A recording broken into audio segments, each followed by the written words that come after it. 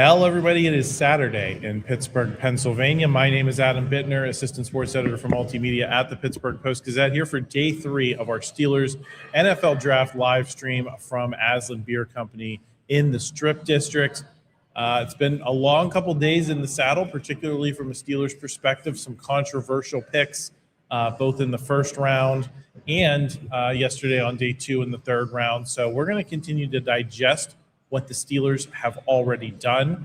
We're also going to talk about what Omar Khan, Mike McCarthy may still want to get done here on day 3, a rainy day 3, Paul.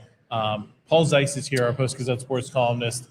He's in the saddle. We're going to get Chris Carter in here in a couple of minutes. He's just off camera finishing up some lunch, so getting started here. But yeah. Go ahead, Paul. I wonder, if what the crowd is going to be like because it is rainy. It looks like there's a lot of people still there, so the spirit has not been taken out of this. But you saw that they set a record for attendance for the first 2 days.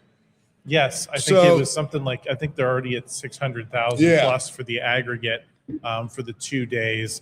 So it had said, 700,000 people total, and it looks like they're going to shatter that even with the rain today. Roger Goodell is opening the day 3 with the Pitt marching band. They're up there.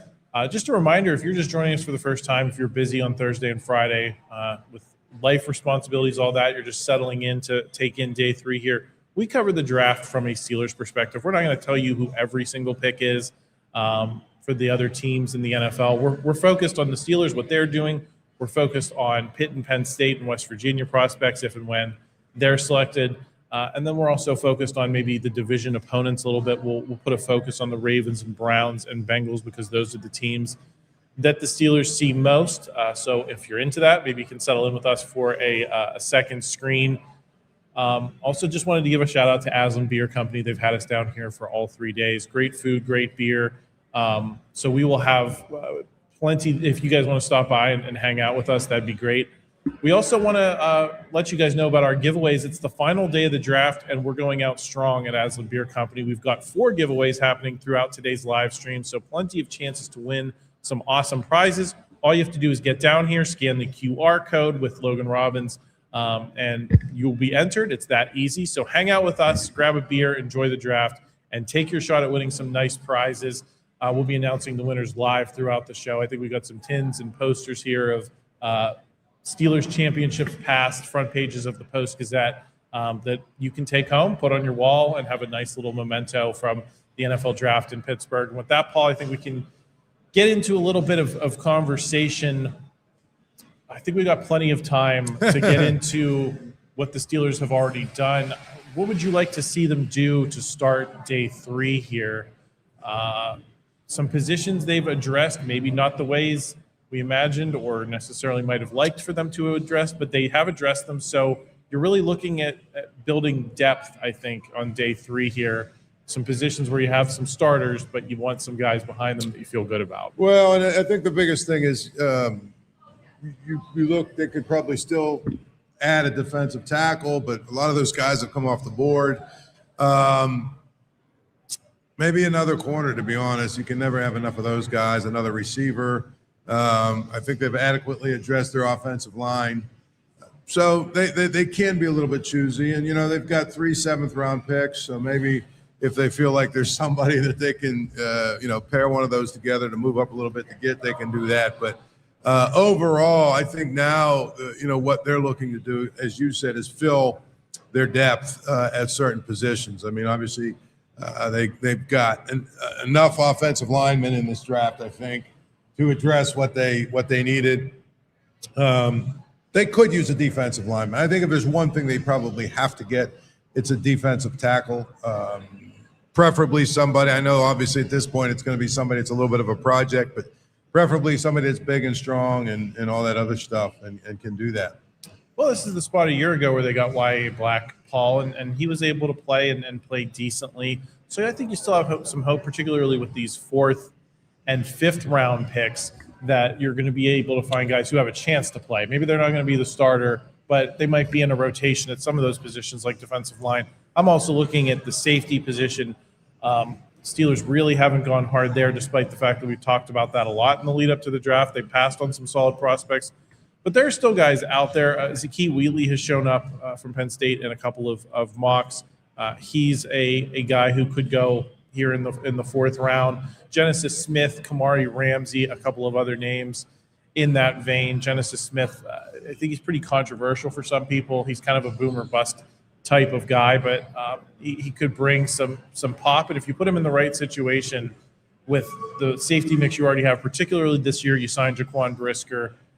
So you've cultivated some depth there. I don't know if you've got a lot of impact, but you have some guys that if a rookie comes in at safety, Paul, they're not going to rely on that guy like immediately, especially if you draft them in the 4th, 5th, 7th round. Well, and I think the other thing about it is we're probably going to see a first Pitt player come off the board here in Kyle Lewis, probably on this 4th round at some point. Some thought he might even be able to sneak into the end of last night, but almost assuredly going to be picked in the 4th round. He'll be the first Pitt player picked, and there's probably not going to be a ton, which is sort of unlike, the Pat Narduzzi era. There have been, a number of years where they've had multiple guys picked. He's put a lot of guys into the NFL over his 10 years. So, there's some talk about, and here's a guy who could tell us all about Kyle Lewis, but here's a guy, there's some talk about Kyle Lewis perhaps being that hybrid safety linebacker guy who, they put in a couple of different roles. Because of safety, yeah, that's what they're calling him now. Whatever, and so he's somebody, I don't know, when Chris gets set up, we'll ask him, but does he fit what the Steelers are looking for at safety? The one thing about Kyle Lewis with the Steelers and the way they think, I think the Steelers have a lot of box safeties already. They have a lot of guys who can play down that dime backer position. Deshaun Elliott can do that. Jalen Ramsey can do that. Jaquan Brisker can do that. If the Steelers are going to go get a safety, they need a free safety. They need a guy who plays the deep center field position, can rotate to the post a little bit faster than what Kyle Lewis brings. So the bigger role would be if they feel like they need another linebacker, like just a pure linebacker, off-ball guy that's going to line up next to Patrick Queen or take over for Patrick Queen. That would be the role that I would put Kyle Lewis in if I'm the Pittsburgh Steelers. But I'm not sitting here trying to get him at the safety position around the Steelers. There might be another team that wants that. I think Kyle Lewis is a really good player. I am somewhat surprised he wasn't taken on day 2 of the draft based off of how a lot of people have been talking about him. And based off of how I covered him at Pitt, and I thought he was a spectacular leader and player. But I would not be shocked if he goes off the board really quickly here in the 4th round. He's a really good player, really good athlete, ran great, had a great offseason to piggyback on a great collegiate career. So I think that the Steelers-specific need might not work, but there's several teams that could use his skills, especially his cover skills. He blankets guys downfield. When a running back or a tight end or even the receiver is like running into his zone, he knows how to bait quarterbacks. He knows how to mirror guys really well. I think there's a team out there that's going to be like, hey, we need that in our defense. I think there he goes. Set me up well. I was going to ask the question: how far is Jamad McCoy going to continue to fall? Reports of injury situations going on with him. That's why he's dropped. Mel Kiper has him as his number 16 overall prospect, so you would have estimated him to possibly be a mid-first round pick under the correct circumstances. They wait to draft him here at the first pick of the 4th round for the Raiders. Reaction there. Was that the appropriate place for a guy of his caliber to be drafted despite the injury concerns? I mean, I honestly thought it depends on what his injury really is. Like, how serious is this? Will he be back this year? Will he be the same player? Will he be able to explode in and out of breaks? Will he be able to mirror wide receivers the same way he did at Tennessee 2 years ago? Those would be the concerns I have. If he can't, then 4th round seems about sense. But I think everyone probably just got some rough reports and they were thinking, hey, let's just play it safe. We'll take him later. We're going to get some of these other prospects out of the way first. So for me, I thought he was still going to potentially be a first or even a 2nd round pick. Him falling to 4th, though, means there's probably some serious injury reports that are out there that NFL teams have that we do not. Another name that's on the list, particularly from the defensive back perspective, Keontae Scott was a guy we spent a decent chunk of last night discussing. Obviously, the Steelers preferred Daylen Everette. They bring him in here with one of their 3rd round picks. But Keontae Scott's still there. I think as long as he's still there, it's worth talking about him as a potential 4th-round pick. Your view on that, Chris and Paul, knowing that you already have Daylen Everette, is there too much overlap there to make that pick? Or is Keontae Scott his own entity that you could imagine them adding a second guy here early on? Well, go ahead. I was going to say Keontae Scott plays a different position. Daylen Everette's an outside corner. Keontae Scott's a slot/safety. He would be that ideal playmaker you could add to the secondary who would probably contribute sooner than Everette, simply because of his positioning. Everett's a guy that's going to line up outside. They have 2 starting outside corners, Joey Porter Jr. and Jamel Dean, who they just signed to a big deal. Those are your starters on the outside. I think Daylen Everette is the guy that they want to develop the next 2 years. And then when Jamel Dean's contract becomes too much and he gets older, then they slide him in for that. But that's the path that I see him going on. If you get Keontae Scott, he is playing very, very soon. He's probably going to be your slot cornerback. This kid ran a 4.33 at the 40-yard dash, a huge playmaker for Miami in their run to the national championship game. He blitzes, he stuffs run. I saw this guy eat like blocks from linemen and shrug them off and make plays against the run game. That's why I'm so shocked that he's still on the board right now. He's a versatile player. I think what holds him back is he's 25 years old. So a lot of people are worried that he's only going to be in his prime in the NFL for 5 or 6 years instead of like 8 to 10 years, like a lot of DB prospects when they come out at 22. Well, I mean, considering the average, what is the average NFL career? Like 4 years or something like that? Exactly. I wanted to say, McCoy, to me, that is an incredibly good pick. Yes. In the 4th round. Yep. I mean, to get him on the 3rd day, it's a lower risk, super high reward kind of player. That's what you're looking for on the 3rd day. Keontae Scott, I doubt he'll be on the board by the time the Steelers pick. It seems like he's pretty high. I'm looking at best available. There's 2 or 3 different ones I've gone to. He's been in the top 2 or 3. So tells me that unless the Steelers are going to really trade up, I don't know that they're going to get him. There are, in this sort of category, a number of receivers hanging around. Yes, there are. 1, 2, 3, 4, 5, 6. I see 5, in the best available category. Again, I think at this point, you want to either add some depth or see if you can't find one of those, lower risk because you're now in the 3rd day, high reward kind of player that maybe has a lot of different abilities to, maybe they're for whatever reason. Maybe they're real athletic and raw, or maybe whatever. You can develop them. So those are the kind of guys you're looking for. Gentlemen, keep going down. There's some receivers we mentioned last night, too, and throughout the process. Mm-hmm. Skylar Bell is out there. Elijah Surratt was one I know you liked, Chris. Mm-hmm. Going further down the list, Bryce Lance is one I know Brian Batko was very fond of as – kind of a lottery ticket type of guy, small school guy at North Dakota State, but he put up 1,000 yards, I believe, in each of the last 2 years. So lower level of competition, have to take it with some grain of salt. There goes the Jets just take Darrell Jackson Jr. He was a name that was connected to the Steelers several times. Was he a visitor? I believe he was a visitor to the Steelers during this process. Jets get him at the 3rd pick here in the 4th round. Zipping along, things go faster today in terms of players coming off the board just because the clock is much shorter. So, they get Darrell Jackson there. Was he a viable guy to play on the inside for either of you guys? Yes, he was a pre-draft visitor for the Steelers. He was a serious target. I loved covering him at the Senior Bowl and at the Combine. Actually, funny enough, I rode the plane with him into Indianapolis. As soon as I saw him, I was like, oh, that's Darrell Jackson. It's easy because he's like 6'5". He's like 320 pounds, maybe even more than that. And then everyone was like, oh, he's definitely going for the Combine. But I sat next to him, and he's a funny guy. We had a couple funny conversations while we were on the plane. And I remember it was actually the flight attendant was from Pittsburgh, and she was like, I want you to be a Steeler, so you better pick the Steelers. He's like, man, but we don't pick our teams. They pick us. She's like, well, but you can work it out. And he was like, okay. But I really like Darrell Jackson. I didn't think that he was, a guy that they should take like in round 2 or anything like that. But I thought with that late round 3 pick, he would have been a good fit there. This is, again, the Drew Allar question.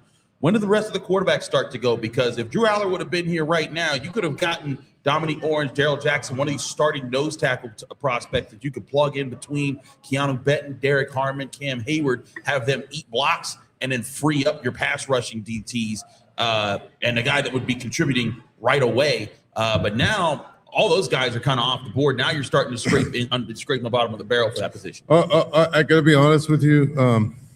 As a Florida State fan, I didn't want any of their guys from these last 2 years on any team that I might have any interest in rooting for or covering. So, and Daryl Jackson was a classic example of what I'm talking about and why Florida State was 5-7 this year, whatever they were. And the year before they were 3-9, I think. They were rough. Right? He's a guy that has all the measurables, a guy that has all the athletic ability, and guess what? He's a guy that decided about every third play he was going to take off. And that was the biggest problem with Florida State. They had a bunch of guys like that. They were the all-airport team. The all-airport team. That's what they were, the all-airport team. Boy, look at that group. They look great in the airport. Then they get on the field, and then they can't play like the other defensive end they had on that team, who was horrific, or they look the part, but they decide when they want to play and when they don't want to play. When he played, he was obviously very productive, but there was too many plays where he just took off, and he was consistency was an issue for Daryl Jackson, and like when you watch his tape.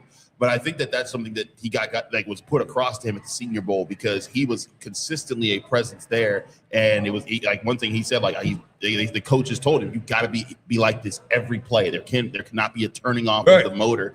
But again, I think the thing with Daryl Jackson is he wouldn't be an every down D lineman. He would be like that run plugger on the early downs. We just talked to Steelers defensive coordinator Patrick Graham just last week, and he talked about on the early one of the big emphasis he wants to have in the defense is those early downs. He wants to stuff the run. He wants to eat up. And another tackle is off the board. Caleb Proctor, one of the more underrated guys in this draft class. But I think Daryl Jackson, that's where he would have excelled at, is that he could have been like a first, second down DT that comes off on the passing downs. And again, just eat the blockers. You don't gotta be the guy that gets in the quarterback's face all the time. But if you take on the center and the guard and you keep Patrick Queen clear and the linebackers are able to attack, and then Cam Hayward's a little bit more free to get after guys, Keanu Benton's a little bit more free, that would be a heck of a role. But I do agree with you, like, since that team that went undefeated and then didn't get to go to the national, the college football playoffs, Florida State has had it rough.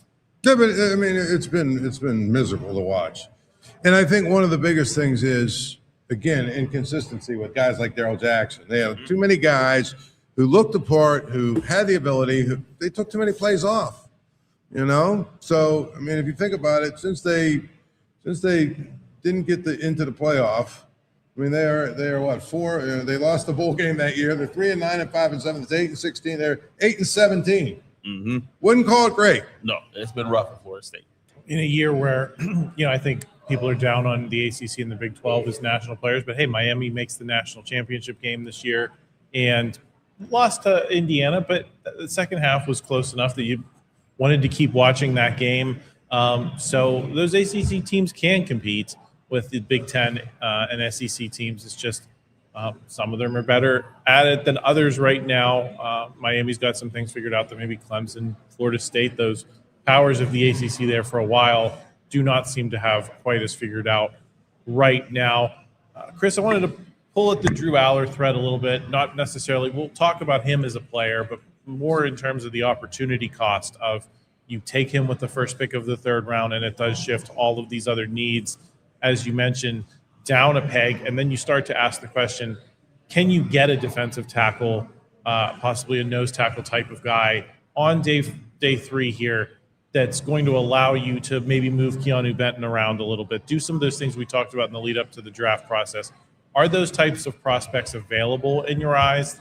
Kind of like Y.A. Black, who you take, I believe Y.A. was what, 4th or 5th last year? He was a 5th.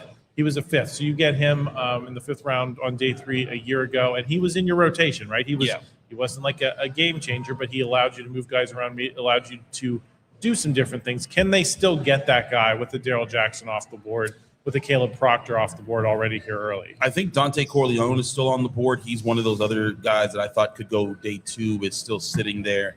Other guys, I really like Grayson Holton Holton out of Oklahoma. I think he's really solid. I think Tim Keenan is another guy that I kind of like there from Alabama, less so though. But here's the thing. I don't know that those guys are double team eaters the way some of these other guys were. These guys are like solid 3 techs who could maybe play in the nose a little bit.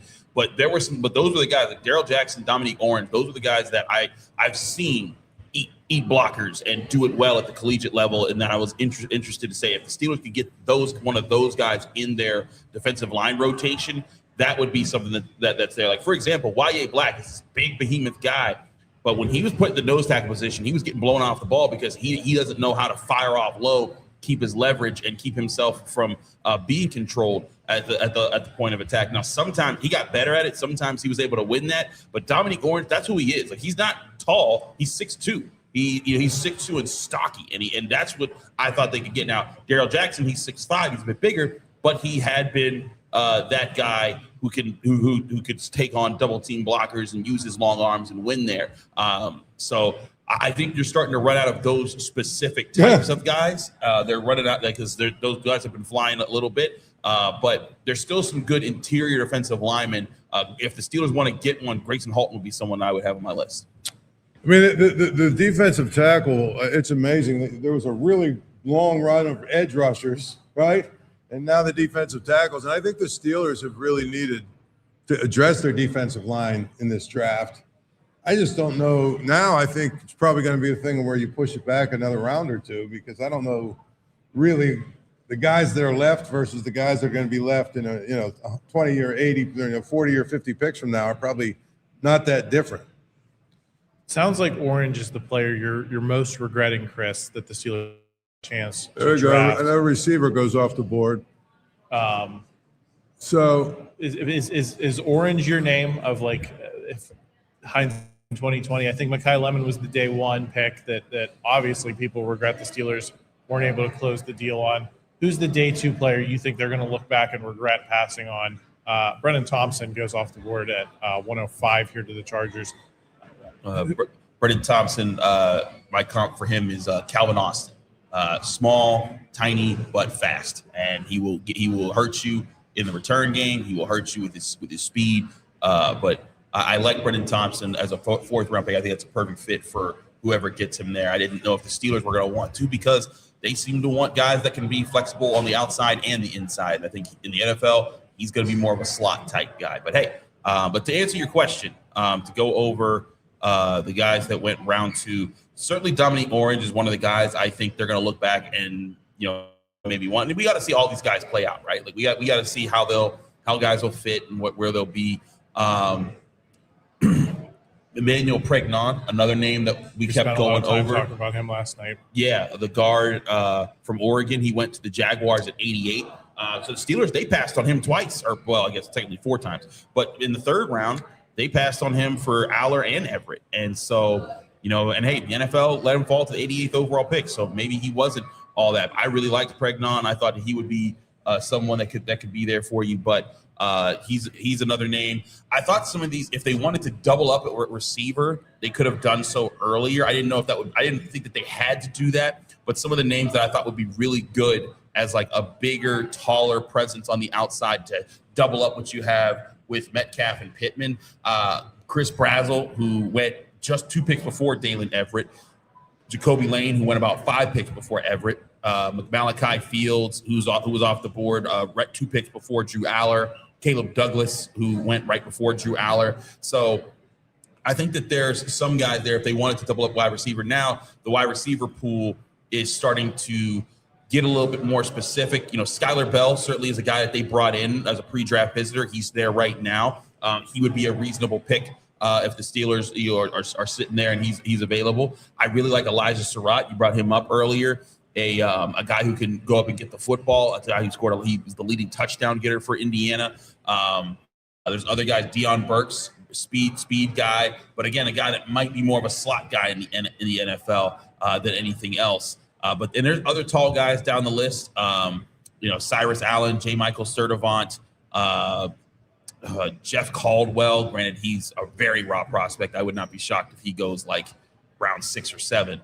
But there's certainly some receivers out there. But as far as day 2 guys that already went, wide receivers, nose tackles, those it's a bit surprising. But I will say this: the one position that I think is still pretty strong out there that the Steelers could get a contributor on, I think defensive back as a whole, safeties and slot corners. There's still guys out there that I think are very vital that could contribute right now. It's Key Wheatley out of Penn State still available. We've been talking about Keontae Scott a lot of different options there. Paul, any people from yesterday you think the Steelers may end up regret not choosing players that you liked? I think Pregnon's probably my pick. Pregnon is the guy that I think everybody would say that's who they probably should have figured out how to get. But at the same token, if they believe that they got their quarterback of the future, right, then it was kind of a successful day. I don't know. I think that he's a guy that I would have liked to see them get, especially since they had a couple of opportunities to get him. And I think if I'm looking at this list, we talked about a couple of the receivers that went off the board after they picked Allar. I don't know. They believe that they got their right guy. I would have liked to use the 99th pick on Allar, but they obviously didn't think he'd be there, and that was a big part of it. Let's also talk about this aspect of this. This puts a big onus on Mike McCarthy's quarterback background. One of the things that McCarthy— that's what I like about it, though, Chris. Yeah. I feel like you might look. You want to be the quarterback whisperer? That's how you want to sell this hire? Here's Will Howard. Here's Drew Allar. Figure it out. So this could be really interesting to see. Could Mike McCarthy be this guy who builds up these quarterbacks and maybe one of them turns into a starter, or they turn into one of these high-level backups that someone says, "Oh, I want him as a starter. Here's a second-round pick in a couple of years."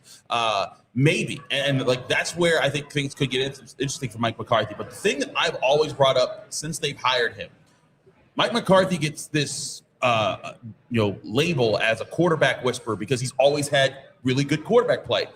But he inherited his quarterback when he was first the head coach was Brett Favre.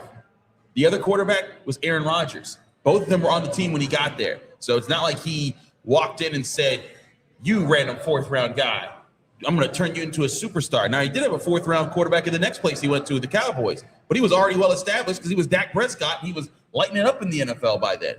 I think it still needs to be proven that he can develop a quarterback to be well, does he get credit for developing Aaron Rodgers, though? Maybe, and we can say, hey, maybe he deserves that credit because Aaron Rodgers was a backup behind Brett Favre for the first couple of years, and eventually they moved on, and he became Aaron Rodgers, future Hall of Famer. And so maybe that he should get credit for that. But there's also the sense that Aaron Rodgers was always going to be that because he was just that good. How much did Mike McCarthy make him better? And so I think with Will Howard and Drew Allar, now these are guys where it's like it's not obvious that these guys were first-round picks. They're definitely project quarterbacks. Let's see how much better they get. To what extent, Paul, do you think we should be indexing Drew Allar against Garrett Nussmeier? Because I believe he's at least on Mel Kiper's board, the best available quarterback. He's got him at number 14 on his list here, maybe a little bit higher now. I haven't refreshed the page in a minute, but by far the best available quarterback in his eyes.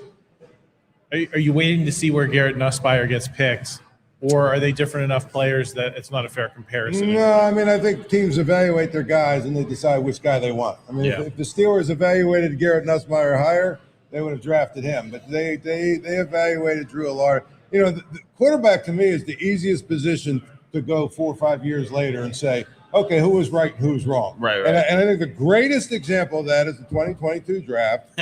Kenny Pickett was the first guy off the board. Obviously, not been very good for him. Brock Purdy was the last guy off the board. He's been the best of the bunch. And the only other one in between that might have a chance of validating, his evaluation is Malik Willis. But everybody's ready to put him in the Hall of Fame based on one good game. So, I mean, my point is, you remember Matt Corral, Desmond Ritter. Desmond Ritter. Yeah. Who were the other guys that were all? Sam Howell. Howell. I actually think the guy that Skylar The guy the Steelers just had. Skylar Thompson. Yeah. Wasn't he an undrafted free agent in that draft? I think so, yeah. I'm just saying, like. That was a rough year for quarterbacks. So if you look at it, you had to redo the draft. Right. Someone would have taken Brock Purdy probably in the first round. I mean, the guy's been to a Super Bowl and has been really good. And then nobody else would have gotten drafted until the 7th round. Right. So it's kind of a crapshoot, but it's also kind of beauty in the eye of the beholder. Beauty is in the eye of the beholder when it comes to quarterback. Yeah, I think it'll be interesting to see where Garrett Nussmeier goes. A couple other names. I think one other thing that should be said. I think there's this idea among some people that everybody hates the Drew Allar pick because they don't like the quarterback. I think most people are saying the same thing I'm saying, which is probably a little too high for him. But more importantly, the Steelers had other needs. Yeah. And they already have a project quarterback on their roster in Will Howard. So it's not necessarily that Drew Allar is bad or good. We'll find out. I mean, that's the beauty of it. But it's that it seemed like an unnecessary pick at the wrong time. And still a lot of confidence, I think. Another D tackle, by the way. Over at the facility yesterday that the Drew Allar pick did not. Grace Halton from Oklahoma. There's Grayson, yeah. He goes to the 49ers at 107. But it seemed like there was a lot of faith that the Aaron Rodgers train is still on the tracks despite the Drew Allar situation, and that if anyone has been put in jeopardy here, it's more so maybe Mason Rudolph.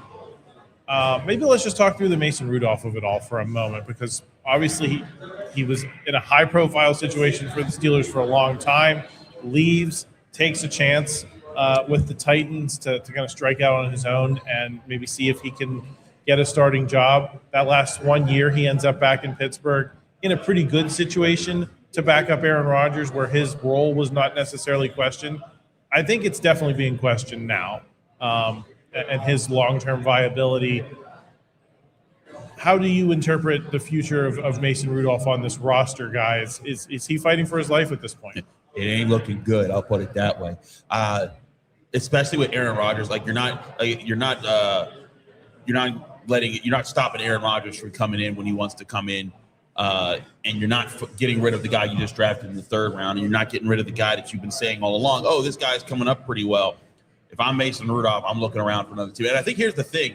Mason Rudolph, I remember the night that he lit up the Bengals back when Kenny Pickett was in his final season with the Steelers, and he was hurt, and they needed Mason Rudolph to come in and keep the playoff hopes alive. We talked to him after that game, and we asked him, what did this mean for you? He's like, well, guys, I got to be honest. I've been studying for the real estate exam because I thought this was my last year in the NFL. We all laughed, and he was like, no, seriously, that was a real thing. And we were like, whoa. And Mason Rudolph, then he took his one shot. He said, let me go in free agency. Let me see if I can go prove that I can be a starting quarterback somewhere. He goes to Tennessee, quickly sees he's a backup there, comes right back to the Steelers, where he's a good backup, and he's loved in the locker room. This is a guy who came into an organization where Ben Roethlisberger did not treat him well. It's well documented that he didn't like him. James Washington used to talk about how awkward it was for both of them because James Washington played with Mason Rudolph, and Ben Roethlisberger thought that they were boys when they first got there. But it was rough for a while for Mason Rudolph. And then when Ben Roethlisberger left, it kind of opened things up for him a little bit. He was able to be more with the team. And guys around the locker room, they love Mason. Even Calvin Austin, he was saying hey, we were in it. We were down a single possession in the 4th quarter against the Bills in their house with Josh Allen, and we didn't have TJ. That's how much we think Mason can work with us. So there's a lot of love for Mason. But here's the thing: the guys that drafted Mason, the guys that coached Mason, they're pretty much all gone. Tom Martin's the last one, and this new staff, they got plans. I think Mason is a good placeholder quarterback, as a good backup that you can throw in and break glass in case of emergency. Right, and I think he'll land on his feet. But get a job. They're not going to keep 4. No. I mean, I guess they could keep 1 on the practice squad, right? If they wanted they do have the revamped practice squad rules that you could lean on, but I don't know if Mason Rudolph's that guy. I'm just saying that's. I don't mean him. Well, I mean, we're going to have our next quarterback off the board. Our boy, Paul, Cade Klubnik. Oh, boy. He goes to the Jets. That's horrible. That's absolutely ridiculous. You know what I'm saying? It's one of those things where, what about his career? What about his career makes any team say, "Let's bring this guy in"? You know what I mean? Like, let's bring this guy in. He's one of the only guys you've seen lately, Paul, who came back to play the bowl game. Didn't have a particularly great bowl game against Penn State. That pretty tattered defense of guys who had left the Penn State defense to declare for the NFL. Cade Klubnik did not do that, and I'm shocked that he went this early. I did see one mock draft have the Steelers take him in the 3rd round, but that was about it. A lot of times you often saw him going 6th, 7th round. They're showing it looks like the Steelers draft picks from yesterday. Drew Allar, Jennings Dunker, they're showing on NFL Network. They're in the crowd here on the North Shore getting introduced to their fans. But I'm stunned Cade Klubnik went this early. I'm stunned he went before some of these names we spent a lot of time talking about: Garrett Nussmeier, Cole Payton, Taylon Green. Yeah. I mean, the one that surprises me is Nussmeier, because I saw a lot of mocks that had him as the 3rd best guy behind Ty Simpson and Fernando Mendoza. So the fact that he's still on the board now, will this start a little bit of a run on quarterbacks? Or are teams going to start to panic a little bit that wanted to get a backup? I don't know. But the thing about, like I said, back, real quick to Mason Rudolph, the thing about him is they could put, theoretically, Drew Allar on the practice squad. You put Drew Allar, you got me saying it that way. It's Allar. Drew Allar on the practice squad. Drew Allar will be snapped up on a practice squad. That's right. Yeah. How about Will Howard? I think because he's a 6th round pick, he has a higher chance, but I think someone still snaps up Will Howard. You can't talk Will Howard up this much and then put him on the practice squad and expect to keep him, right? And the thing is, actually, if they put Mason Rudolph on the practice squad, someone would probably snatch him too. I mean, I think there will be a team that will sign Mason Rudolph that needs a backup quarterback. I just don't think that there's just not a place for him here, and you're not going to have 4 roster spots for quarterbacks. You're just not. Yeah, I think that's what makes it tougher for Mason Rudolph, is that you know what Mason Rudolph is, and you don't necessarily know what Will Howard or Drew Allar are going to become. Maybe you hope.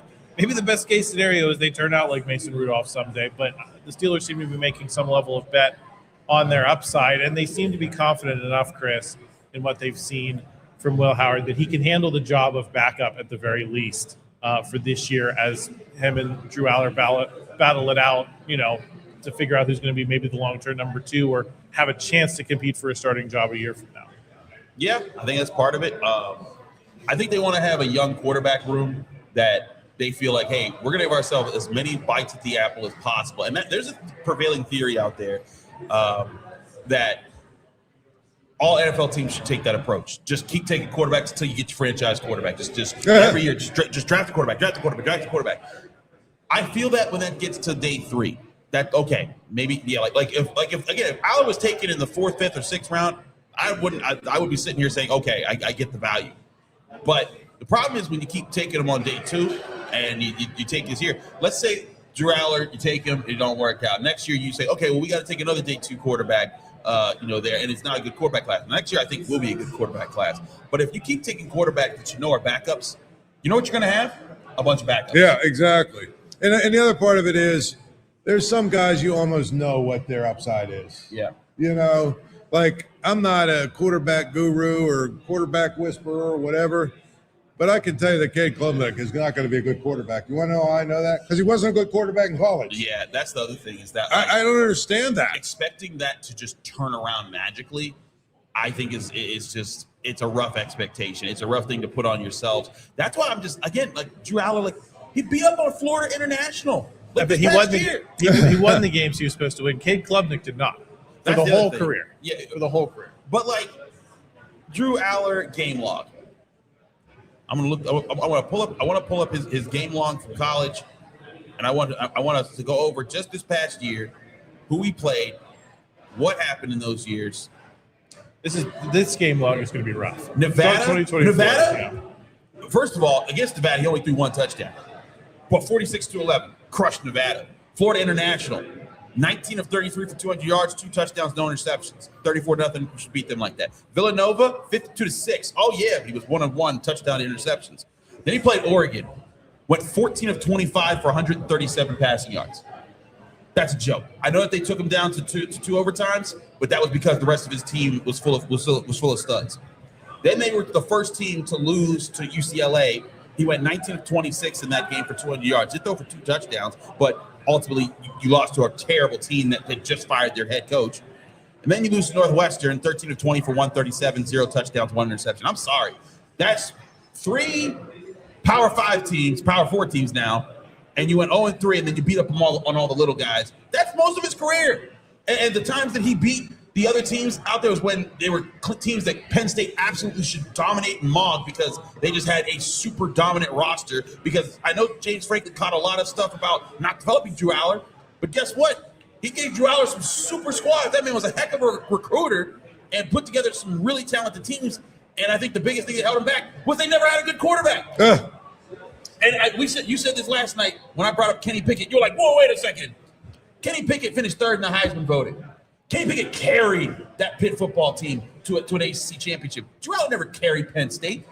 They got to the college football playoff semifinal. Because they had an elite team that carried Drew Allar there. And when it was time to put it on his shoulders, he folded like a lawn chair. Let's go through. Again, can I take you through this game, Log? But again, you can't too. But again, you can do that. But again, I will say this: Drew Allar or Allar is Joe Montana and Dan Marino compared to Kay Klubnik. Klubnik here to pound Kay Klubnik. Yes. I do want to go through the game log Let's here do it. of Drew Allar in the middle of 2024 when he did get them to the college football playoff semifinal. 15 of 21 against a ranked Illinois team, 71% completed passes. Had one throw across the field. 135 in yardage. He passed for 135 yards in that game. Let me keep going. He made one throw in that game that across the field to the corner of the end zone. One throw. Liam Clifford. There's not a whole lot of guys. I don't think there's any guys in college football who could have made that throw the way he did. UCLA 17 of 24, 237 yards. USC had some interceptions in that game. Rallies completes 30 of 43, completed several clutch 4th downs to keep Penn State in that game. That's the game that got them into the college football playoff semifinal.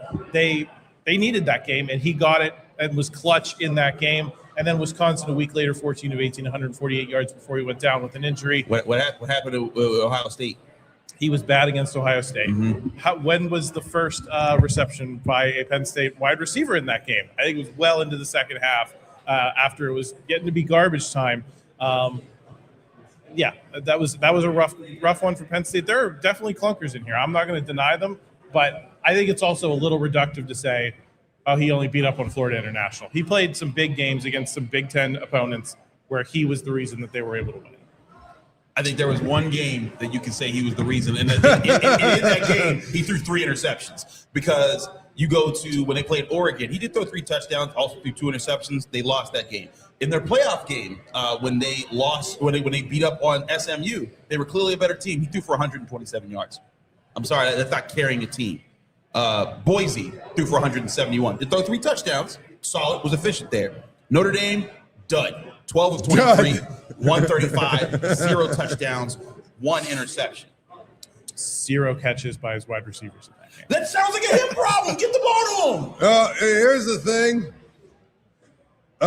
It's not as fun to go through it like that, Chris, because then you can't beat up on big game James. Right? I mean, that's where I place a lot of the blame. I think a lot of people, it's funny, a lot of people, all I said last night on X or Twitter or whatever we call it nowadays, all I said was head-scratching pick because I think they had other needs, and obviously Allar is a bit of a project. Drew Shelton goes off the board for Penn State. All I'm saying is a bunch of these Penn Staters came at me and said, he had no receivers. He had no coach. He had no weapons. It's never his fault. Let me compare because you said Kenny Pickett. Hey, he didn't do anything. They go up against Tennessee, SEC squad in Tennessee. 24, 36, 285, 2 touchdowns, 0 interceptions. They go up against Clemson that year, 302 passing yards, 2 touchdowns, 0 interceptions. They go up against Sam Howell at UNC when they were a top dog, 1 in overtime. 346 passing yards, 3 touchdowns to 1 interception. They needed to win the ACC up against Virginia when they were a good team that year. 340 passing yards, 4 touchdowns, 2 interceptions. The ACC championship game, ranked number 16 Wake Forest, 253 passing yards, 2 touchdowns, no interceptions, and he had a 58-yard touchdown run. I'm not a Kenny. I'm not a Kenny Pickett. All I'm saying is he was a better college quarterback than Drew Allar. I think you can make a reasonable argument, and that's why he went in the first round. Because he was coming off of that type of success. I'm not going to dump on what Kenny Pickett did in college. I'm just saying, like, let's not be too reductive about what Drew Allar was able to accomplish with a good team. Someone just reported that the Jets' #1 quarterback was Drew Allar, and that this is the whole draft. Well, just they weren't going to take a quarterback in the first round, right. So their #1 quarterback on their board after the top 2 was Allar. So this is sort of their consolation prize. I mean, to me, did you really get a prize? The thing about Allar is this: if you're going to take a shot at a guy, why not take a shot at a guy that has the physical tools that he has? And this is the one thing that I think Allar, whereas this is the difference between Allar and Pickett for the Penn State debaters out there. Kenny Pickett was a better college quarterback. Drew Allar has better NFL traits. He's taller, he has a stronger arm. If Allar puts it together, I think he has a higher ceiling in the NFL than Kenny Pickett. And that's where I still think, like, hey, he was worth, to me, a 4th or 5th round pick, because that's where I said they should probably draft Will Howard last year. Obviously, like Paul said, they wanted to get him there. Jerry Dulac just reported that they were talking to Mike McCarthy today, and that Mike McCarthy indicated that they were not going to take Carson Beck over Drew Allar, which, in my opinion, that's the right move. I know Carson Beck went earlier, but I thought Drew Allar was a better prospect than Carson Beck because Carson Beck's older, with a more messed up arm, and and doesn't have the ceiling that Drew Allar has. And again, like, that's the thing. I know he's got a lot of tools. He didn't put them together, and so I think as a backup quarterback, fine.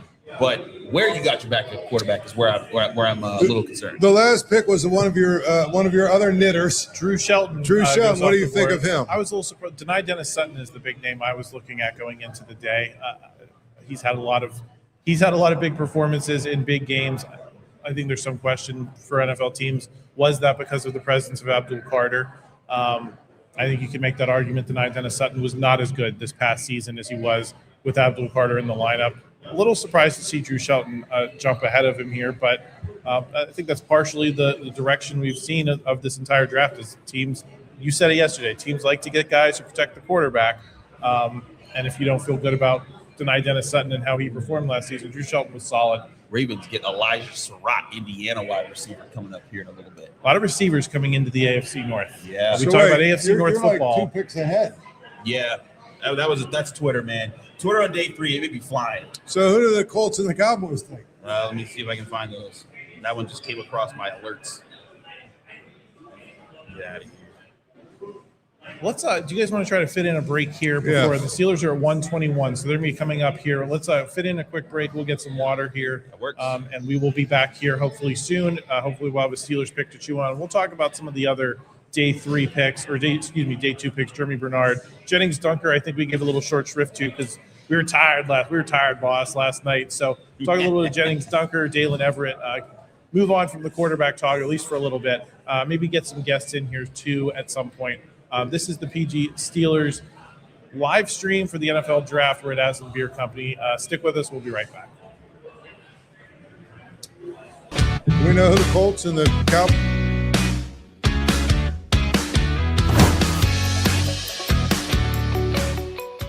Canton, Ohio, the birthplace of the NFL, welcomes visitors from all over the world to share in the history, culture, and love of the game. In our internationally acclaimed Pro Football Hall of Fame, fans explore thousands of square feet of all things football, or visit Tom Benson Hall of Fame Stadium, an unparalleled event space where our annual Enshrinement Week honors the best to step foot on the gridiron. We never stop leveling up the experience for football enthusiasts, which is why we're building a state-of-the-art Hall of Fame village, including a football-themed indoor water park. When you're filled up on football and you're hungry for more, Discover delicious food and drinks around town. Sample a bit of it all on our walking food tours. And along the way, experience the greatest moments in NFL history come to life as public works of art. As the sun goes down, Canton's nightlife heats up. Sip a drink fireside with live music in Centennial Plaza. Or catch a show at the Canton Palace Theater. Gain some yards and great memories when you visit Canton, Ohio, a Hall of Fame city. Bring on the fun and bring home a new Honda. Road trips won't wait, neither should you. So bring on the thrills with a Honda Hybrid. Hit the road with high-tech features like available Google built-in and the efficiency of a Honda Hybrid. All from the 2025 Kelley Blue Book Best Performance brand. Buy online, reserve from select dealers, or hurry into your local Honda dealer today.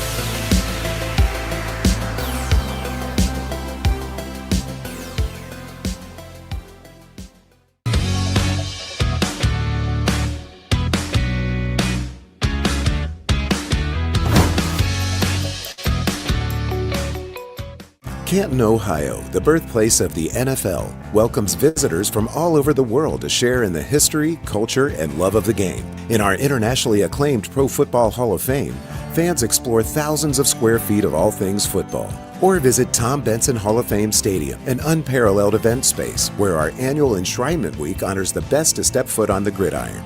We never stop leveling up the experience for football enthusiasts, which is why we're building a state-of-the-art Hall of Fame village, including a football-themed indoor water park. When you're filled up on football and you're hungry for more, discover delicious food and drinks around town. Sample a bit of it all on our walking food tours. And along the way, experience the greatest moments in NFL history come to life as public works of art. As the sun goes down, Canton's nightlife heats up. Sip a drink fireside with live music in Centennial Plaza. Or catch a show at the Canton Palace Theater. Gain some yards and great memories when you visit Canton, Ohio, a Hall of Fame city. Bring on the fun and bring home a new Honda. Road trips won't wait, neither should you. So bring on the thrills with a Honda Hybrid. Hit the road with high-tech features like available Google built-in and the efficiency of a Honda Hybrid. All from the 2025 Kelley Blue Book Best Performance brand. Buy online, reserve from select dealers, or hurry into your local Honda dealer today.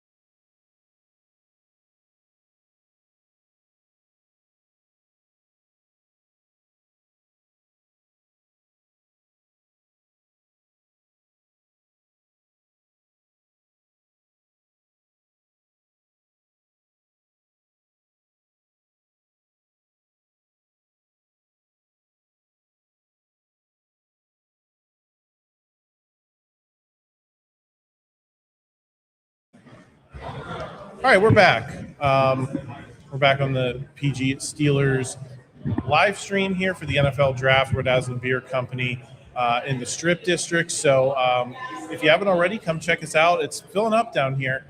I think because of the rainy day, some people wanted to come out to the draft and decided, nope, I'm not standing out in that, but I'd still like to have a fun day out. So a lot of people kind of filling in here at Aslin. So it's been nice. A couple noteworthy picks since we hopped off a little bit ago. Notably, Keontae Scott finally goes off the board. One pick after Elijah Surratt, who we mentioned before we went to break, goes to the Ravens. That's frustrating from a Steelers perspective if they were interested in him, because he was about 5 picks away, guys. And not a guy you'd want anymore, but Travis Burke, an offensive tackle, because he drafted out OT in the first round. But Travis Burke, one of the tackles that they actually brought in for a pre-draft visit.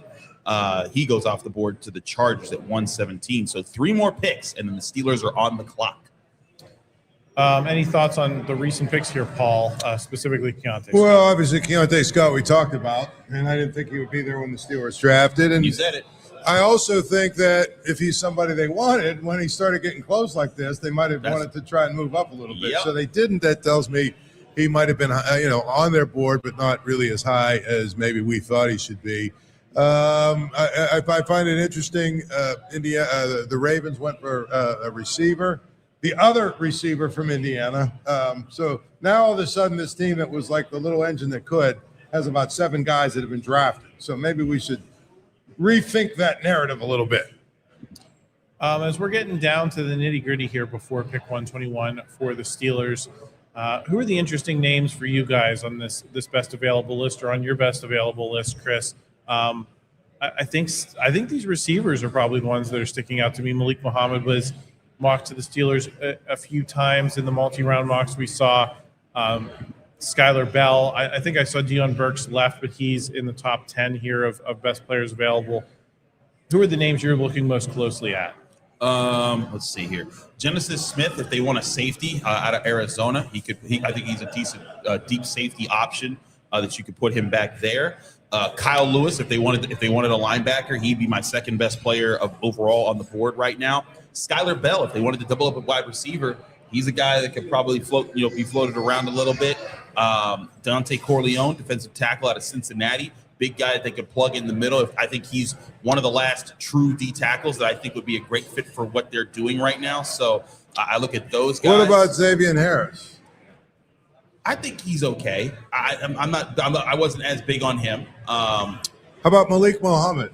Malik Muhammad, see, here's the thing. If they hadn't taken Daylen Everette, I'd be all over it. But now you draft Malik Muhammad, he's a guy that I think that, kind of would have been, then you're doubling up there, and now you're kind of drafting 2 guys to compete with each other when you already have 2 starting cornerbacks on the outside. Now, maybe if you think Malik Muhammad can be your slot corner, then maybe. But if I remember correctly, Malik Muhammad played a lot of outside.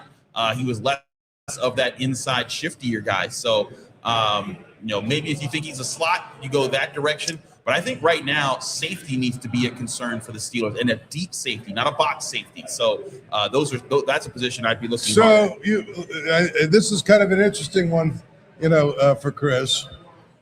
If the Steelers were to take Kyle Lewis, would you be happy or not happy? I mean, I'd be happy because I think he's a good linebacker, and I think that he could be, like, right now, they thought Peyton Wilson would be a really good cover linebacker.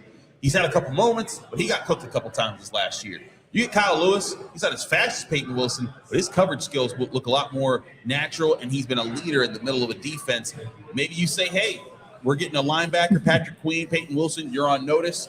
That would be your fit there. But I don't think he's a safety for the Steelers, because then you basically have, 4 strong safeties on your roster and no pure free safeties. I think Adam said it best after the one game about Peyton Wilson. He's the most unworthy cult hero type player on the Steelers. There he goes. Looks like a Penn Stater. Yeah, there he is. Denied Dennis Sutton going off to the Packers here shortly. 1 pick before the Steelers. We were talking about him a little bit earlier. Go ahead. No, I was saying, remember we were talking about Peyton Wilson, and you're like, here's a guy who, for some reason, he's a cult figure. Yeah, I don't dislike him as a player. His production doesn't really suggest. I mean, he gets a lot of tackles, but I think he's just kind of an average guy, player. Well, and I don't understand why it doesn't stop sometimes. That's where I am. Because he's that, gritty, blue collar player that Steeler fans. Yeah. Your thoughts on Peyton Wilson, where he fits into the longer term picture as you're looking at this linebacker? This is a prove-it year for Peyton Wilson. He's in the 3rd year of his rookie deal. He possesses a lot of skills that I like. He flies around the field. He's physical. He can cover, but he gets lost in the sauce too much in the run game. So many times I see him get when O-line starts to get through. He doesn't figure it out. He doesn't charge, he doesn't attack. He doesn't know how to properly engage and disengage blockers. He needs to have that with his frame. And I think it's disappointing he hasn't figured that out just yet. But I think he still has time to grow. Both him and Patrick Queen are in their mid-20s. So if I'm the Steelers, I'm still looking to for one or two of these guys to be a starter for the next, few years, I give him more time. But I'll give him more time with the caveat that I am not holding on to you just to hold on to you. That's why I think a linebacker could be a pick here on day 3 that says, hey, if we hit on day 3 and this is a really good linebacker, all you guys are on notice that you better earn your keep or you're going to be gone soon. All right. Any intel on who the Steelers are picking here? If not, give us a prediction, Chris. Let's see if we have any updates here. Well, we know who it is. The Steelers are selecting Iowa wide receiver punt returner Caden Wetchen, which we had a question about him in the chat. Is very interesting because everybody I talked to saw Caden Wetchen as like a 7th rounder. Well, clearly not. And that was we've gotten into this a couple of times, and people have gotten after me in the comments for asking the question. But I was saying, hey, do the Steelers need a punt returner with 12 picks in this draft? Now you're down to 10. We thought they're not going to roster that many guys. Were they going to look at the special teams as a component of drafting guys rather than just waiting to sign them as undrafted free agents? I think we're getting a partial answer here in this pick, potentially, Chris, that, yes, they do value the special teams. They do value it, but you can value that by drafting him in like the 6th or 7th round. He was the 16th ranked wide receiver left in ESPN. Where was he on your best available? Not even. You don't have him charted. Not even there. Yeah. Like, he was the guy that I confidently was like, hey, 6th, 7th round, take him. Great value there. In the 4th? I mean, maybe he's he's going to light it up, but Caden Wetchen goes before Skylar Bell, before Bryce Lance, before Deion Burks. Something's weird, man. Something's off. How does he fit into the wide receiver group in your mind? Because obviously you had Germie Bernard yesterday. You have the move for Michael Pittman. It seems like you've got your top 4 set, right? Ben Skoranek, how does he fit in moving forward? Is he your fit? Are you drafting this guy to be a return specialist, or do you think he has viability as a receiver in this group currently? I mean, he's at best the 4th wide receiver right now. I honestly think Roman Wilson. So you might think be this is a pick for returner? But I thought that they were looking at maybe Bernard. I mean, Bernard's a dangerous guy with the ball in his hands, but it might be a situation where they don't want to wear him down because you put him back there, and and maybe Caden Wetchen, he is just the pure returner guy. I gotta be honest, man. You don't take a guy who's primarily returner in the 4th round. That's a guy you usually take in the 7th. Calvin Austin had a lot of really good wide receiver traits that they said, hey, he can play wide receiver and be a returner. And maybe they see that with Caden Wetchen. But again, the 6th or the 7th, not a 4th round pick. Man, hey, maybe he's a really good player. Maybe there's some stuff that we're not seeing, but like that was one that like almost a consensus across the board was late day 3, not early day 3. But it just goes to show that sometimes the consensus outside doesn't really matter, and it can be even the biggest names in the mock draft industry. I'm pulling up Lance Zierlein, for example. He's got his NFL.com profile. He does the scouting reports for that. He has Caden Wetchen as a average backup or special teamer. If you scroll down to the NFL Next Gen stats, production-wise, he has him as the 40th ranked receiver in this draft in terms of production and the 30th in terms of athleticism. So it doesn't jump off the page there either. A 4.47 in the 40-yard dash. I think that's demonstrably slower than, for example, a Calvin Austin. Demonstrably. But I will say Lance Zierlein did have a 4th or 5th round projection on him despite all of that. Yeah. Wetchen is a return specialist first and foremost. He is a threat to flip the field at any time as a punt returner. He eludes or breaks the first tackle and maneuvers around opponents in the open field with great vision. Better hang time and faster contain. Should slow his production, but he'll still be a threat. He can handle pitch plays and swing passes. Oh, Arthur Smith might have loved that. From the backfield or shallow crosses or over routes as a slot receiver. Wetchen offers immediate value as a returner, while a crafty play caller is likely to install package plays for him each week. I will also say this. You've lost Connor Hayward as kind of your gadget, fourth down and 1 yard situation type of guy.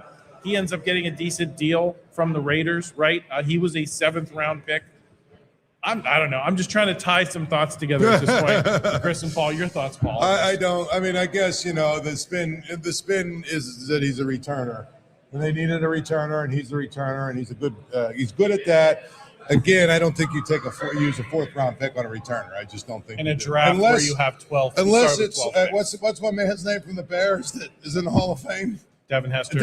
Unless it's Devin Hester, I'm not sure you use a 4th-round pick on a return specialist. He averaged 26.8 yards per punt return on 21 tries in 2024. That's pretty good.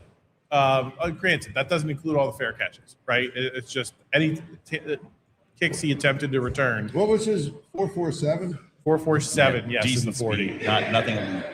But I think the thing about him, what was his shuttle? Did he do a shuttle or a 3-cone? Yeah, he did the shuttle and 3-cone. I want to look at that, the combine results there, and compare him to other wide receivers that did those drills. 6.95 seconds in the 3-cone drill, 4.44 in the 20-yard shuttle. So the 40-yard dash is always a really good measuring for your straight line speed, but the 3-cone and the 20-yard shuttle, those are about quickness, change of direction, how quickly can you stop on a dime and get going. Caden Wetchen did have the 3rd best 3-cone time with 6.95 seconds. You know who had the best? Germie Bernard, 6.71. Usually that's the time that you could turn, stop on a dime, turn a corner really quickly. And then the 20-yard shuttle, that is simply like you run 5 yards this way, 5 yards this way, and then 10 yards that way. So the idea of that drill is you're able to start, stop, sprint. Right. And so it's measuring your explosiveness, your acceleration, how quickly you can get going to your top speed. The 4th best time in the 20-yard shuttle, Germie Bernard. The last best time, Caden Wetchen. But there were only about 7 wide receivers that did it. So if they did other guys, he probably would have ranked, still maybe in the top 10.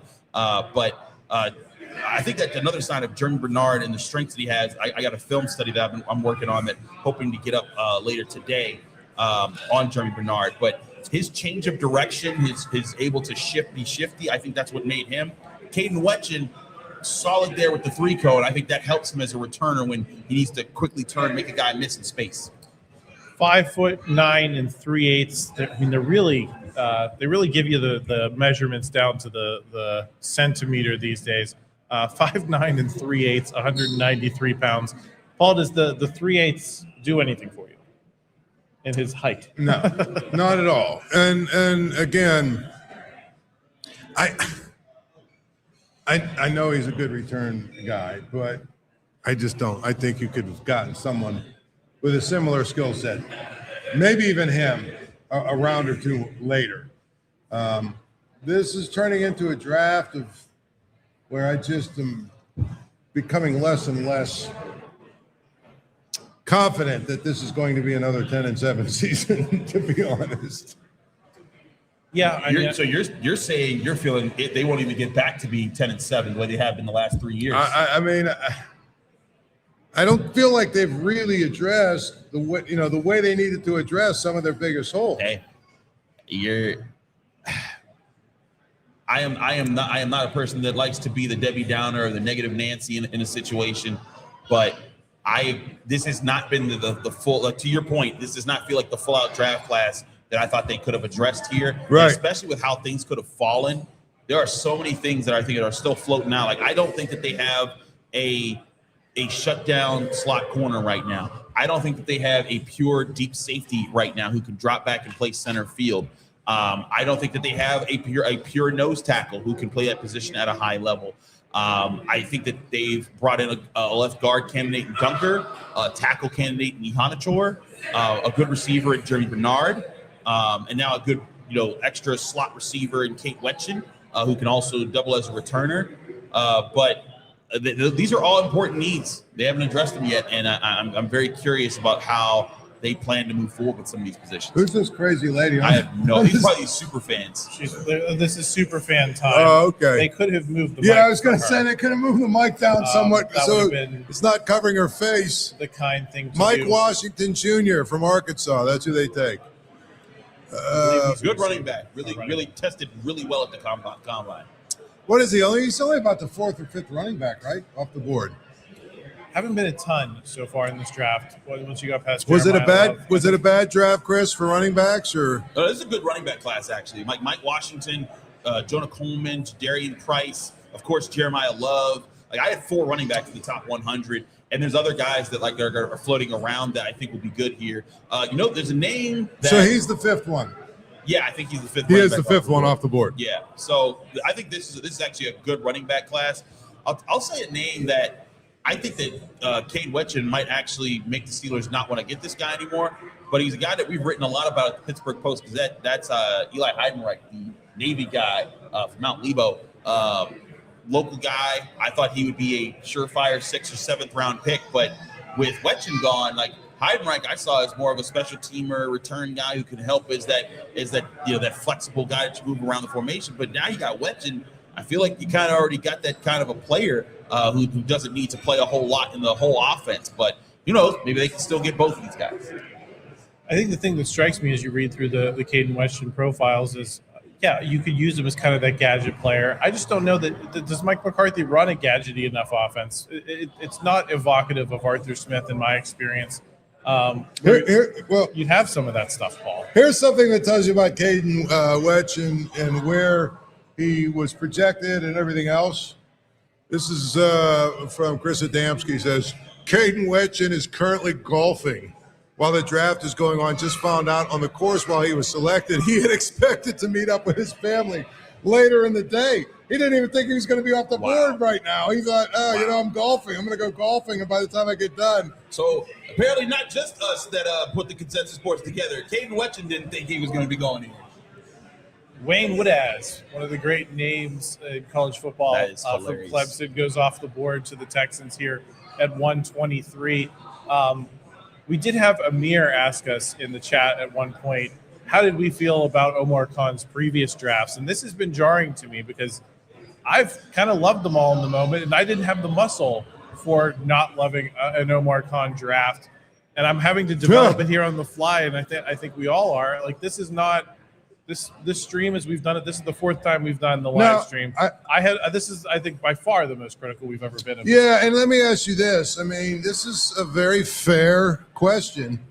Is that, well, first of all, this is the first draft since 1968, I wrote about this, that a offensive-minded head coach has been, heavily involved in for the Steelers. Think about that. Number 2, we're starting to see maybe some of the differences in the kinds of players that Mike McCarthy wants versus the kinds of players that Mike Tomlin wanted, and it's a little different. And I think one of the things about it is we won't know until we see these guys play whether we're wrong or they're wrong. Malik Muhammad goes off here 124 to the Bears. Yes, I believe this is what? Is this now 5 out of 6 players for the Steelers are on the offensive side of the ball? Daylen Everette remains the only defensive player. Skylar Bell to the Bills. Wow. Okay. Good receiver for them to get at this stage. So just a couple picks after the Steelers go. They're saying in the comment it's Weegan in a pronunciation. So I guess we're going to have to work on that one. Weegan. Yeah. Pronunciations in this draft have been not our strong suit. The Bears took Malik Muhammad, by the way. Yep. So, yeah, guys, I guess I just want to pull at that thread a little bit of how offense heavy this has been. I feel like this is another statement you've made here, taking this guy in the 4th round that, it's not just that Mike McCarthy, it's not just the types of players, it's the side of the ball that he's responsible for. He seems to want some specific things around Paul. So how many guys have they picked now? 6? 6, and it's been 5 offense. Yeah, 5 offense, 1 defense. And you know what? Again, they picked a really big tackle. Those guys that love the passing game, love those really big tackles. To protect the outside. He picked the guard that is a former tackle, so he's got a big. Their offensive line is going to be pretty big. I'm assuming all these guys are in there. He added to their return game. He added to their receiving core. And he might have gotten his quarterback of the future. It's very clear that the influence of Mike McCarthy, is here. It's making it much different than if it were Mike Tomlin. I have this thought too. The defense last year fell from being a consistent top 10 defense for the 3 years before that. They fell to like middle of the pack, middle of the NFL last year. Your next pick is you have your next 4 picks in the draft are a 5th rounder and 3 7th rounders. Those aren't going to be coming in and up this year. Right. Your only defensive pick was a backup cornerback. How much better is this defense going to be next year than it was this year? Well, who did they add? They added Jamel Dean, so I think that's a good upgrade at the outside cornerback position. But maybe because I think Jake Pierre had a really great year actually. They added Jaquan Brisker at safety, so if he can play better, that can certainly help. But I think this team still needs a pure nose. Wow, what I thought for some reason they added a linebacker, but they haven't really addressed that. They added like a backup. I'm talking about. I thought they made a splash in linebacker. I don't know what I was thinking. But that's my thing is that like, and now like a lot of these guys just are getting older. T.J. Watt, who everyone keeps saying is washed. I don't think he's washed. I think he just had a down year for the pass rusher. But he was really good against the run. But I think that this is the emphasis is going to have to be on keeping guys like Nick Herbig around because I think if you lose to Nick Herbig, that's one of the younger guys on your team that contributes really well to the rotation. But, and here's the other thing. T.J. Watt's a year older. Cam Hayward's a year older. Alex Highsmith's a year older. I mean? Jalen Ramsey's a year older. Yeah. When you look at this defense, this offense better put. And here's the other thing. And again, it's not probably they took their second pick. They used a linebacker here from TCU, but the second thing is their defensive coordinator. If you look at his history in the NFL, Chris, he's not been exactly a guy who has had great defenses. He's not been like a guy like Mike Tomlin, who you can look back at the history and say, boy, they've had some really great defenses, and he's been a very good defensive mind and all that other stuff or whatever. I mean, he's a guy that the jury's probably still out a little bit on. Would you agree with that? Yeah, the jury's very, very much still out on. I'm really intrigued to see where how is this? What are they going to plan? What are the plans for the defense this year? Can the defense put things together? And I will say Patrick Graham, I like him as a defensive coordinator. I like talking to him last week. Every time I've talked to people that covered him, like I have friends that covered the Raiders, and they gave me their insights on him. He seems like he really has a great reputation for adjusting what he does around the talent that he has, and that's a really positive thing there. I think that he's going to adjust some things they tried to do last year that didn't work. They ran a lot of single high safety looks last year early on, and they thought they did that because they thought they could live in a lot more man-to-man cover corner assignments where they were more aggressive in what they asked of their cornerbacks. But as the season went along, they saw that, hey, Jalen Ramsey's not an outside corner anymore. They need to kind of put these things off, and they went into more too high safety looks. I think that's going to be something that's a staple of what Patrick Graham does this year. They're going to have a lot more too high safety looks there as well. But that's why I also thought getting another guy that could be a high functioning, deeper safety guy in this draft class could have been an answer for the Steelers. Maybe they still get one here in the 5th round if Zakee Wheatley's still around, maybe. But that was another position I thought they would stand to address, but they haven't. I'm getting a lot of people saying, what are the Steelers doing? They just drafted Ryan Switzer Jr. Jeez.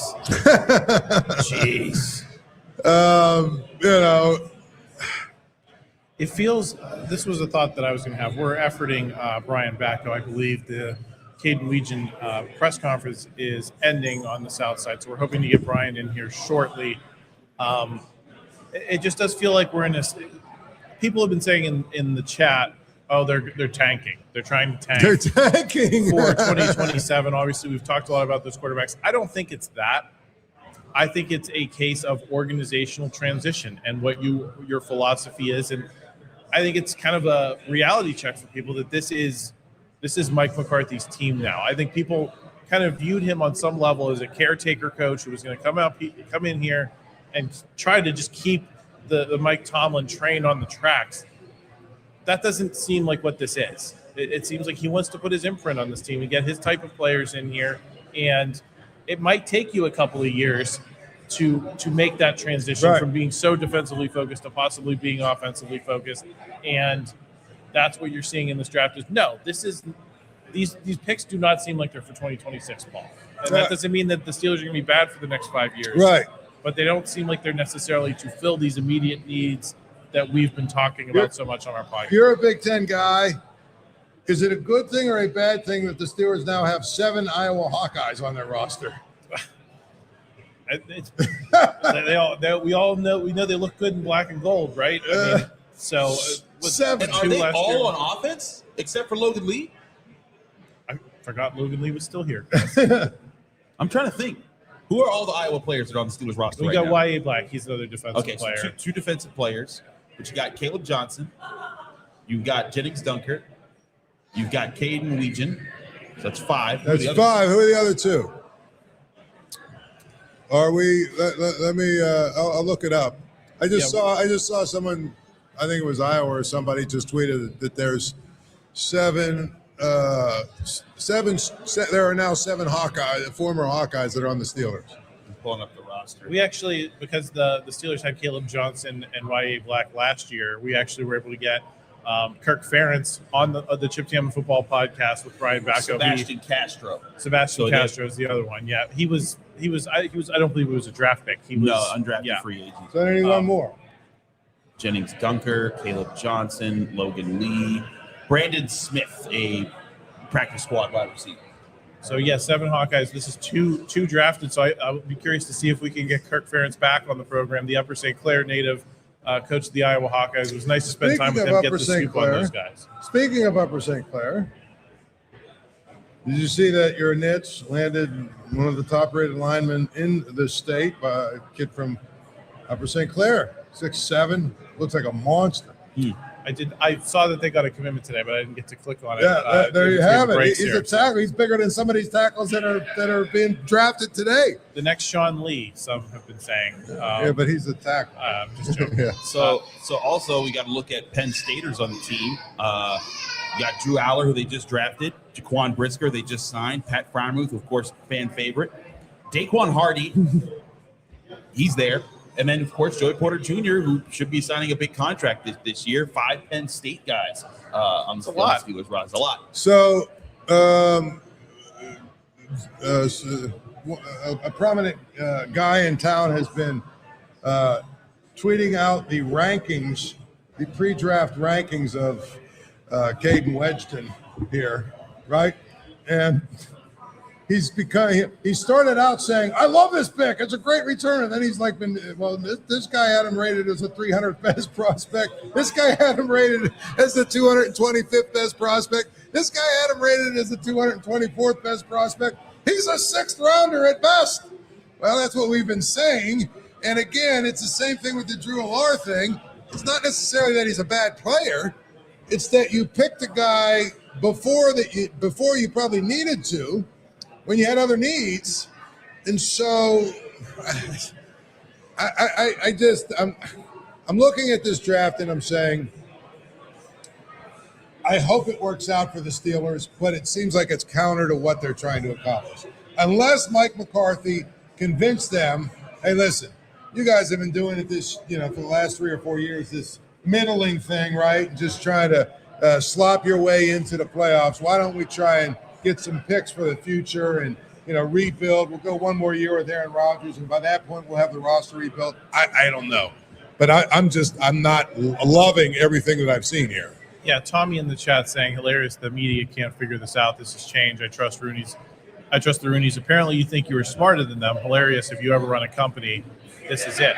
I think that the point you just made is name? Tommy. Tommy in the chat. I guarantee you, I could run the Steelers and have 0 playoff wins in 8 years. That is true. Me too. I think the 9 years now, Paul. 9 years. I don't think it's a matter of being smarter than the Roonies. I think it's a matter of moving the expectations for the franchise. And I think we entered with an expectation of somewhat status quo from the Steelers, and that's what's being shaken. Look, here's the thing. We are not out here saying we're GMs. We're not out here saying that we're smarter than the people in the Steelers room. But what we do, especially the work that I do, I study these players as much as I can. When I study players, I don't mean I just look at them and I say, oh yeah, I myself think they're this good. I ask questions to teams, and not just the Steelers. I ask people around the board, what do you think of this guy? What do you think of that? And then I compile all these notes that everybody put together. I organize them, and then I look at it and say, okay, this is where these guys that they should fall. And I look over other draft experts and how they put things together. You were at the Senior Bowl. You were at the Combine. Exactly. I'm not out here just sitting on my couch or in my office at home and just doing this stuff. More importantly, our job is to critique. Exactly. Our job is to provide our insights as far as how we see things from where we are now. Am I a former NFL scout? No, that's never been a job that I've had. But I am a person who has been studying football, and I've won awards for my coverage of football, and so a person there. So what I'm trying to do is I try to give my perspective on how things are played out. Now, when things happen that disagree with me, I say, hey, I didn't see that happening, and that's what I'm saying. Like with Caden Weegan, I thought you could have gotten him later, but like I said, I think he's a good prospect. I think he's a good fit for what the Steelers could need. I just think that they could have waited a little bit. But again, we got to see. Now, over time, you'll get proven right, you'll get proven wrong. There's times I've been proven both directions. This year, I thought Derek Harmon was going to be a great run stuffer DT that would really help them. Certainly worked out that way. I thought Najee Harris would really work out for the Steelers. It didn't. So, we all have our fair shares of misses, just like all GMs do. People remember Bill Belichick and think, oh, he's this genius. Bill Belichick has some of the worst draft classes ever. Was propped up because Tom Brady was just one of the greatest players of all time. So when we're saying we're giving you our inputs here, our thoughts, we're just giving you the insights on all the research that we've put together from all the access that we have, the scouts that we talk to, the agents that we talk to, the players and coaches that we talk to. That's what we're doing there. We're not out here saying we're smarter than these GMs. And we've done a lot of praise the last 3 years when we've done these live streams. I mean, seriously, we've praised a lot of these guys. Yeah, this is probably, as Adam noted, probably the most, not negative, but most that we've criticized what the Steelers have done, probably since we've been doing these things. I think the first 3 years of Omar Khan's tenure as the Steelers GM, I think we've done shows each of those years, and I think what we've looked at is what the Steelers have done has kind of followed a lot of what the consensus picks were like. Hey, this is a really good value pick, and they did a really good job getting this guy. They read the board well. 2023, we were raving about that draft class. So look at that class now. Yes, Broderick Jones is hurt right now. We don't know, but Joey Porter Jr. regarded as one of the better up-and-coming cornerbacks in the NFL right now. Keanu Benton, when he's in the nose, it's rough, but when he's a 3-tech, he is tough, especially as a pass rusher. Darnell Washington. Everyone loves that guy. That guy's a really good playmaking tight end. Nick Herbig. When that guy's on the field, everyone's like, we got to block that guy because he's a really good pass rusher. We sat here the year after that, and man, when they went and got Troy Fautanu and Zach Frazier, we said the O-line is upgrading, and we're seeing that happening live and in person. Last year, we praised about Derek Harmon. So we're not out here being negative Nancy's. We're not out here saying, oh, they're this and they're that. When they align with what our research tells us, and and we talk to people inside the organization. When those things line up, we say that. That's what we bring here. But when it differs, do you want us to lie and say, hey, this is great, and just say that about everybody? Or do you want us to give honest opinions? That's what we're doing here. Brian Batko should be joining us momentarily. So we're going to filibuster a little bit so we can get him in the studio here. I think the question, too, is where is the balance between there's Brian in the studio. Let me bring him in here. We good, Giuseppe, for this? Okay, cool. We're going to bring Brian in. Hey, what's up, Brian, guys? can you hear me? Yeah, you got me? I can't hear him. I'm here can the on the stream south hear side. him? Oh, Hey, guys. I know I'm starting to hear Brian a little bit. Yeah. Hey. All right, Brian, let's get into it. You were just in the you're the big pronunciation guy here at the Post-Gazette. First of all, on Caden Weegan, is it Caden Weegan in your understanding?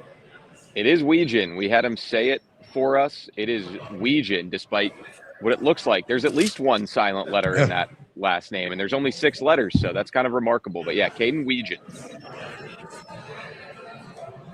Yeah, so what did he have to say? We heard he was on the golf course.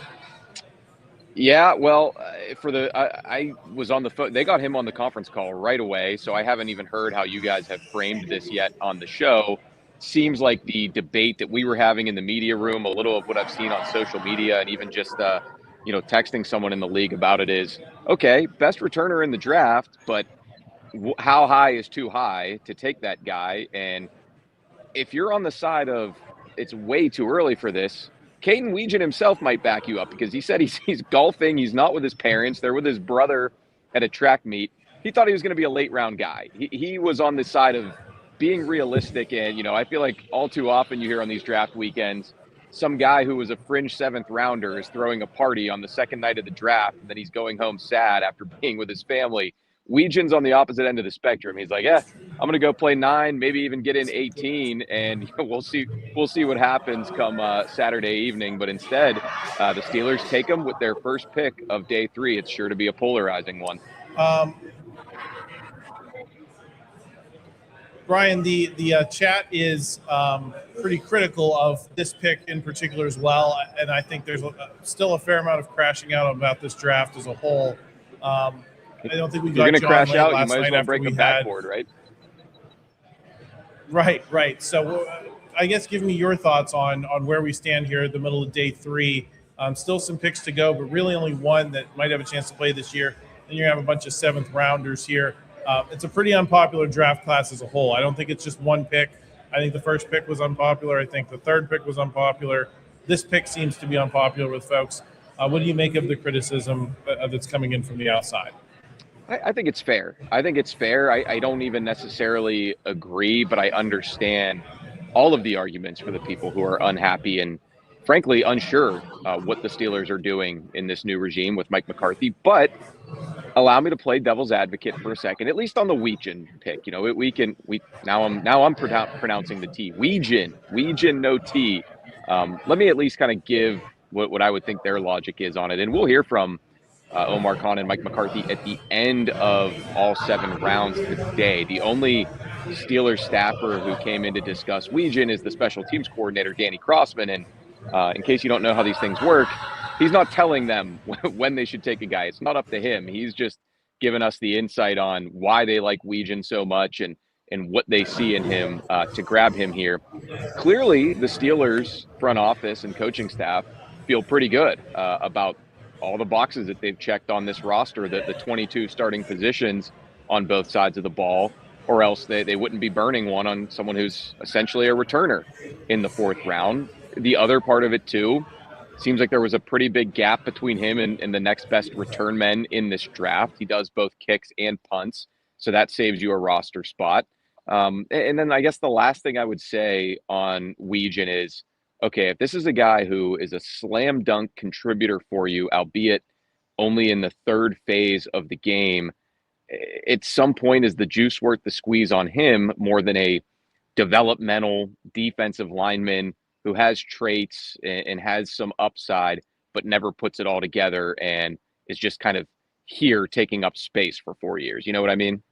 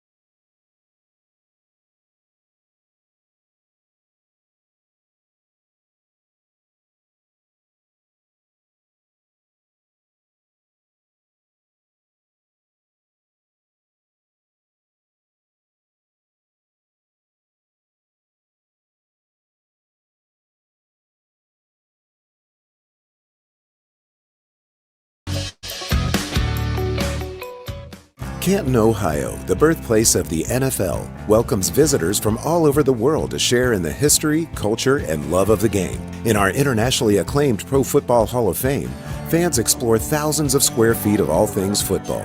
Or visit Tom Benson Hall of Fame Stadium, an unparalleled event space where our annual Enshrinement Week honors the best to step foot on the gridiron. We never stop leveling up the experience for football enthusiasts, which is why we're building a state-of-the-art Hall of Fame village, including a football-themed indoor water park.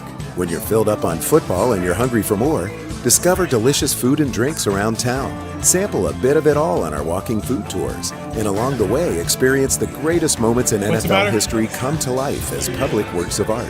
As the sun goes down, Canton's nightlife heats up. Sip a drink fireside with live music in Centennial Plaza. Or catch a show at the Canton Palace Theater. Gain some yards and great memories when you visit Canton, Ohio, a Hall of Fame city. Bring on the fun and bring home a new Honda. Road trips won't wait, neither should you. So bring on the thrills with a Honda Hybrid. Hit the road with high-tech features like available. I'm just going to try to reload StreamYard because I can't see anything.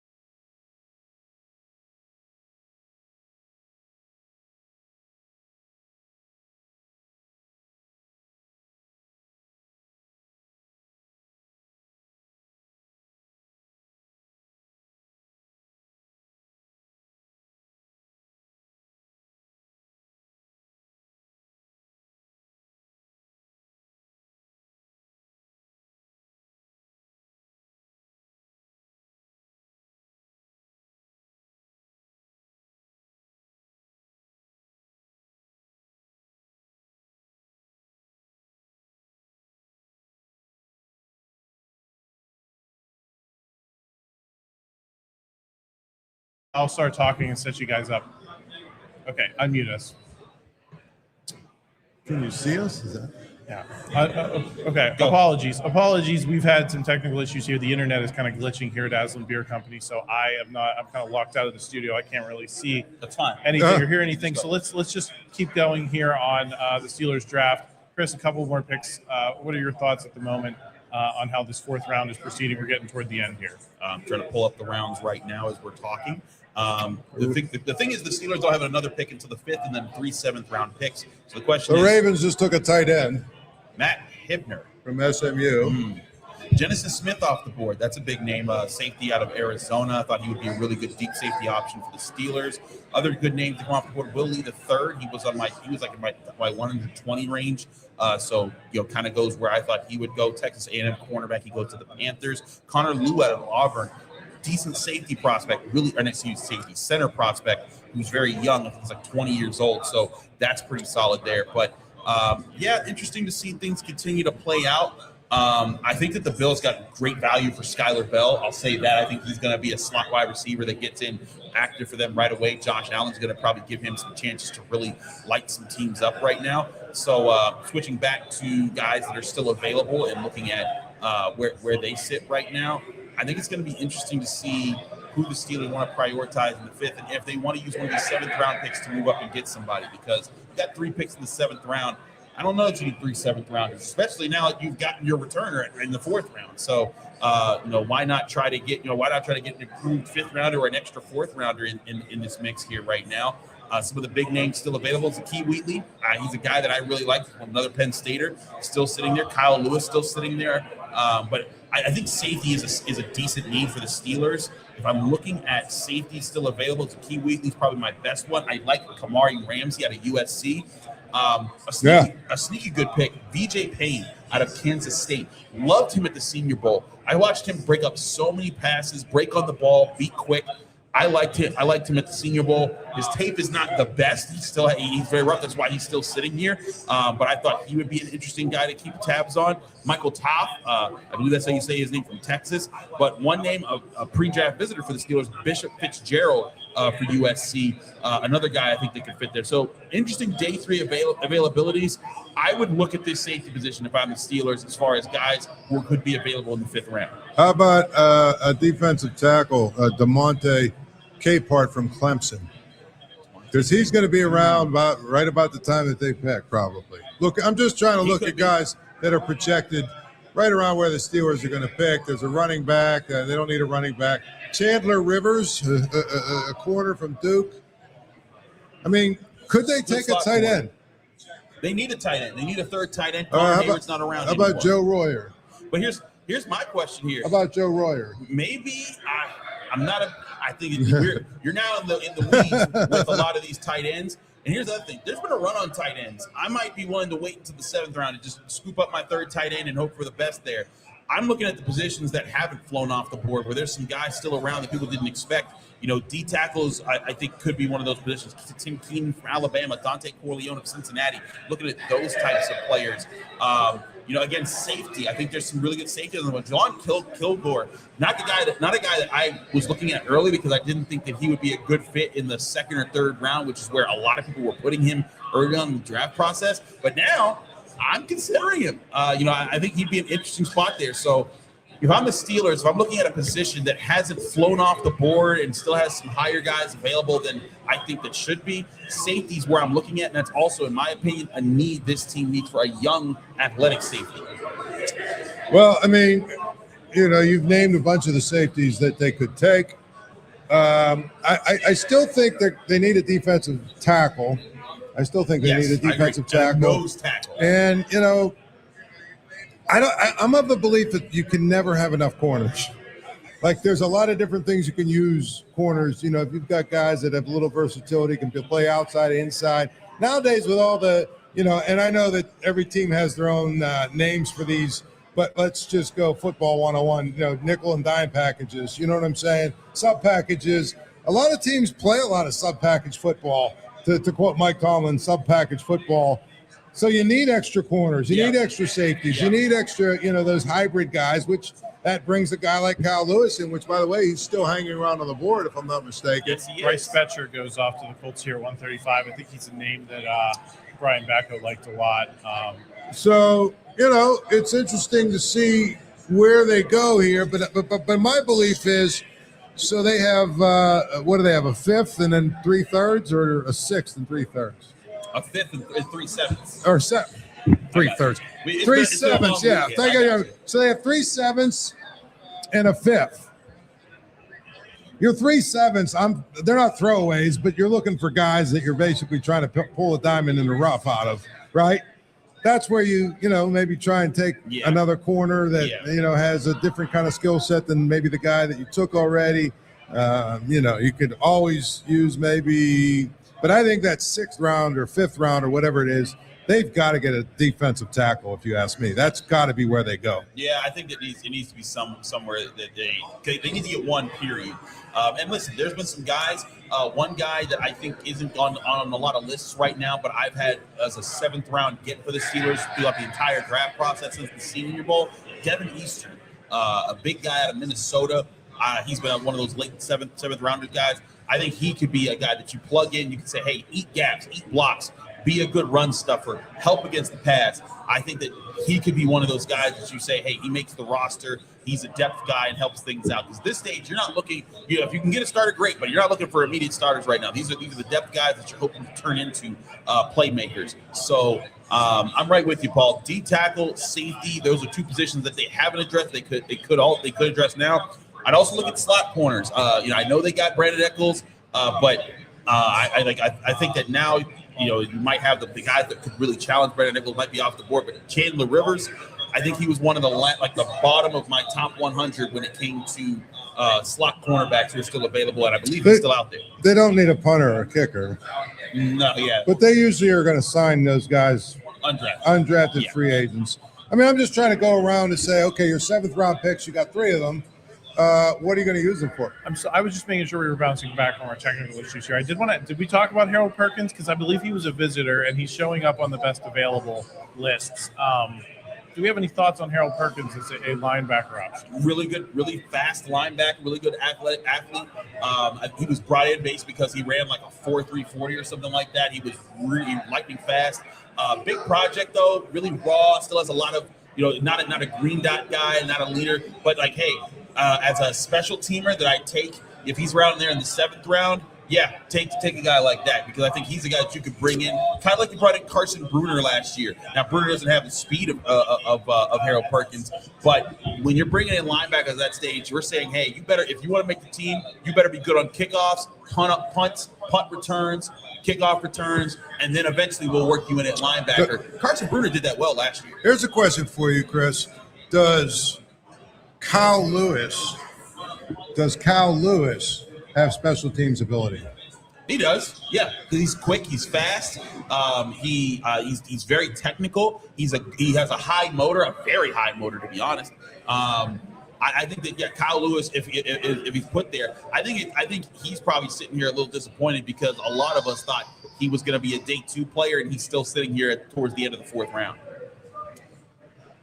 Yeah, going to be interesting to see how this.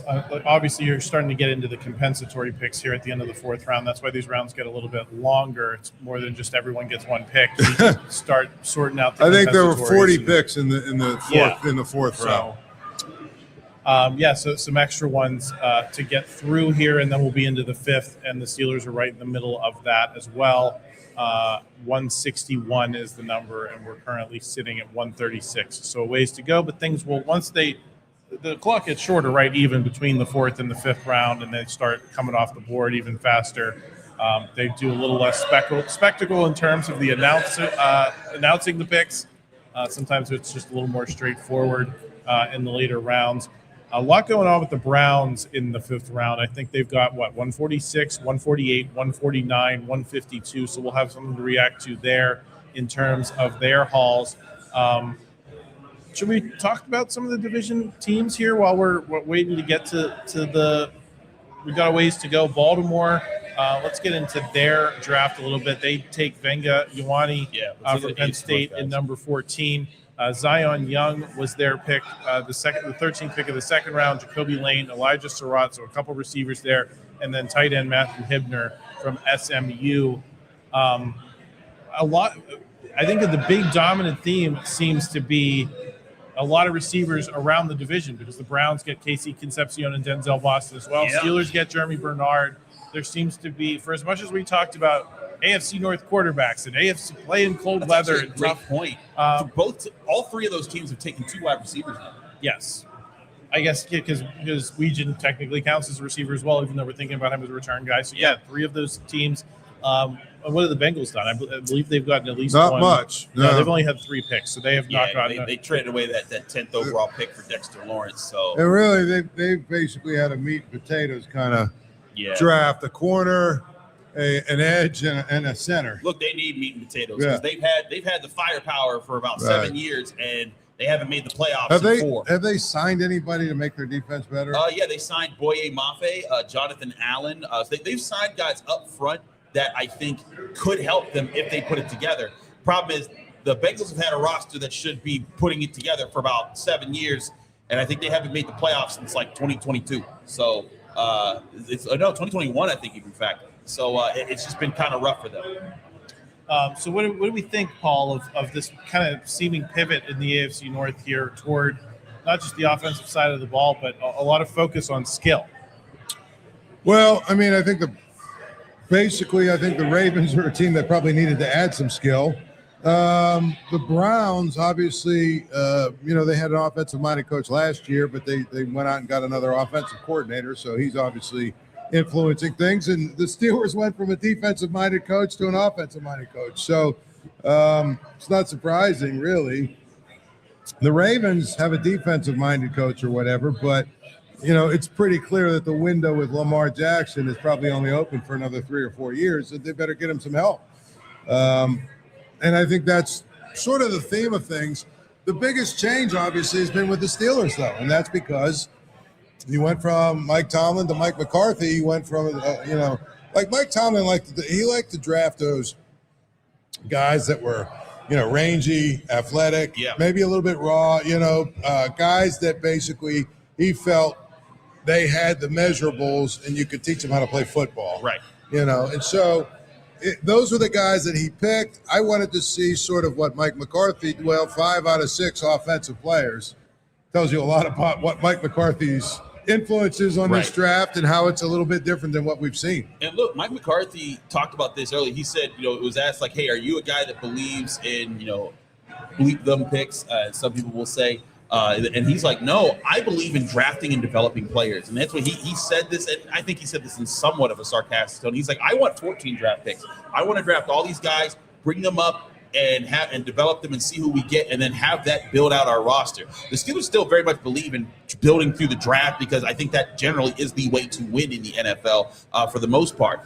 So I think McCarthy, you might be right here, Paul, that he's getting his offensive guys. He wants to develop an offensive system that's his own, with his fingerprints on it. And, presumably if Aaron Rodgers comes back, he'll have a guy that has worked with him in the best years of his career to help set that up. One interesting thing. Sure. He talked about when he got hired how he was like really excited to bring back the defensive system that was implemented by Dom Capers or whatever. Yeah. But here's the thing I'm going to tell you. And this is why I disagreed with you a little bit, Chris, about Bill Belichick, okay? Tom Brady was a starting quarterback, I believe, for 21 years. Mm-hmm. 15 of those 21 years, he had a top 5 defense. Aaron Rodgers has been a quarterback for, I think, now 20 years or 19 or I think 20 years, I think, right? Only twice did he have a top 5 defense. Agreed. And he won the Super Bowl one time, and he lost on that ridiculous play. Was it the Eagles or something? Yeah. There was a ridiculous play in the NFC Championship. The Seahawks. For the Seahawks, whatever that was. So my point is, when I read that and I saw that, and then I heard Mike McCarthy actually say, I've only had a top 5 defense twice, and we won the Super Bowl the one time, and that set off a little bit of alarm bells because you wonder, as we said earlier, is the defense going to be good enough? Right, and they're not investing in the defense right now at all. And here's the other part of this, Paul. So to compare, right now you're seeing a heavy offensive draft class here for the Steelers. I believe Mike McCarthy. When was his first year with the Packers? 5 05 or 06. 05, I think. I think it was 05. No, it was 06 because I think it was it was 06 because Aaron Rodgers was already on the roster. Here are his first round picks for those years. A.J. Hawk in 2006, the 5th overall player, linebacker. Justin Harrell, defensive tackle, 2007. They didn't have a first-round player in 2008. 2009, B.J. Raji, defensive tackle, taken 9th overall. His first-round pick as it was an offensive player when he was with the Packers wasn't taken until 2010. And so that was a time where I think they built a defense like that because they invested in a defense like that, and it worked out. And then that defense kind of like those guys slowly but surely started to once they aged out, it was and then they had Clay Matthews playing high level. And so my overall point to people is, if Aaron Rodgers had 13 more seasons with a top 5 defense, he probably wouldn't have 6 or 7, but he definitely would have more than 1. Right. We love Big Ben here, but his 2 Super Bowls, those defenses were probably varsity squads that he had to won those 2 Super Bowls. I think the Steelers were the number 1 defense either in points allowed or yards allowed like 7 times in like 10 years. Exactly. Like they were an elite defense. And that's I know that'll rile people up. That's not to take anything away from Ben Roethlisberger. It's just to say a reason he was never given an MVP vote in the NFL. Exactly. Whereas Tom Brady and Aaron Rodgers both have multiple MVPs. It's just to say that, it's great if you've got a great defense, great offense, and if you could score a zillion points, it's all that. And I get all that. But even that, even the greatest show on turf, remember what was that, the Rams with Kurt Warner? Yeah. They had a really good defense that year. You know what I mean? They had a really good defense. And again, that group only won 1 time. Yep. You need to have a balance on both sides of the ball. Look at the Chiefs of late. Yeah, sure, Pat Mahomes is the star. They had Tyreek Hill, but when Tyreek Hill went away, they were still. But it was their defense that made them dangerous. Trent McDuffie, Chris Jones, what they were able to fly over the field.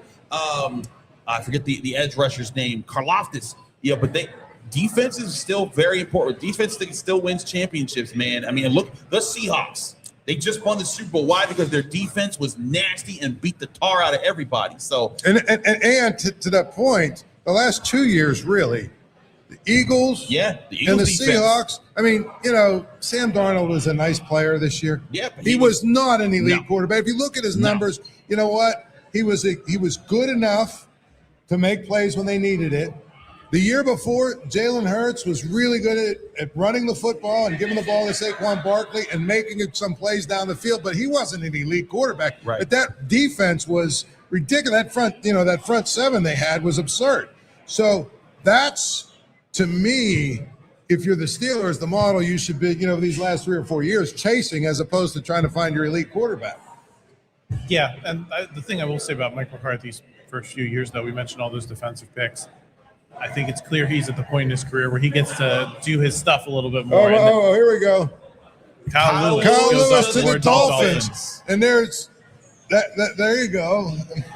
There's a roundabout Pitt connection there, right? Because Jeff Hafley is the head coach of the Dolphins. I forgot that he was their coach now. And he, I think, would have actually coached against Kyle Lewis a couple of years ago at BC, right? He was only in Green Bay for like 2 years, right? Yeah. So he would have coached against a young Kyle Lewis, but he also, I'm sure, had some sort of relationship with Pat Narduzzi, and Dave Wannstedt, and of course his relationship with Pitt. So there is a little bit of a relationship there with Jeff Hafley and the Dolphins, but now Kyle Lewis is off the board. First Pitt player taken late in the 4th round. So you as a Penn State guy, for the last day and a half, you've been taking a lot of heat about this Drew Allar thing. Now you can puff your chest out and say, well, we had 4 guys or 5 guys drafted. You've only had 1. Well, and Kyle Lewis is a great playmaker, and I think Pitt played meaningful games late in the season last season, unlike Penn State did. So you can also point that out. And one of the big reasons was Kyle Lewis. They were showing that ability on NFL Network, which we have here in the venue at Aslin Beer Company. So compliments to him. Good for him to get off the board here in the 4th round. The 49ers took the most biblical guy on the board, Ephesians Prysock. Yeah, Ephesians Prysock. Ephesians Prysock. I like that. Yeah, he's a corner. He's an outside corner. He's actually one of the Steelers pre-draft visitors. A tall guy who he has the profile they like in corners these days. The tall, long arms, can play on the outside. 7 pass breakups last year. They're showing him there. But it also effective. Like he's 6'3".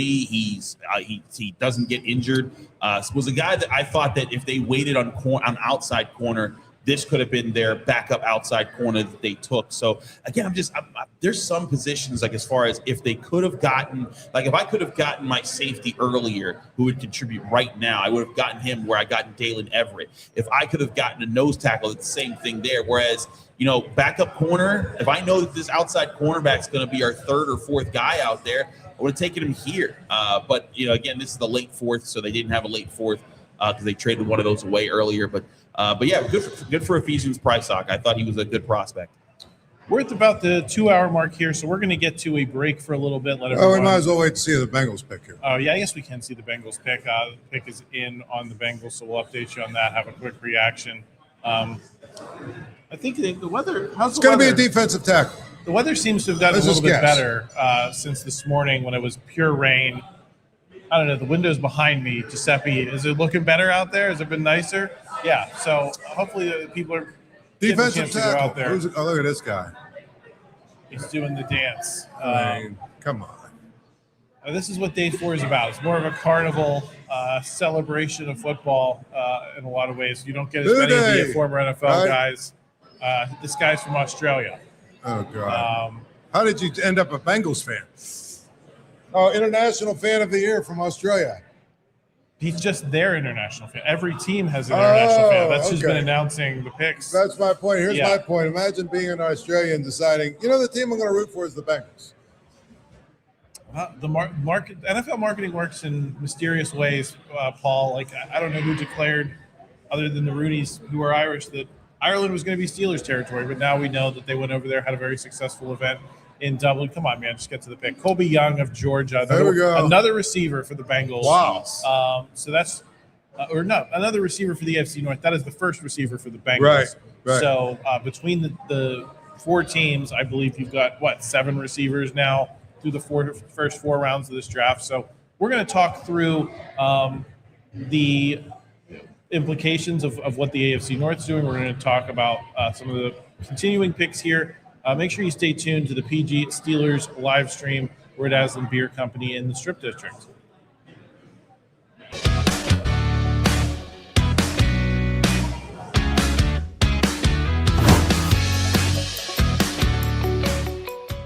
Canton, Ohio, the birthplace of the NFL, welcomes visitors from all over the world to share in the history, culture, and love of the game. In our internationally acclaimed Pro Football Hall of Fame, fans explore thousands of square feet of all things football, or visit Tom Benson Hall of Fame Stadium, an unparalleled event space where our annual Enshrinement Week honors the best to step foot on the gridiron.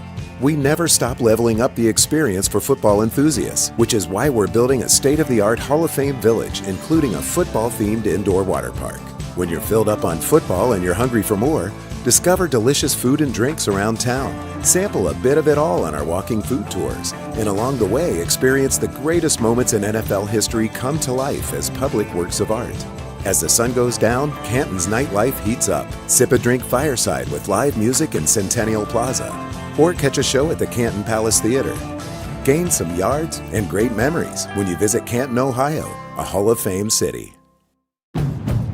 Bring on the fun and bring home a new Honda. Road trips won't wait, neither should you. So bring on the thrills with a Honda Hybrid.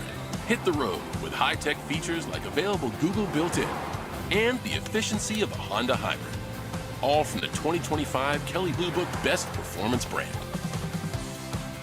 Buy online, reserve from select dealers, or hurry into your local Honda dealer today.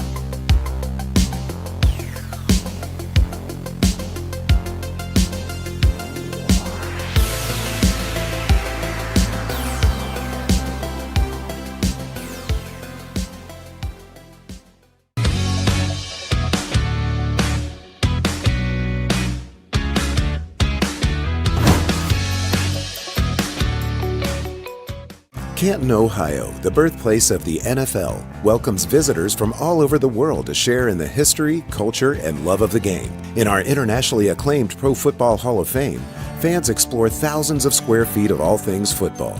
Or visit Tom Benson Hall of Fame Stadium, an unparalleled event space where our annual Enshrinement Week honors the best to step foot on the gridiron.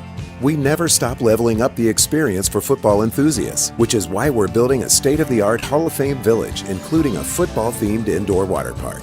When you're filled up on football and you're hungry for more, discover delicious food and drinks around town. Sample a bit of it all on our walking food tours. And along the way, experience the greatest moments in NFL history come to life as public works of art. As the sun goes down, Canton's nightlife heats up. Sip a drink fireside with live music in Centennial Plaza. Or catch a show at the Canton Palace Theater. Gain some yards and great memories when you visit Canton, Ohio, a Hall of Fame city. Bring on the fun and bring home a new Honda. Road trips won't wait, neither should you. So bring on the thrills with a Honda Hybrid. Hit the road with high-tech features like available Google built-in and the efficiency of a Honda Hybrid. All from the 2025 Kelley Blue Book Best Performance brand. Buy online, reserve from select dealers, or hurry into your local Honda dealer today.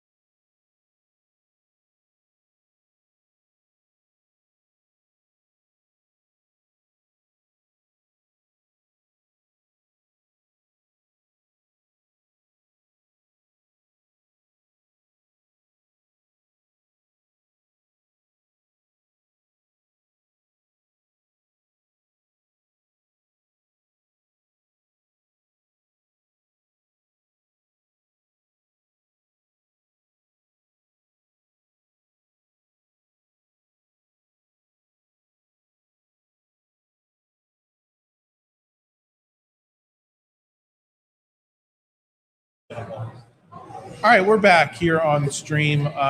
PG Steelers NFL Draft live stream at Aslin Beer Company. We're in the Strip District, breaking down the picks. It's getting a little long in the tooth early here, Paul. I don't know, it's not really early. The Steelers have made one pick in 2 hours and 17 minutes. They have no pick in the 6th round, so we're going to possibly take longer breaks than you guys might have been used to the last couple of years, just because we're going to be waiting for that 7th round pick, those 3 7th-round picks for a while. The Steelers are up, I believe, in 16 or so right. picks. So, we've got, we're going to try to bring Brian Batko and hope that the Aslin internet does not crash on us again, like when we had him on the first time. I did want to show you guys before we come out of the break here. If you're in the Strip District, if you're in town, we have these Steelers tins that we're giving away. Front page of the Post-Gazette from various Super Bowl victories. This one is I believe it's the first Steelers Super Bowl victory, the 16-6 one against the Vikings, dated January 13th, 1973. So that'd be the end of the 1972 season. So if you have fond memories of that stuff, you want to pick up one of these, see Logan Robbins here at Aslin. He will get you signed up. We got a QR code you can scan. It'll enter you to win one of these puppies. They're really nice. They're more than just like a poster. Nice tin. So check that out. I think we got to announce some winners here that have already claimed some today. Let me pull up the names here. All right, let's get to our first day 3 winners. Our first winner taking home a Steelers Super Bowl tin set is Adrian Walker, I believe of Dormont fame. And our second winner winning a Pittsburgh City of Champions poster is Lily Gabreski. Congratulations to Lily. I think they're both here today. Congrats to both of you. If you're here with us at Aslin Beer Company, come find Logan Robbins to claim your prize. If not, we'll be reaching out to make sure you get hooked up. And don't forget, we've still got more giveaways coming up today. Long way to go here in the saddle. So, head on down to the Strip District. And, guys, a name I noticed a lot of people upset went off the board here a couple picks ago was Kamari Ramsey of USC. That's safety. Well, we've been talking about the Steelers needing a safety, right? And I think that's one of those things where every single pick goes by that you go a little bit further down on the board. Now, it sounds like he's more of what was the term that we used, in the box type safety. Yeah. So that's not necessarily what they need. Right? Correct? Yeah. I just think that now you're hoping, right, that a guy you get in the this round is a guy that is going to have a chance maybe to play this year, but those guys are probably starting to get few and far between. Yeah, we got Brian Batko. We're bringing him back. He was unfortunately here a little bit earlier when our internet crashed.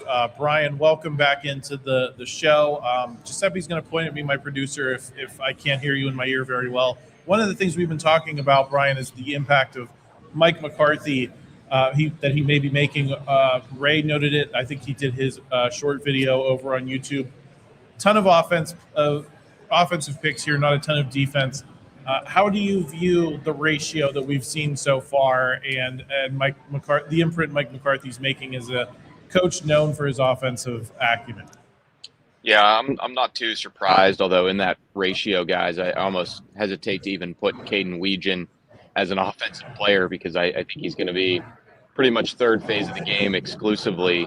Maybe there is the slightest bit of upside there, but if you're not even playing much on offense for Iowa, I don't know how well you projected doing that in the pros. But, yeah, I just think that, one, it might be somewhat happenstance with where the board has fallen and the players they liked have fallen. Two, they've had to reload at a lot of these positions and get some thread some needles of potential instant impact with longer-term success ceilings. So, yeah, I don't know that it's even necessarily that much of a McCarthy thing. I think certainly wanting to bring in another wide receiver versus a tight end is maybe more McCarthy-centric, but that's still an offensive player either way. And I wouldn't be surprised if they go with a tight end with their next pick, to be honest with you. I think the question was, tight end was one of the positions we were talking about, defensive tackle. Kyle Lewis went off the board at linebacker. if you're projecting here, we got the Steelers in another 10 or so picks, something like that. Are there any names that are remaining on the board that you've had, pretty much through the first part of this day that you're intrigued by? Yeah, the one that's standing out to me for a couple of reasons is Indiana tight end Riley Nowakowski. I think, first of all, they still need that number 3 tight end on this team, but he also has some flexibility as an F or an H-back type of player, whatever you want to call him. Took some Pittsburgh plunge type handoffs for the Hoosiers, not under center, but in the backfield as basically a fullback. And the other interesting thing about that, we know the Cignetti connection, senior offensive assistant Frank Cignetti Jr., brother Kurt, coached that team that, won the national championship. And you guys, if you've got your laptops up, you can maybe check me on this. Is it 5 years in a row that the Steelers have taken a player from the most recent national championship team? Last year it was a couple Buckeyes, of course. The year before that, Roman Wilson. The 2 years before that, Broderick Jones and George Pickens. So I guess that would be 4 years in a row. They clearly like winners and they value that. So when I go through these exercises of trying to plot out a Steelers mock draft, I almost feel like I need to check that box of, okay, did they get a national champion? As silly as that might sound, it's at a position of need too, in my view. Brian, something we talked about, you mentioned Iowa. There are now 7 Iowa Hawkeyes on the Steelers roster in some form or fashion. Not enough. You had Iowa coach Kirk Ferentz on Chip Taman football last year because the Steelers got Y.A. Black, signed Sebastian Castro, and then obviously Caleb Johnson as the 3rd round pick at running back. What do you make of that? And are you looking forward possibly to having Kirk back on the show if he's willing? I might have to ask, because this is quite the trend now developing. I'd heard a couple years ago that the Steelers really liked Iowa and took a shine to some of the players coming out of there as the rain starts to come down. I'm under a tree, but I guess we'll see if it really starts pouring.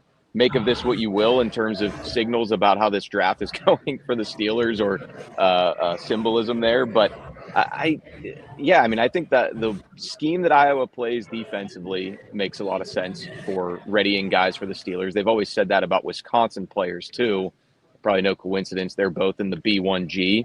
Offensively, that makes sense too because they've been churning out some hogs up front. Joe Moore award-winning offensive line units in recent years. So now they go that route with Jennings, Dunker, and it was those guys paving the way for Caleb Johnson. No offense to him, but I guess it is. Now in retrospect, maybe he looked a little bit better as a runner because of who was opening the holes for him at the college level. And now Weegan, who's sort of just a wild card. It's interesting. I was looking this up, 6 return touchdowns in his college career, guys. You probably already mentioned that because you're on top of it.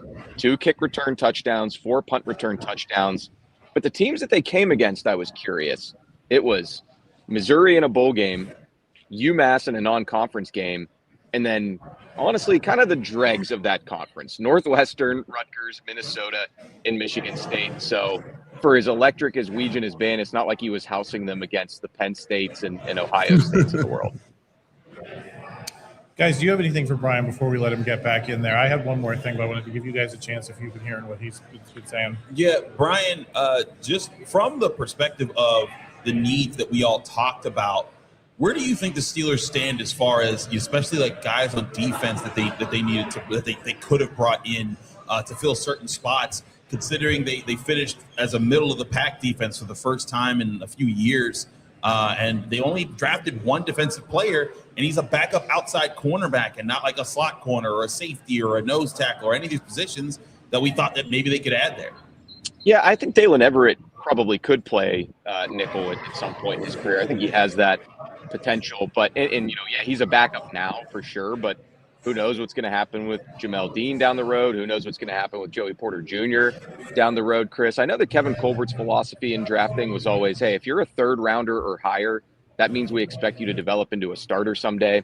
This year's a little unique in that you have 3 3rd rounders, so maybe you're not looking at it quite through that lens. But to answer your question, hey, don't get me wrong, if Kyle Lewis goes on to have a great career for the Dolphins and the Steelers took a return-only guy ahead of him, fans are not going to be happy about that.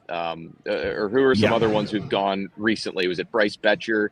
The linebacker from the Colts was another one who I thought, I liked his tape at Oregon and his production. So they looked over guys like that for someone who is a specialist first and foremost. And as they move forward here, I still think addressing the safety position, someone with some range to play over the top and help you there would make a lot of sense. I think it never hurts to add another big body to the defensive line, compete with Esezi Otomiwo and Logan Lee to round out that position group. And, I said you never know with the corners.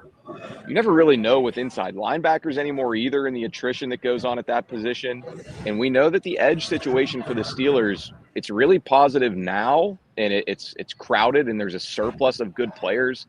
But if at some point you deal with injuries there, or you decide to make a move to take advantage of, basically having three starter caliber players there, then maybe you would want another edge guy on the roster to at least come to training camp and show you what he's got, play some special teams as well. Brian, my last. Did you have anything for Brian, Paul? No, I'm glad I can finally hear him. How's it going, Paul? How are you? I'm good. I can't complain at all. And you look wonderful there, standing under the trees. Thanks, and it did shield me from the rain, if anybody was worried. Yeah, and we also got you out of the train. We had you go. The train was going by last night when we had John. So Jennings Dunker said a train was going by during his conference call with us, and I'm like, oh, he apologized for it. I was like, oh, buddy, wait till you get down here to the Steelers facility. You're going to get sick of hearing the train. So I guess wherever Lena, Illinois, I think is where Jennings Dunker is from. So I'll get on Google Maps and check out what's going on with the train route there. Got to get well acquainted with Union Pacific and the other various shipping concerns that move through that particular right-of-way. Brian, the last thing I wanted to ask you on my end was, do you view this at all as possibly a transitional draft where we look at some of these picks that they've made and we get these, the question marks above our heads in terms of their immediate needs, but maybe they're thinking a little bit more long-term and reframing this as a Mike McCarthy franchise that, okay, maybe they're not trying to tank this year for a quarterback. They're not trying to win 3 games, but maybe they are saying, well, we're willing to do a little bit more in the way of development and moving the roster more toward what Mike McCarthy likes. And that's going to not just be a 1-year transition. And it's not going to be as simple as just keeping Mike Tomlin's guys and winning with Mike Tomlin's guys. I guess there could be some of that, but using a 4th-round pick, spending not necessarily a premium resource, but a pretty good pick, your first day 3 pick on Nick Herbig, a kick returner / punt returner. Yeah, Nick Herbig's been one of them.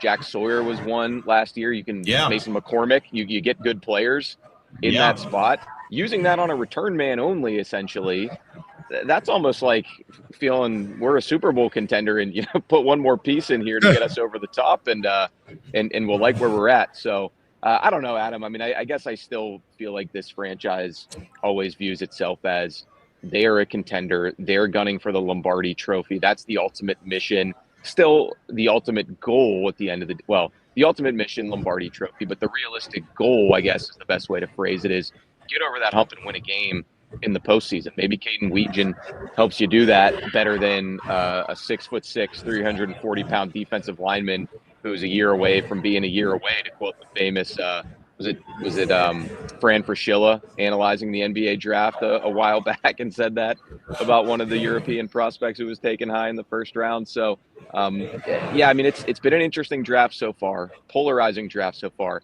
How about this one, guys? I'll tell you this. I know that I was suggesting this notion, or at least exploring this notion at times over the last few weeks, of would the Steelers make some picks in this draft that are a little more, shall we say, for the purpose of entertainment and buzz and hype than for the purpose of football?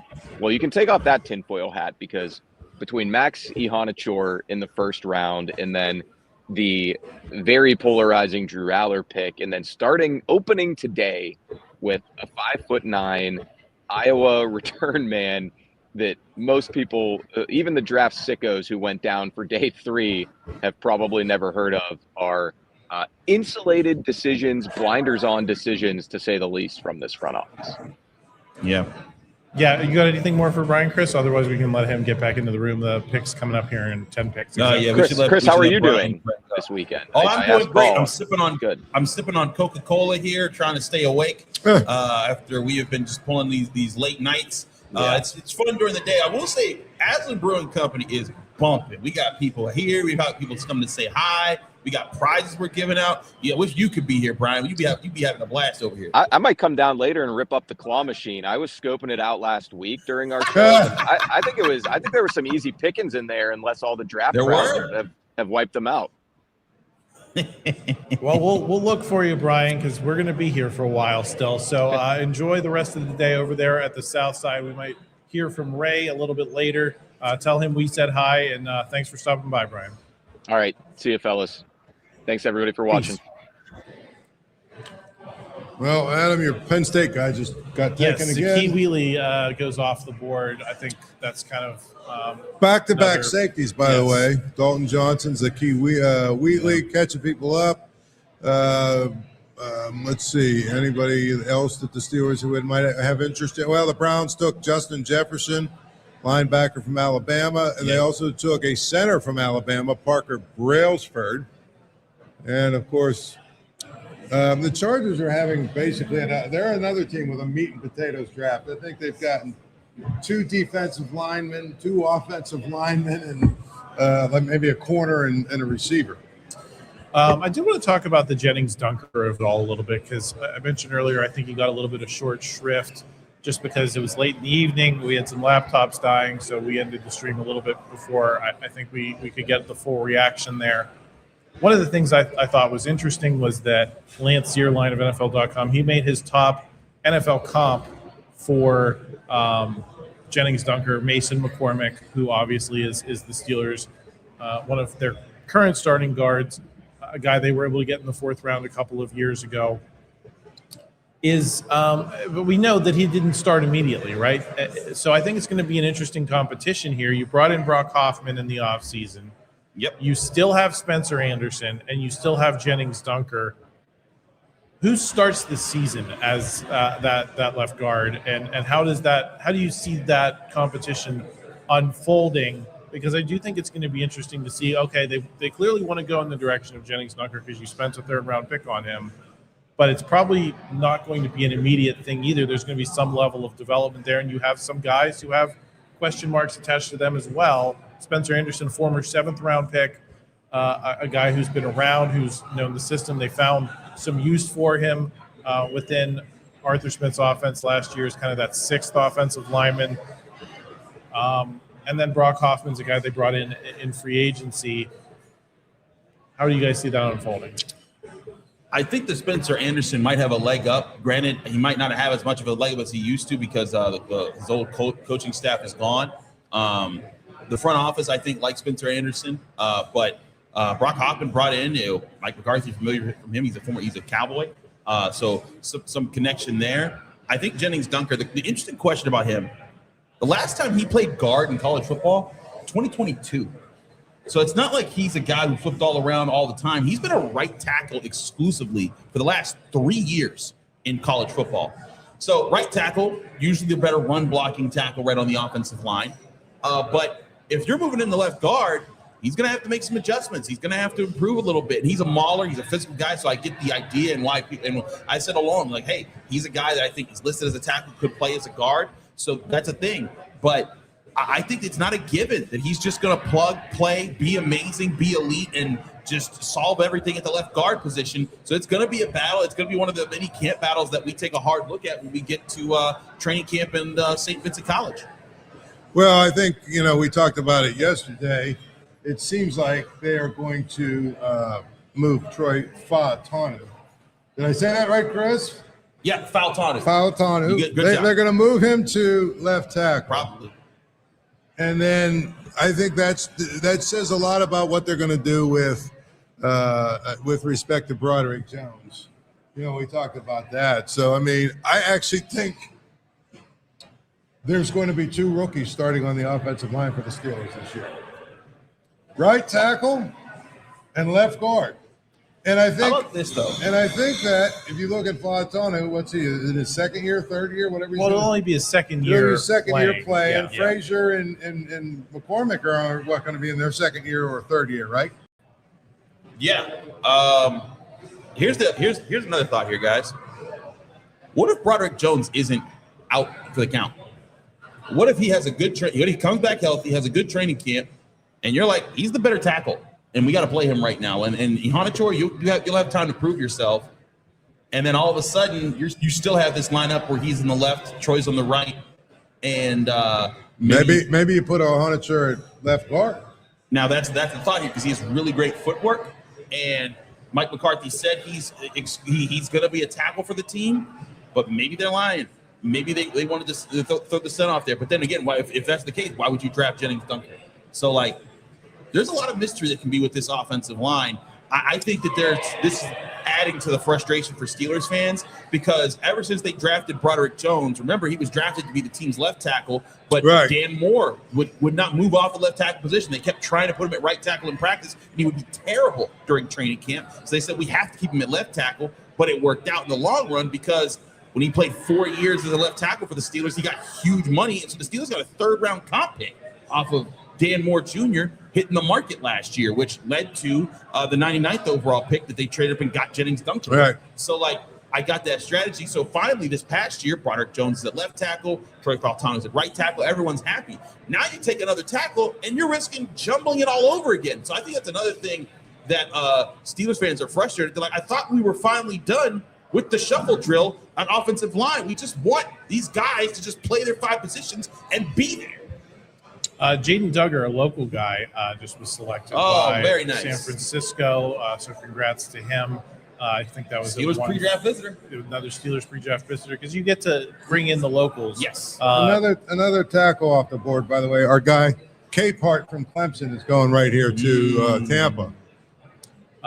So congrats to both of those guys, including Jaden Duggar, pre-draft visitor to the Steelers. Do you think they were legitimately interested, or was that the nod to the local? I think it was a local guy. But here's the thing. Jaden Duggar, the reason he's in this position, he's 6'5", and he tested very, very well at his pro day. So where'd he go, Penn Hills? Or? Penn Hills, yeah. Penn Hills, yeah. Because his little brother was the quarterback, Julian Duggar, right, that played for Pitt for a couple of years. Yeah. So, but yeah, Jaden Duggar's a really good athlete, 6'5". Like, you got to let's say, hey, this is the round. You're taking the shot on the flyer guys. That it's like they have some insane traits. We have Eagles fans in the house. Infiltrated. Yeah. We got some Go Birds chants starting here. So I could have lived without that visual, though. Yeah.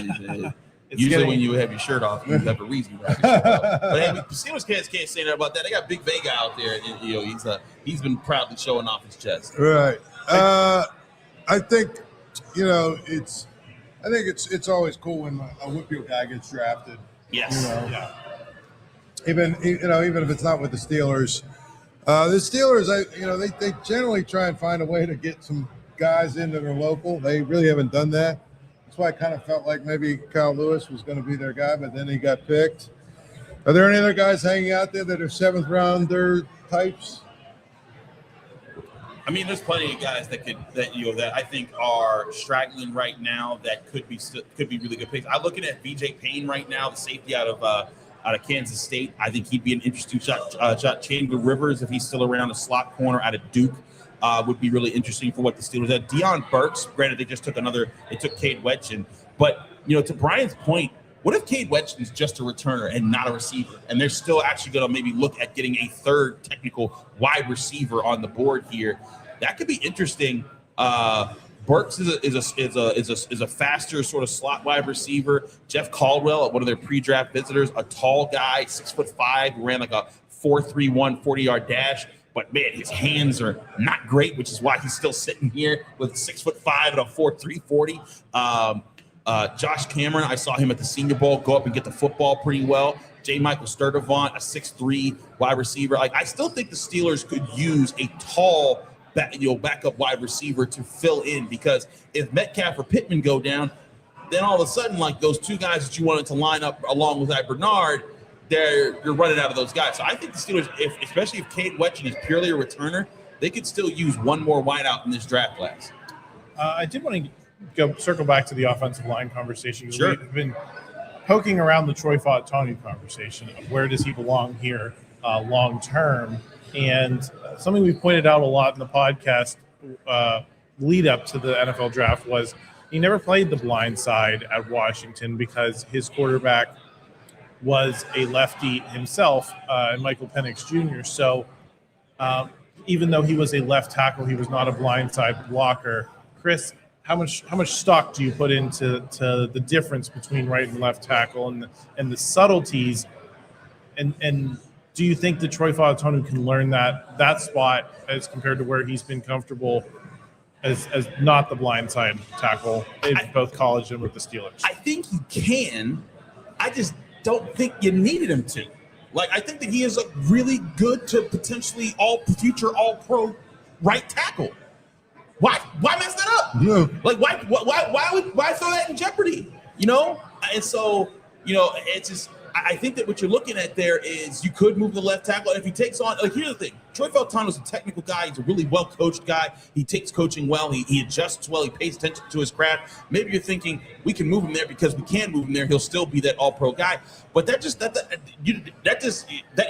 a big difference in the skill set of a right tackle that's a run blocker versus a left tackle that's a pass protector. I'll also say this, and I always bring this up historically when we're talking about the Steelers, but tackle is the one position when you look throughout Steelers history that they've never had like elite Hall of Fame talent at. You know, running back, Franco Harris, Jerome Bettis, Le'Veon Bell, center, Mike Webster, Jeff Hardings, Marquise Pouncey, Jermani Dawson, guard, Alan Faneca, linebackers. You can run through all the positions that the Steelers. Tackle is the one position they never had like truly. And there's guys, Sam Davis, converted tight end that went there. They've had good guys. Marvell Smith, good tackle. Max Starks, good tackle. But none of those guys in any Hall of Fame categories when you think about it.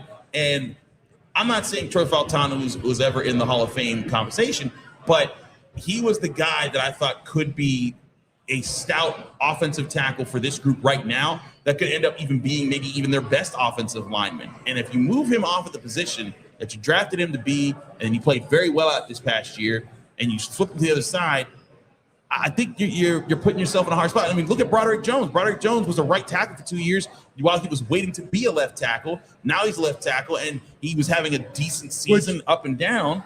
Would you put Iheanachor on the left tackle? He never played left tackle. Now, maybe if he can learn it, sure, but in other words, trying not to weaken two positions. Exactly. Like I would say Iheanachor. See about this left tackle spot. Troy, just keep doing your thing, man. You kicking butt over there. And then, okay. And then that way, Iheanachor is straight up against Broderick Jones. It's Broderick, can you beat this rookie? Okay, cool.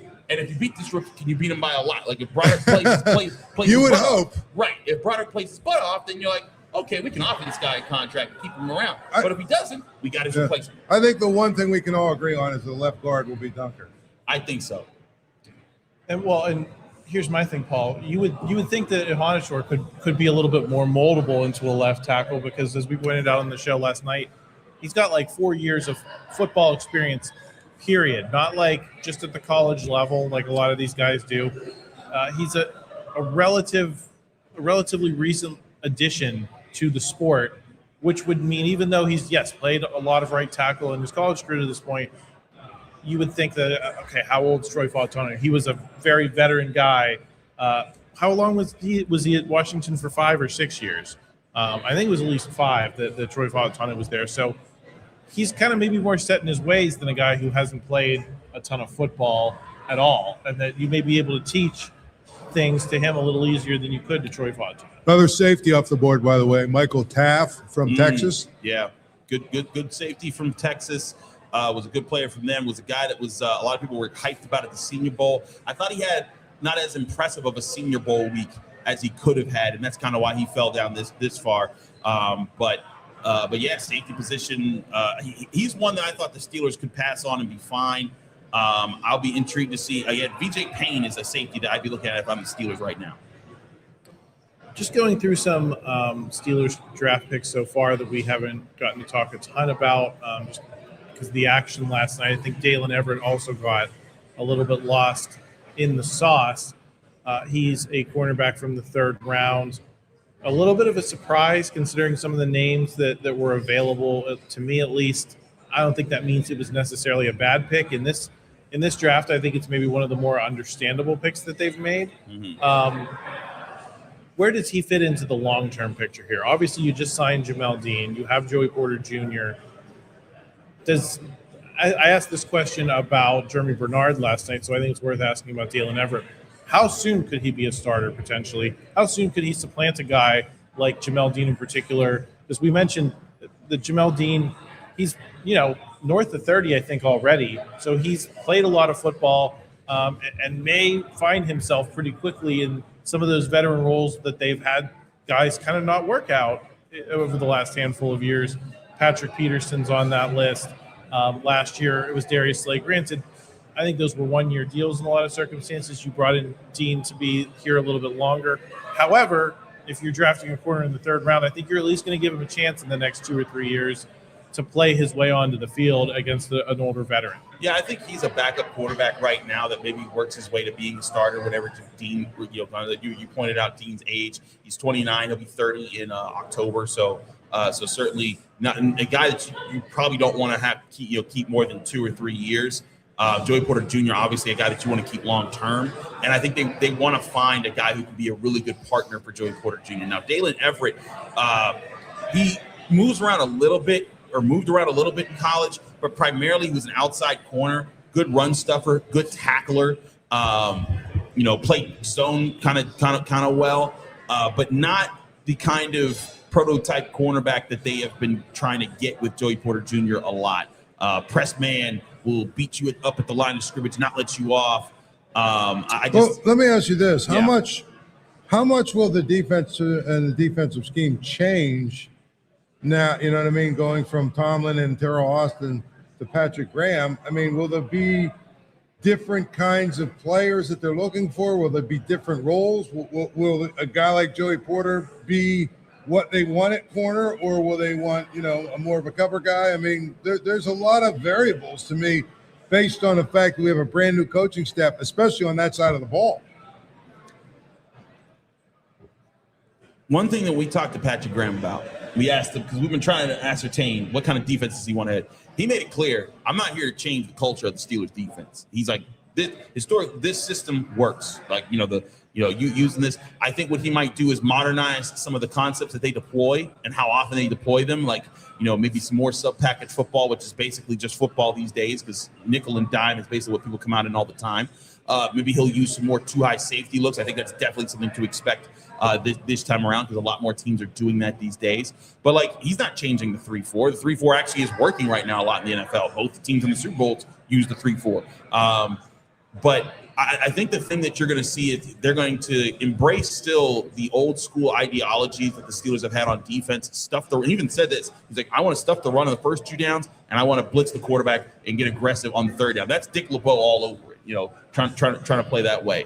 And so I'm going to stop you, Chris. The Steelers did trade out of 161. Ooh, they traded back. So did they get another pick here? Yeah, that's going to be interesting to see what the compensation was for this.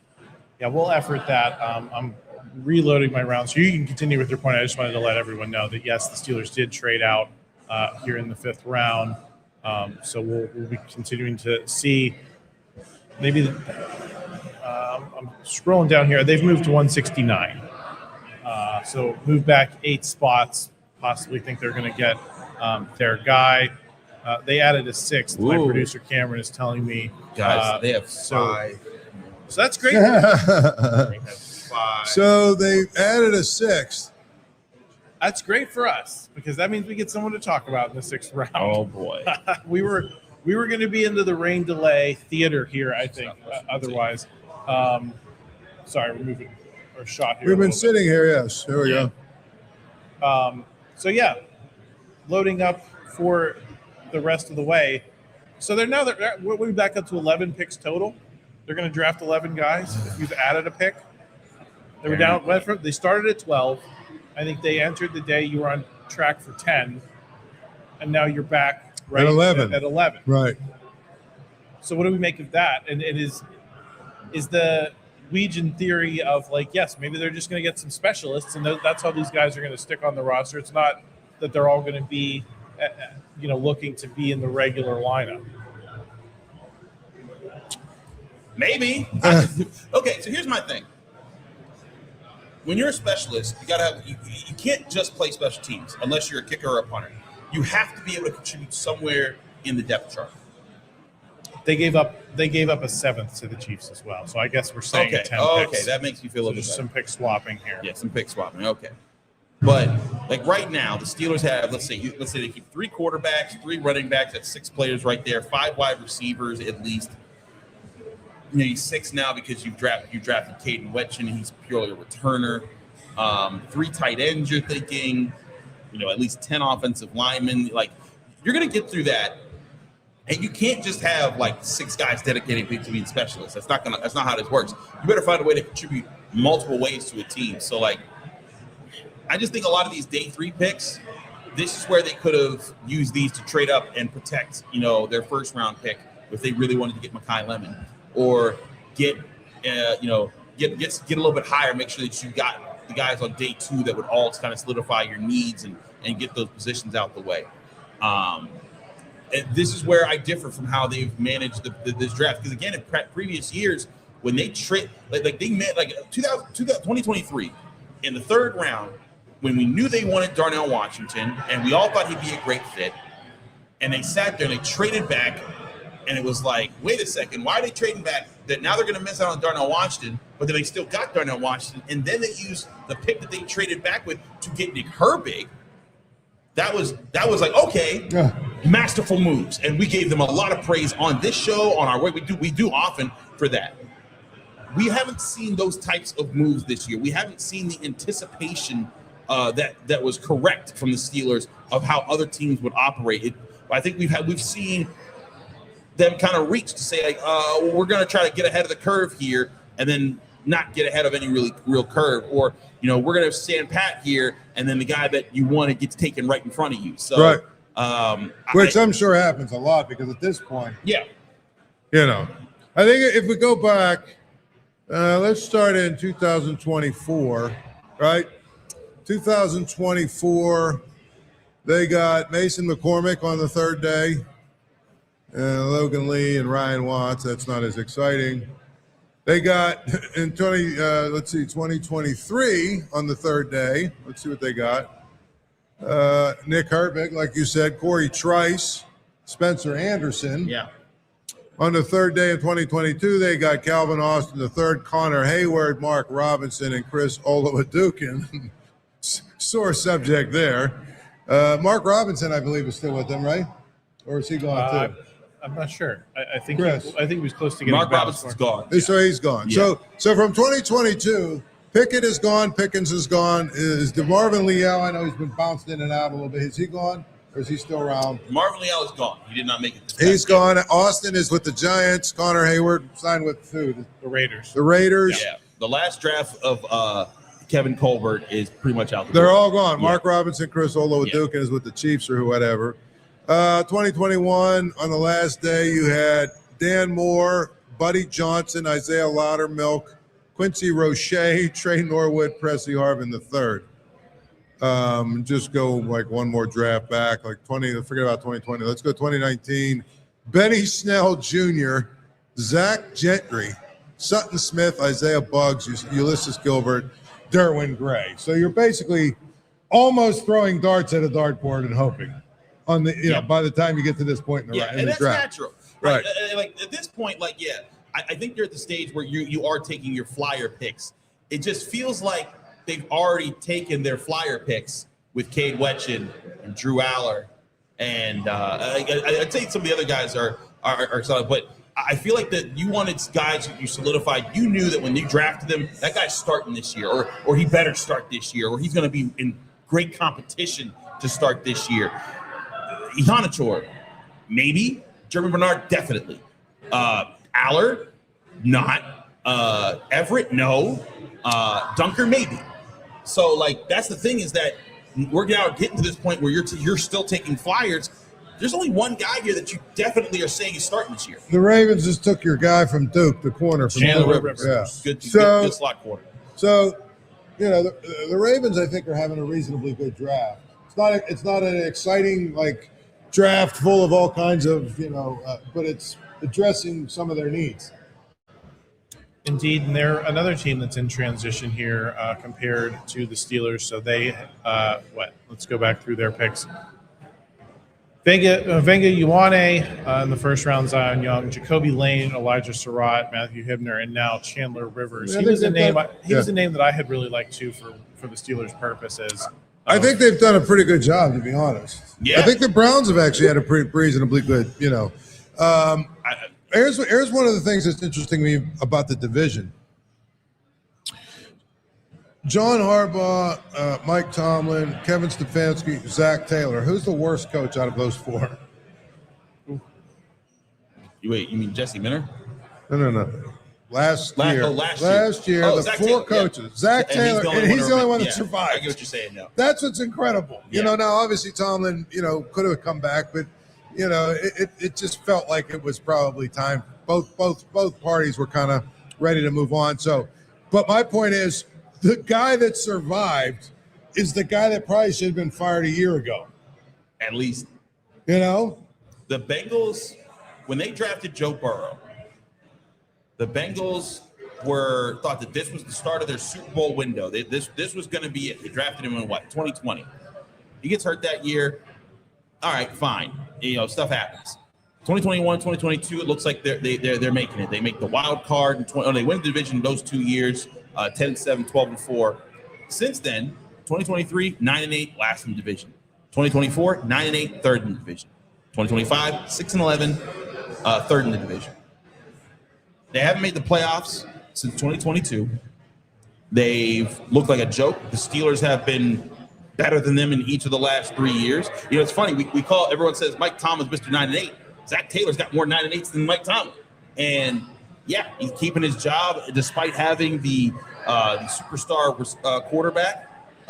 Quarterback and receivers. Quarterback and elite receivers. Big questions. Why hasn't that worked out? It is remarkable that they've kept him for 1, 2, 3, 4, 5, 6, 7. This is his 8th year as head coach of the Bengals, and he's made the playoffs for 2 of them. Yeah. True, and that's why, I guess we're going to find out here what the Mike Tomlin absence is, particularly among these AFC North guys. Man, we still got how many picks to go here till the Steelers? Got a minute. I guess let's go back through the Browns draft a little bit, because I don't know that we've fully gotten to talk through what they were able to do with getting Casey Concepcion and Denzel Boston back to back. I mean, here's the thing. You can even add Emmanuel McNeil-Warren. Those were 3 guys we talked about as potential Steelers first-round picks. The Browns got all of them, plus Spencer Fano, who I think was a little more fringe than those 3, but that you could have imagined because he could play guard. So they really got 4 guys that we had talked about on some level as a first-round pick.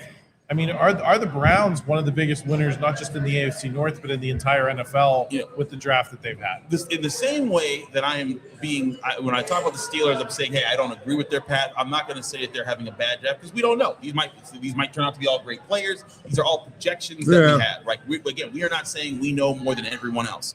But if we were to compare these to where these guys were ranked, the Browns, like you said, they got 4 dudes I had first-round grades on. So in my opinion, they've gotten a lot of really good value picks, and I think they're doing a heck of a job. I think these guys can all contribute right away. Like, for example, if the Steelers came away with Spencer Fano, Casey Concepcion, Denzel Boston, McNeil-Warren, I'm like saying, okay, this team, they're not going to compete for the Super Bowl this year, but next year, if they get the quarterback, they're in. Right. Well, I think, again, it's going to be interesting to see Todd Monken, how things change with him. I always thought one of the biggest problems I had with Kevin Stefanski, it just never felt like they were organized. It never felt like they were, had a structure to them. It never felt like he had real control of the locker room. And then they drafted Shadur Sanders. He obviously didn't want him. And ended up going with Dylan Gabriel, which was just mind-boggling.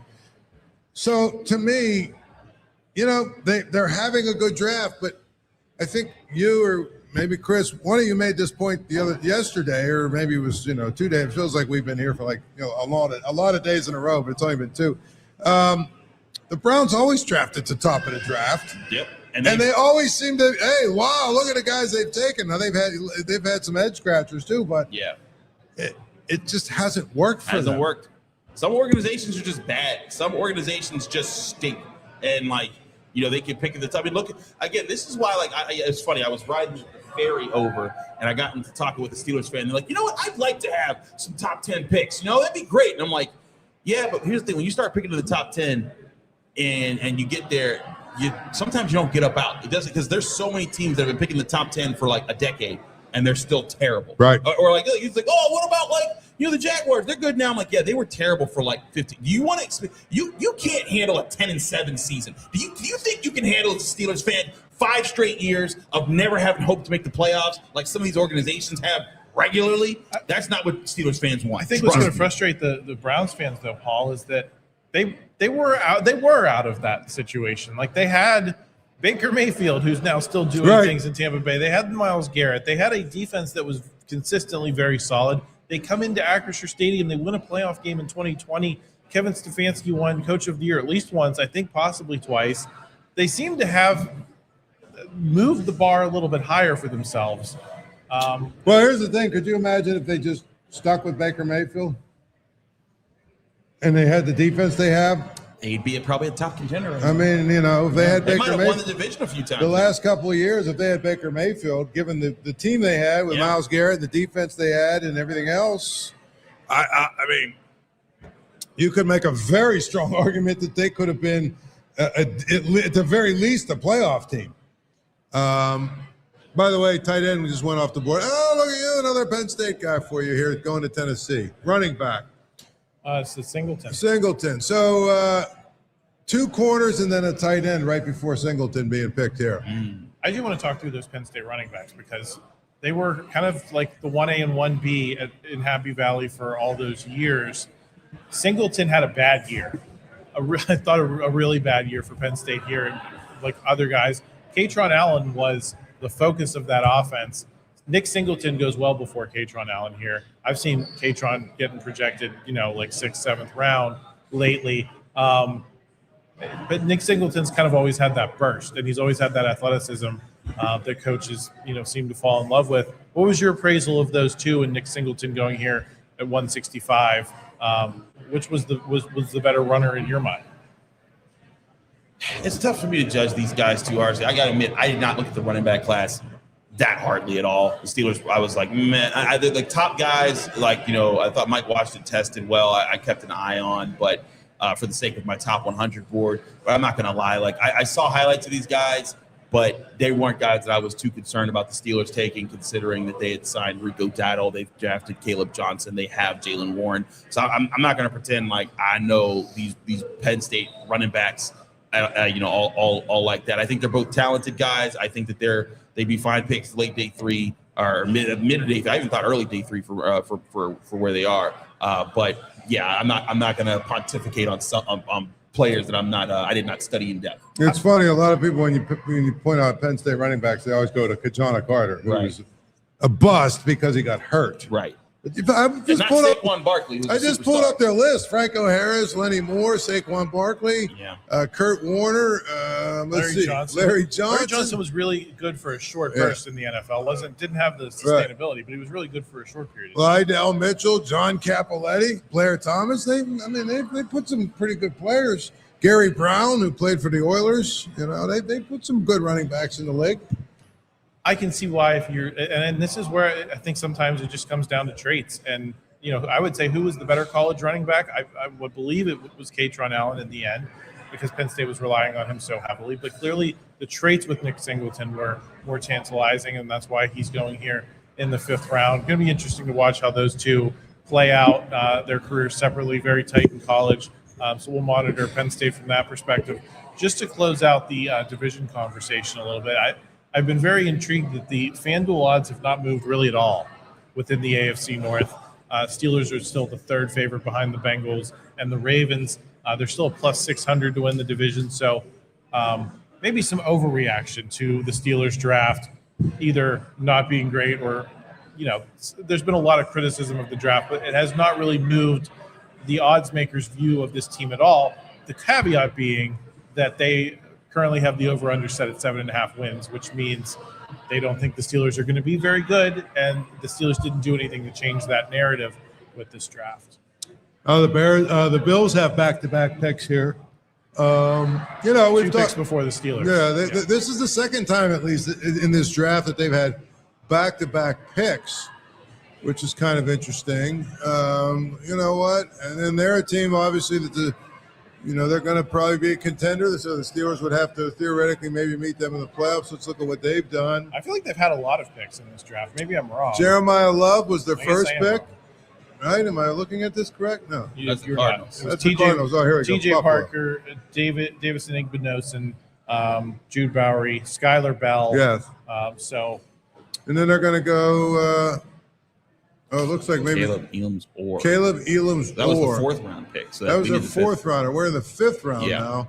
I'm looking at it. They must have traded out of one of their picks. I believe I was just on my screen. Yeah, the Lions traded in. The Lions traded in with that second of the two picks that the Bills had. Right. Before the Steelers come out to 169. So the Bills, the Lions, and the Steelers.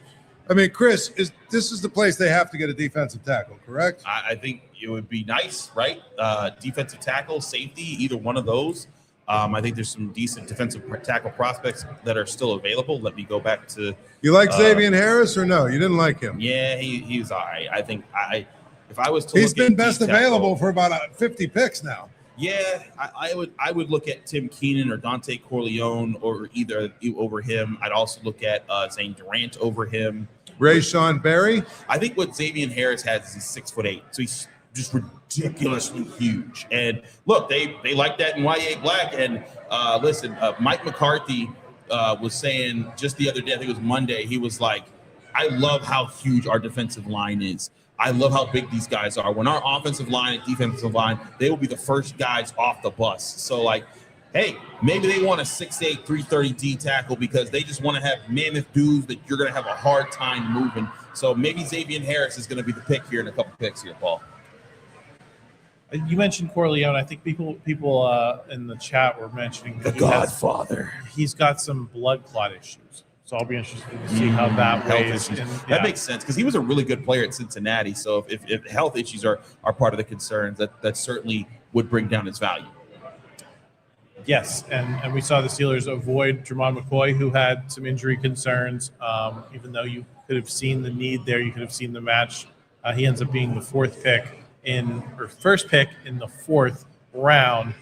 Paul, just quickly, as we're waiting here to see who the Steelers picked at 169, what were your thoughts on the Steelers? The AFC North odds not really moving at all. And are we overreacting to this draft in a bad way? Or are we I think that they needed to move the ball forward here to have a chance, at least in the eyes of the audience? I would be willing to bet that the odds of a team probably don't move that much at all. And if you think about it, the Ravens, the Steelers, the Bengals didn't pick to the second or third round. The Browns still have the same issue at quarterback. The Ravens and the Steelers have sort of had meat and potatoes kind of, drafts. I don't know that any of those teams really moved the needle for themselves. The Browns probably got better, but they still got the same problem, and that is they've got Shedeur Sanders as their starting quarterback, and he's not good.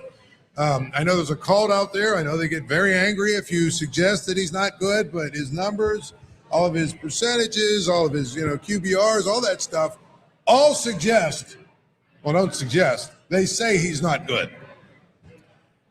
Yeah, and I think if you put him, he's a situation quarterback. Or if you put him in the right side, maybe that's what they're trying to do here, and they're trying to give him an embarrassment of riches to work with. And if you do that, maybe you can get more out of him than if you're relying on him and you're hoping the team around him is able to carry him.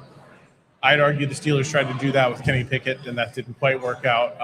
And Shedeur Sanders dropped. Where did he drop to last year? Because that was the story. The fifth round. How long we were talking about him for 2 days, and then he ends up finally going in the fifth round. It was hilarious. His cult of fans or whatever they were.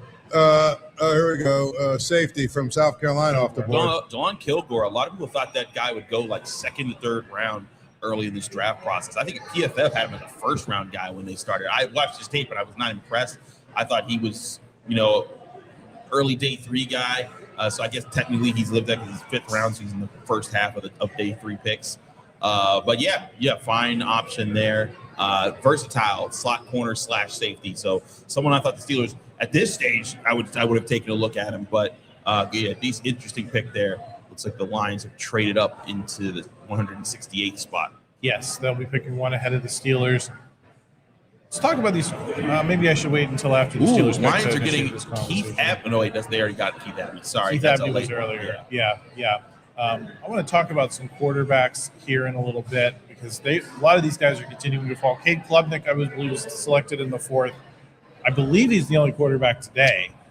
Correct. And then Garrett Nussmeier, he's been at the top of the best available pretty much all day here. He's still sitting out there. Taylor Green, Cole Payton, a couple of guys the Steelers brought in. They're falling down the board. So I'd like to have the conversation of them and whether you would have rather, if the Steelers were going to bring in a quarterback, you could have waited till now. And we liked these guys. I think Taylor Green's going to be particularly interesting because he's got the athleticism that if it doesn't work out at quarterback, there are other places you may be able to use his skill set. Yeah. He's just a blazing fast guy. What was the 40 time? I think it was in like the 2-3 or 4-3 range. Sorry, I'm pulling up his profile here. All of my bookmarks, folks, are gone from before the draft because my laptop got fried Friday morning. The fans just stopped working. Had to get a new one down at PGHQ. 438, 436. Yeah. 436. All right, Steelers pick is in. We got the Steelers pick, so we're just gonna try to filibuster here until we get the news. We have of a Steelers tight end, Riley Nowakowski, out of Indiana.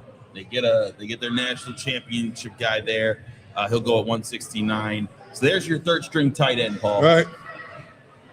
What are your thoughts on him, Chris? Did you scout him at all? Nope. I did not dive too far into the tight end. Okay, so let's Ryan Nowakowski is his name? Yep. Another Indiana guy, by the way. As I've been saying all along, sort of the idea to me is we should rethink the whole Indiana was the little engine that could. Oh, wait. Okay, I remember this guy. Yeah. More of a run blocker than a pass catcher. So the things that I looked at tight end was I thought the Steelers originally, I thought Marlon Klein would be available around here. He went much earlier. Marlon Klein was more of a pass catching tight end. And so the Steelers brought him in for a pre-draft visit. So my wondering was, would the Steelers prefer a pass catching tight end or would they prefer a run blocking tight end? Because Pat Freiermuth, he's more of a pass catcher who can block. Darnell Washington's more of a run blocker who can catch. So I was wondering, 3rd option, what would you prefer as far as a backup? So Nowakowski, more of the run blocking type. Let's read the Lance Zierlein scouting report here on NFL.com. Nowakowski's focus on the task never wavers. He's reliable and tough at the point of attack and holds up well in pass protection. He lacks height and weight, but is well-built and plays with better technique, strain, and finish than many offensive linemen in this class. He became a productive pass catcher in 2025, but he could struggle to separate or win the seam against NFL man coverage. His character and work ethic are outstanding, and he should help elevate run game execution whenever an offense lines him up or wherever an offense lines him up. In terms of the pertinent data, 4.66 speed in the 40. So I think that aligns with what they said. Can you separate at the NFL level with that kind of lumbering speed? NFL Next Gen Stats have him as the 24th ranked tight end in this class in terms of production, 24th in terms of athleticism. Overall, they rank him 26th among these tight ends. So we're well down the board here. He was a 3rd team All Big Ten for Indiana in 2025 and winning the national championship. From Milwaukee, Wisconsin, 6'2" and a quarter, 250 pounds. Paul, your thoughts on them going this direction with the tight end this late in the process, considering how deep this tight end class was perceived to be? Yeah, I mean, it sounds like they got a guy who is probably going to struggle to make the roster in 2 years. Yeah. That's what it sounds like to me. Just listening to what you said, scouting report wise, those blocking tight ends that are not really pass catchers. Now one thing that's interesting is Arthur Smith loved to use the guard or the tackle or whatever as the extra lineman type thing. I don't know. I guess you could use this guy if he's a good blocker, but you have Darnell Washington. Why would you ever take him off in a situation where you're going to need run blocking? So right. I think that this is more like we're getting depth here because they wanted someone to fill in if Washington got hurt towards the end of the season. And when he got hurt, their run blocking took a hit because he was a huge run blocker on the edge. And so their outside runs weren't getting the same kind of oomph that they were through most of the season. So I can see that fit there because Connor Hayward was a solid, guy who could be plugged in, but he wasn't going to add the power as a run blocker. So maybe Nowakowski can help in that regard a little bit more. Browns get a tight end here as well at 170, Joe Royer from Cincinnati. Oh, the Browns. There we go.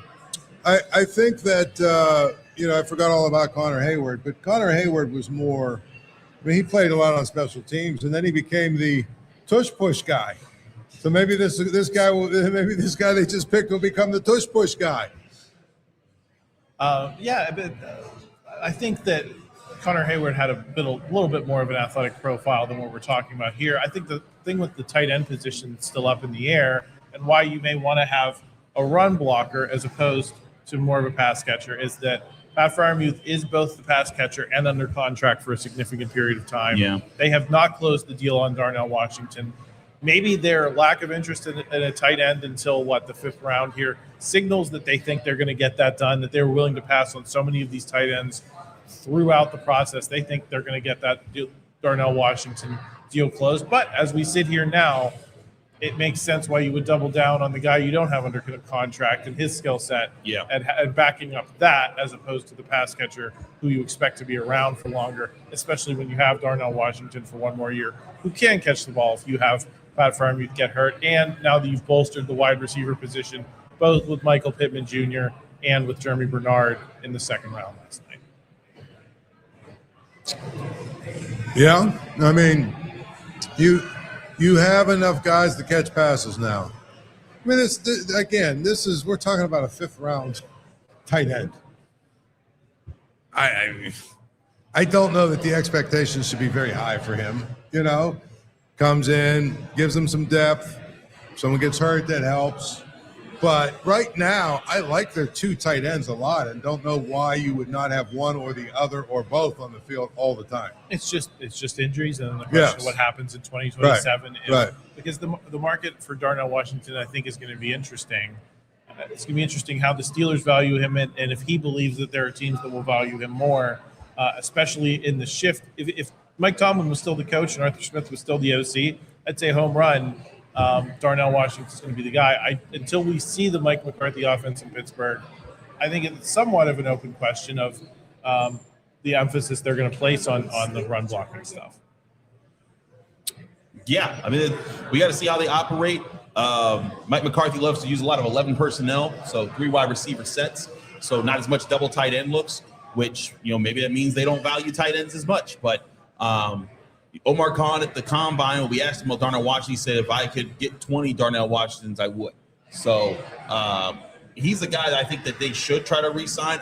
Thing is, they have cap space, man. Like in the next few years, they got some serious cap space to build and get guys. This, I think, would behoove them to try to keep some guys, especially from that 2023 draft class. Joey Porter Jr., Nick Herbig, Darnell Washington, if they can, Keanu Benton. And that's where, Broderick Jones, where does he fit in that picture? Yeah, I'm all in on Darnell Washington. It's just until he signed that contract, you have to ask the question. Agreed. Any more thoughts on Nowakowski? Is there a possibility we could see 2 tight ends on the field, that's him and Darnell Washington in some extreme run blocking situations? Maybe you have a little more versatility than you have with Spencer Anderson as a 6th offensive lineman, maybe, where he could catch a pass where Spencer Anderson could not. Is that maybe part of the math here as well? Maybe. Again, I think that it's going to be very interesting to see how it all lines up, but I have a hard time believing that Riley Nowakowski, is that his name? Yes. I have a hard time believing that he's going to be. He's not going to see a whole lot of stuff. Yeah, I don't know that he's going to be a guy who's a factor this year. And I think, that's one of the things that we really look at. I mean, if you go through it, right? Go through real quick here. I mean, I think one of the things that we've seen with the Steelers is that, and one of you said it earlier, this is looking a little bit more and more like a team they're looking at down the road, right? I mean, you've got your first pick, probably is going to play, but maybe not. Maybe he's not going to be ready. Your second pick will play. Your third pick is probably not going to play. Everette will probably play, but I don't know they'll be a starter. Dunker will be a starter. Wedgson will be your returner, but Nowakowski is probably not going to play. I mean, it's a team that really, if you look at it, this is a draft of a lot of guys that you hope develop and become players for you. Yeah, it's one of the reasons I've been sitting here saying it doesn't align up with where they are. And again, Saints get Lorenzo Styles, Sonny Styles' brother there, who ran really well at the combine. Really good athlete there. But yeah, when looking at the Steelers picks, I'm right with you, Paul. Like a lot of these guys, like we don't know for sure that Iheanachor is going to start this year. Germie Bernard definitely going to start this year. Allar, no. Everette, no. Dunker, maybe. I think he could. I think I'd give him a good chance. Wedgson, I mean, if you count returner as a starter, but there's not going to be there's only two guys here I think that definitely impact the line, the from scrimmage play from the Steelers this season. And so I think that these are some interesting picks, especially when safety and D tackle I think were two serious needs this team had coming in, and they're still sitting here without addressing them.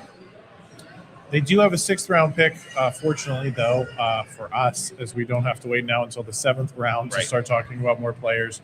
I guess any final people in the comments are talking about H-back, fullback as a possible use for Nowakowski. Do you guys want to address that? He fits that entirely. Like he's not your pure tight end. He's a guy that's going to flex between those positions. I think that's one of the reasons why they got him. That's why they love Connor Hayward. But you're not going to pay Connor Hayward. You're going to draft him in the 6th round and then let him sit there. So yeah. Paul, any final thoughts here? I think we might want to get to a break here. I think we might be trying to get Ray Fittipaldo. But Brian did bring up Nowakowski when he was on. Brian Batko, producer Cam Hoover mentioned that to me in our little chat here off air. So kudos to Batko for nailing one there. We're going to try to get to a break here. The Steelers will be drafting, I believe, at 210 now. In the context of day 3, we should get there pretty quickly because I think we just waited out like 50-plus picks. Right. So it'll be moving along here, but we're going to get to a break here. We're around well past the 3-hour mark here. So we appreciate you all hanging out with us. We'll get more insight, hopefully hear from Ray Fittipaldo on the other end of this break. This is the PG Steelers NFL Draft live stream at Aslin Beer Company. Come on down. We still got some contest winners. If you were looking for something to do on this Saturday that does not require you to walk into the NFL Draft footprint, come on down to the Strip District.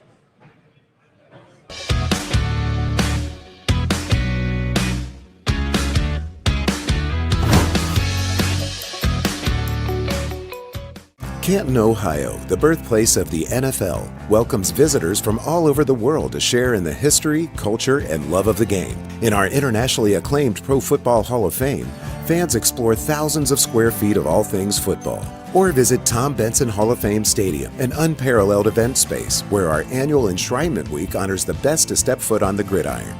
We never stop leveling up the experience for football enthusiasts, which is why we're building a state-of-the-art Hall of Fame village, including a football-themed indoor water park. When you're filled up on football and you're hungry for more, discover delicious food and drinks around town. Sample a bit of it all on our walking food tours. And along the way, experience the greatest moments in NFL history come to life as public works of art. As the sun goes down, Canton's nightlife heats up. Sip a drink fireside with live music in Centennial Plaza. Or catch a show at the Canton Palace Theater. Gain some yards and great memories when you visit Canton, Ohio, a Hall of Fame city. Bring on the fun and bring home a new Honda. Road trips won't wait, neither should you. So bring on the thrills with a Honda Hybrid. Hit the road with high-tech features like available Google built-in and the efficiency of a Honda Hybrid. All from the 2025 Kelley Blue Book Best Performance Brand. Buy online, reserve from select dealers, or hurry into your local Honda dealer today.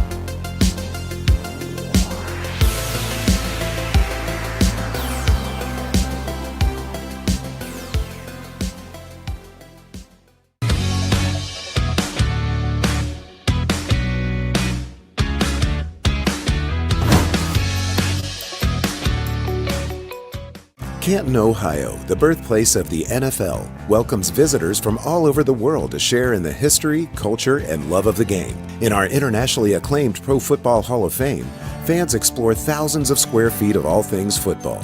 Or visit Tom Benson Hall of Fame Stadium, an unparalleled event space where our annual Enshrinement Week honors the best to step foot on the gridiron. We never stop leveling up the experience for football enthusiasts, which is why we're building a state-of-the-art Hall of Fame village, including a football-themed indoor water park. When you're filled up on football and you're hungry for more, discover delicious food and drinks around town, sample a bit of it all on our walking food tours, and along the way, experience the greatest moments in NFL history come to life as public works of art. As the sun goes down, Canton's nightlife heats up. Sip a drink fireside with live music in Centennial Plaza. Or catch a show at the Canton Palace Theater.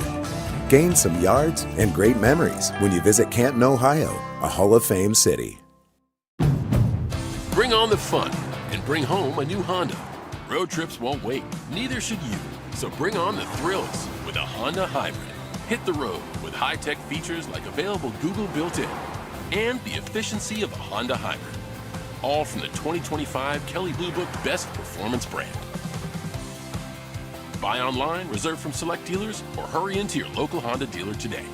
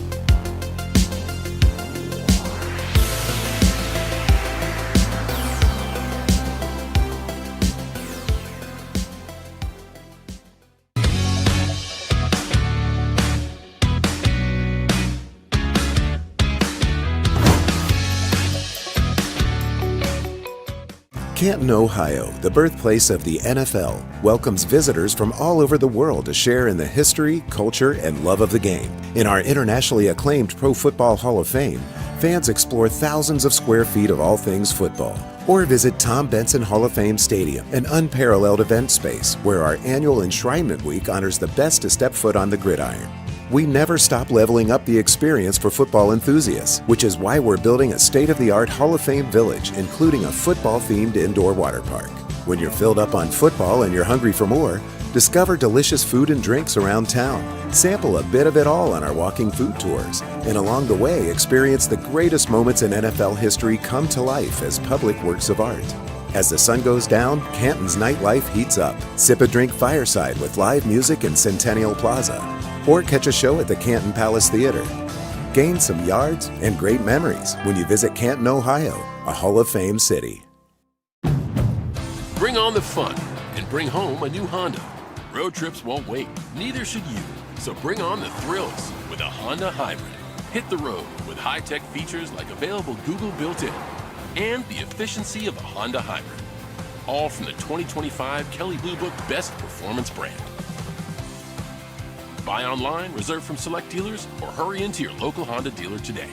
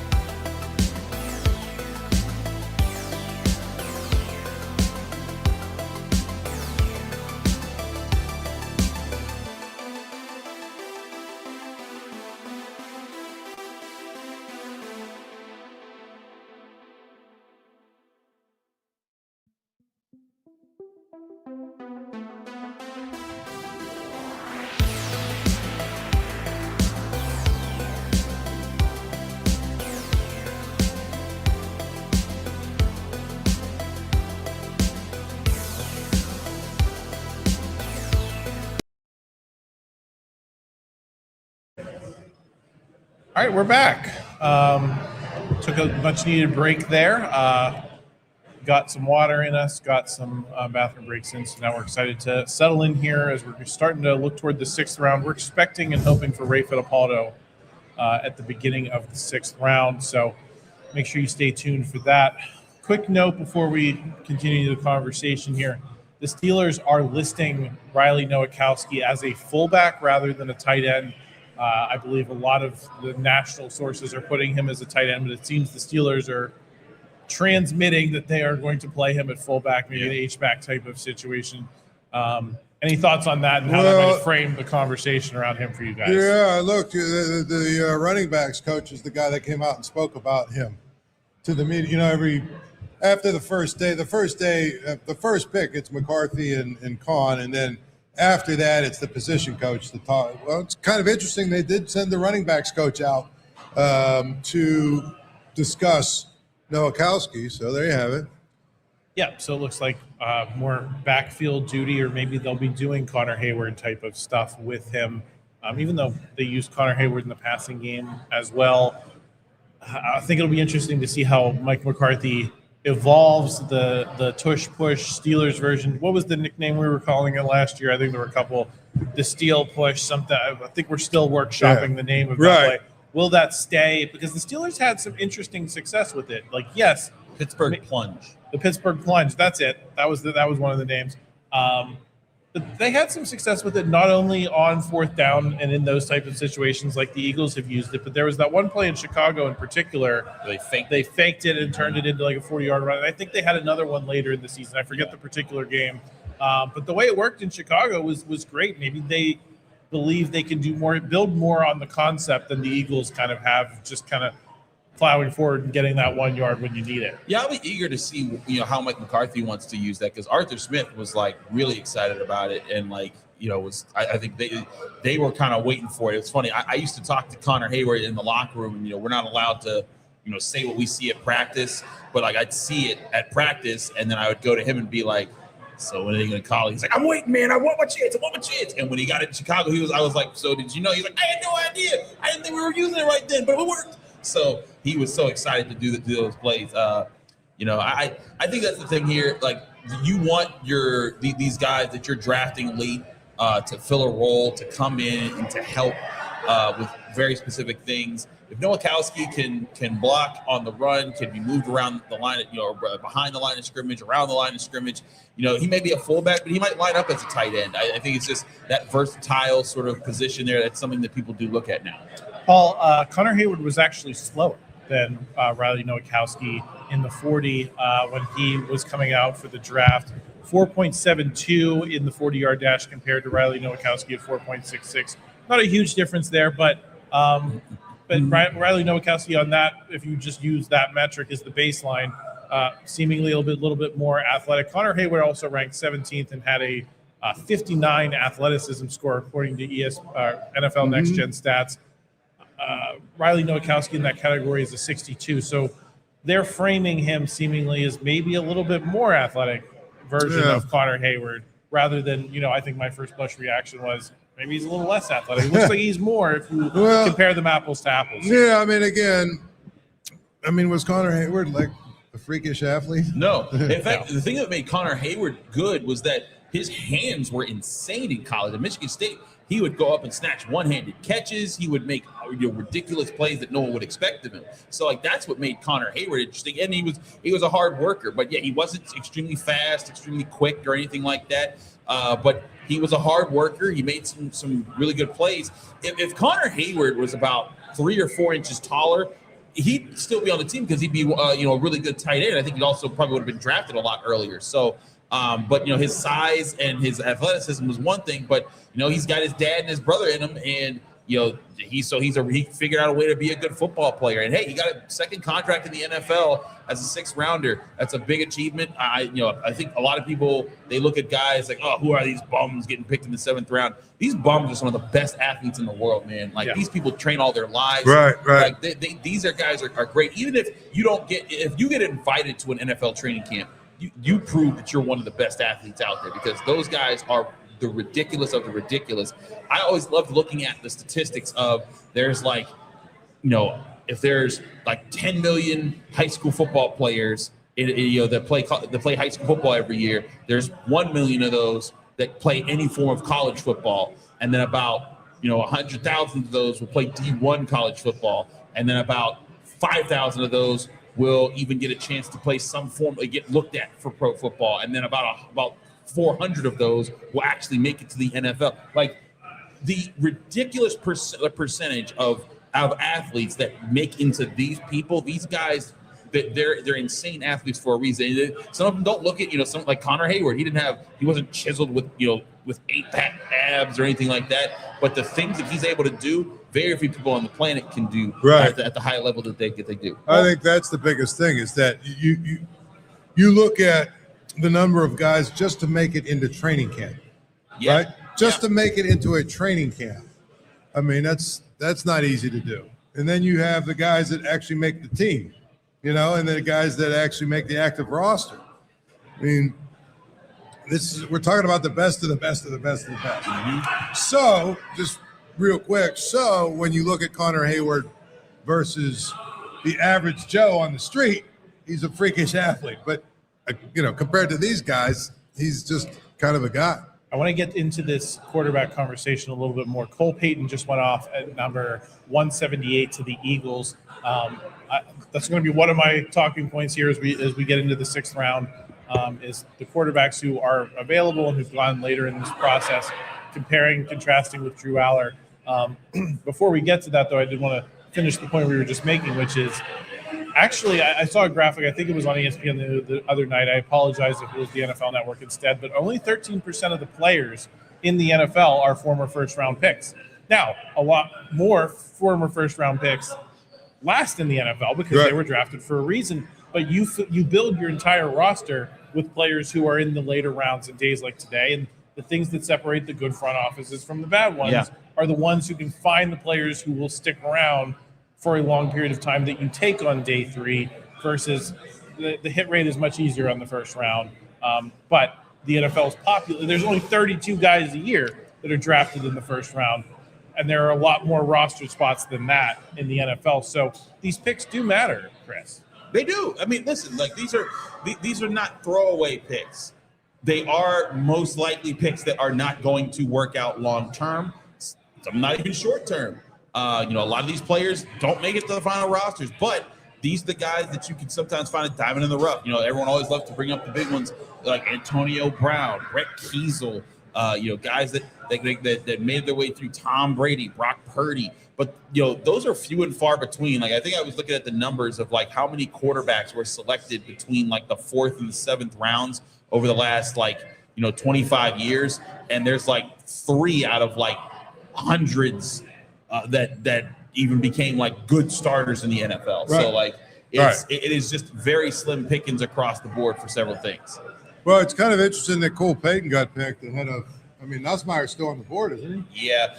Nussmeier, I think he really got hurt by that injury he suffered this past year. It really set him back. He didn't get a chance to finish the season strong. He was still kind of going through it when he was at the Senior Bowl. He's also a smaller quarterback. So that's why, Drew Allar's way above him. I think Nuss has fallen for a reason. I mean, here's another thing. Garrett Nussmeier's dad coached for Mike McCarthy. Yeah. So, I thought maybe he would be that mid to late day 3 guy the Steelers would take just because of that connection. And he does have a good head on his shoulders when it comes to football IQ and decisions. He just doesn't have a cannon. He's not very athletic. He's not big. Now he has injury concerns. So when you count all that, I'll take the guy with the physical traits, instead of the guys with questionable physical traits, and you're not sure if he's going to be healthy. But Cole Payton, interesting player there. Here's a question for you. Will this Diego Pavia, will he get drafted? No, I don't think he will. Well, I just saw a picture from his draft party. They're waiting. Well, good. I hope he does get picked. The thing is that I don't think that he endeared himself to anybody by the way he acted. On top of that, I think just talent wise, it was kind of obvious it is what it is about Diego Pavia, but he certainly didn't add to it. I mean, look at Shedeur Sanders. Shedeur Sanders told the Ravens don't draft him supposedly, right? And Shedeur Sanders actually was a good college quarterback. Diego Pavia, solid, but not even on that level. And so, I think that's gonna. I think he's gonna probably be an undrafted free agent. He's gonna get a chance to come in. Teams don't care. You could be a showboater and have that swagger about you when you're a heck of a playmaker. Yeah. But if you're a guy that you have a lot to prove and you're doing all that, teams might take you eventually, but you're not gonna you better light it up when you get to training camp. Otherwise, you're gonna look like Boo Boo the Fool. Right. Absolutely. And of course, with Shedeur Sanders, as you said, he was a really good college quarterback. But he hasn't been a great pro quarterback, and he's still acting like he's a college. He's still acting like he's the big man on campus, like he did in Colorado. And Pro Bowl quarterback. Yeah. Pro Bowl quarterback should say. I guess we can talk about that. Does the Pro Bowl mean anything anymore, guys? No. I mean, the initial invites, yes, but then the fact that the 3rd or 4th replacement gets to get the Pro Bowl, it's not what it used to be. To me, when you look at it, what they should do is just name the Pro Bowl teams. Yeah. and then I'd have a Pro Bowl. I just feel like all pro is what matters. Like, Right. It is. You know, and Pro Bowl is who gets to participate in the little exhibition. Right. And like I watched the flag football game, and it was dumb and fun. And if you're a football junkie, you can sit there and be like, all right, I was entertained. I was amused by We used this. to watch the Pro Bowl and be like, yo, Sean Payton, what was his name? The safety for the Commanders. Sean Taylor just lit up that guy on special teams. Oh my God. Like, the Pro Bowl used to be fun, man. Even though it was still pointless, there were still some cool moments. It got to the point, and that's why it's flag football now. They're just like, these guys don't want to get hurt. And, you know, these things, I still remember Hines Ward. The NFC tried an onside kick, and he picked it up and scored a touchdown with it. Like, you know, like Pro Bowl used to be a lot more fun than it is now. And even back then, it was still like, is this something you really want to spend your Sunday watching? You know, in early February. You know, Well, I think the density of football programming now versus then, that's partially what made the Pro Bowl more special. When you can watch football 7 days a week from September until really August, if you count that last week, you know, college football, until the playoffs really start whittling down the teams, and it's just 1 or 2 days a week. I feel like the luster falls off the Pro Bowl for that reason, and that's why they kind of had to go to the flag football game, because that's something different. Right. Like visually, this is different. But I think when the Pro Bowl used to be played, the best players were playing in it. Yeah. And they always did a pretty good job of having it the week before the week between the Super Bowl and, you know, the end of the the AFC Championship and the NFC Championship and the Super Bowl. So it was kind of like, well, at least there's a football game on tonight. Right. But then the whole thing started falling apart because guys didn't want to go to it. Right. And then it just started getting bad players. And then it just sort of really dwindled into something that, to me, I get the NFL is always trying to angle to try and have as much programming as possible. I just don't know if you need to do that anymore. Well, and they've preserved, I think, everything that destroys an all-star game is when you get away from whatever the historical designation of the teams was, right? And, like, I think that's something baseball's done really well, is kept National League, American League. Right. Home and away, they're playing for, like, league pride. And I know it's not the same as it used to be. You have the DH in both leagues now. There's no real difference. There's tons of interleague. I think you play every team in MLB once now, so it's not even like when we were growing up, Chris, where the interleague series were the big ones, because you might only get to see the Yankees once every 10 years at the rate they were going. But still, I think the baseball all-star game fundamentally gets the I'm going to root for my league thing right, and that's what the Pro Bowl used to have, and it just doesn't have. It was like it's a flag football game now between AFC and NFC, but then it was like they had like a pickup game. They just messed with the format too much, but that's enough Pro Bowl talk, I think, for this. Just for the NFL draft. Anything interesting catching your eye in terms of guys who've come off the board, Chris, in the last handful of Let's see who have come off the board here. We are still in the fifth Couple round. receivers, Kevin Coleman Jr., Cyrus Allen. So Kevin Coleman's a good slot receiver out of Missouri. I interviewed him at the Senior Bowl. Tough guy, quick, fast. Another Calvin Austin type. I think that he could have been an option there. Cyrus Allen, I liked him. He really good slant receiver out of Cincinnati. And again, like when I say really good, I'm not saying like he should have gone in the first 3 rounds. But when I say really good, it's like, hey, like these guys aren't going to go early, but they're still good athletes. Ray is in the studio. I apologize. I was missing that. Ray is, I believe, in his car at the Southside facility. What up, Ray? Ray, are you there? Can you hear me? Good afternoon, guys. Can you hear me? I can hear you decently. Ray, we haven't had you on the stream at all yet. So a lot of thoughts we haven't quite gotten from you, at least on the stream. I know you've done a couple of videos on the YouTube channel, so if you haven't checked those out yet, please do. Those have been doing pretty well. People love hearing from you and Jerry at the facility. I guess let's just work backwards from the first round pick, Max Iheanachor. I got to keep working on the pronunciation. Talk to me about the first round pick, Ray. You've had a couple of days to digest it now. Iheanachor. I had nailed it at one point. I think it's we'll get to it later. Your thoughts on the first round pick, Ray?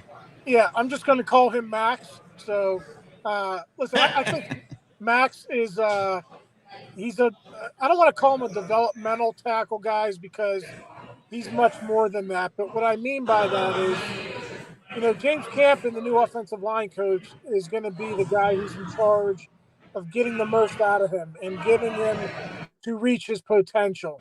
this guy has a very high ceiling. As you know, he didn't come to football until he was 18 years old, not until after high school. The thing that I like most about him is his footwork, and you see his soccer and basketball background come out when he can mirror defenders. What I want to see more of, and what I want to see James Campen work on him with, is his punch, a little bit more force, a little bit more strength. I think sometimes he can get collapsed a little bit, but for the most part, and I know there was a whole thing about Mekhi London, but let's take that out of the equation. He's a really good developmental tackle who I think has a big upside, and now it's up to the coaches to get the most out of it. Ray, you're a former offensive lineman yourself, so let's add Jennings Dunker to the conversation and just talk about this unit holistically. How do you see it working out in the immediate term? So, let's say opening day lineup, who is the 5? And then where do you see this leading to in the long run? We spent a lot of time talking about Troy Fautanu earlier today.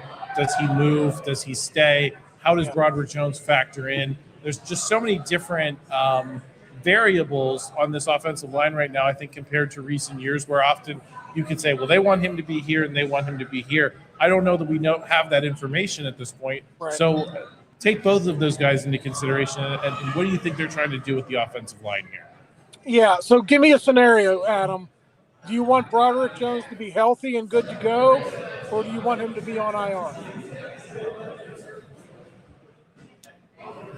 I didn't hear what he said. It was tough to hear him. Something about Broderick Jones. Okay, Ray, I didn't quite hear you, so just let's say Broderick Jones is good to go. Broderick Jones will be the left tackle.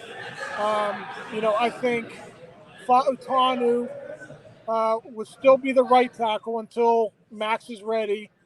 And then you would have Mason McCormick and Zach Frazier.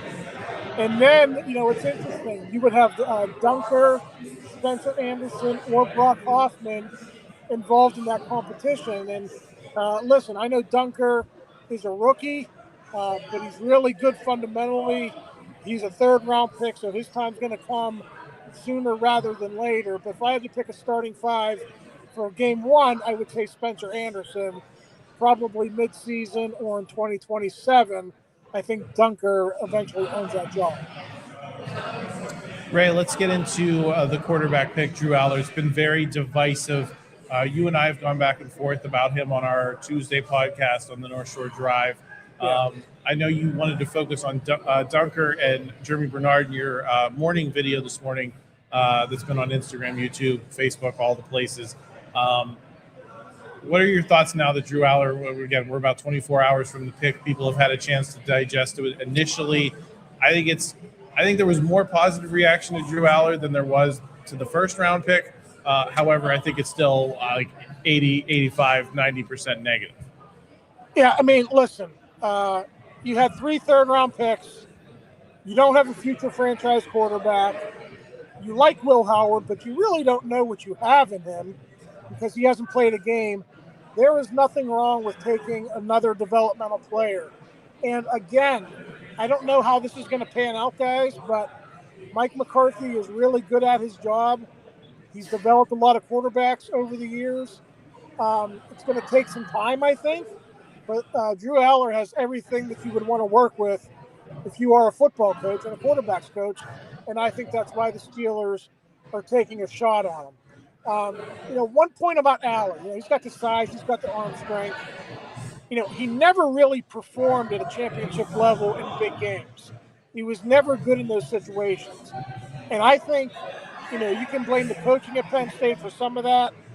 You can blame the lack of quality playmakers around him at Penn State for some of that. But in the end, guys, a truly NFL caliber starting quarterback is going to raise the level of play of the players around him, and he never did that. So for me, that's the question that I have to keep asking myself is, everything else is there to mold, to develop. Can you develop that? Can you develop that it factor? I don't know, but we'll see if Mike McCarthy can do it. Zane Durant goes off the board here, 181 to the Bills. That was a name people were starting to point out in the chat as a potential for the Steelers here. still about, I guess, 30 picks away here, right, from the Steelers picking at 210. So Zane Duran was a person I saw a lot of people mentioning in the chat. Steelers aren't going to get a chance to draft him. Yeah. Ray, where does Daylen Everette fit into you for the, I guess, immediate term and long term? Because there's the Jamel Dean of it all. Obviously, you sign him. You expect him to be the guy in 2026, but we've seen them bring in multiple of these veteran cornerbacks who've eventually they've moved on from for one reason or another. Is Daylen Everette a guy who you want to have on the roster to be ready when his number is called and maybe, develop in a way that we haven't seen them be able to do under the Mike Tomlin regime? Yeah, well, listen, I think he has inside-outside versatility. So even though he played outside in college, I think the majority of his starts were on the outside. I think, he could be an inside corner. So, you got Brandon Echols there. You got Jalen Ramsey there potentially. If Everette shows something in training camp, he could potentially be in that mix at slot corner as well. Now, he's a little bit bigger than your average slot corner, but the reason I say that is he's known to be good in run support. So you usually need that in your slot player. And he's not a guy, even though he runs a 4.38, he's not a guy who really tracks receivers well deep down the field. So maybe his niche eventually is being a slot corner. We'll have to wait to see how that plays out. I think the Steelers coaches and Patrick Graham were open about that last night when they talked to us about him. They're not going to have a set position for him. Why would you? Given the way the secondary is right now, they could use bodies at several places. I think they're going to see what they have in him and then make a prediction or make a projection on him, once OTAs and training camp are behind us. Taylen Green goes off the board here at 182 to the Browns. We're starting the 6th round finally. So Taylen Green's another name. He was a Steelers visitor along with Cole Payton. So those were guys that the Steelers were clearly comparing apples to apples against Drew Allar, who we were talking about a little bit earlier. So that's 2 quarterbacks in the last 4 or 5 picks here. I believe Cole Payton went at 168. Taylen Green goes at 178, and Taylen Green goes at 182. So 2 quarterbacks and about 4 picks there. Ray, today, day 3, they've kind of gone seemingly niche here between Caden Weechin in the 4th round, 5th round. They go for Riley Nowakowski, who played tight end at Indiana, but that I've heard the Steelers are now listing as a fullback. They had the running backs coach do a news conference on him and explaining that pick. So it seems like they're kind of going a little niche here on day 3 so far. What's your reaction to the picks they've made and how they fit in? Yeah, so credit to Chris and myself, but we both had wet gen in one of our mock drafts, but not my final one, so I won't take credit for that. But, this is kind of the spot in the draft where you get like a return specialist. This is where they got Calvin Austin 4 years ago. Calvin Austin was a solid returner. I thought he was, a decent receiver for them. And, we'll see if Wetjen can develop to anything beyond that. But he's got crazy production at Iowa. I mean, 27 yards per punt return at Iowa last season, 3 returns for touchdowns. If you watch the highlight clips, he's excellent. Now, is that going to translate to the NFL when all these guys are faster and, the field's a little bit more condensed? We'll see. He's not going to average 27 yards per return in the NFL, but he's got that elusiveness and that speed you look for in a returner. So I thought that was a good pick. And listen, the Steelers needed a number 3 tight end / H-back. I think that's what this guy is. You could have him as either, really. He's got the size to play in line if you need him to. Sounds like the Steelers are going to play him more as an H-back or a fullback. But Mike McCarthy's offense has utilized that in the past, and maybe they have a role in mind for Riley here in the future. Ray, 3 picks left, I believe. They've got this 6th coming up at 210, and then they still have 2 7s left. What would you like to see the Steelers go in that direction? I think this is normally the part of the draft where you get a little bit more gadgety, and you draft these players like you've drafted in the 4th and the 5th. They've gotten those guys. Are there still players in this draft you're intrigued by that fill these needs in maybe not an immediate way, because you're not going to start a 6th-round pick. You're not going to start a 7th-round pick. But guys who you would be interested in on a developmental level and potentially having a track to on a track to contribute at some point. Yeah, well, at the beginning of the day, I was thinking, okay, maybe they'd have a shot at Darrell Jackson. Darrell Jackson was in for a visit. Big interior defensive lineman. So I could still see them going after a defensive lineman. Maybe you guys can tell me, is that James Thompson still on the board? He was also in for a visit. So, maybe a guy like James Thompson. I think he is, yes. Yeah, Chris is saying yes. Yeah, so maybe a James Thompson, you could see him with one of these final picks. In addition to defensive line, maybe inside linebacker. They brought a bunch of those guys in. I saw Jaden Duggar go, the Penn Hills kid. I saw he went earlier. So maybe inside linebacker. They got a situation with Patrick Queen and Malik Harrison, both entering the final years of their deal. They could use some quality depth there.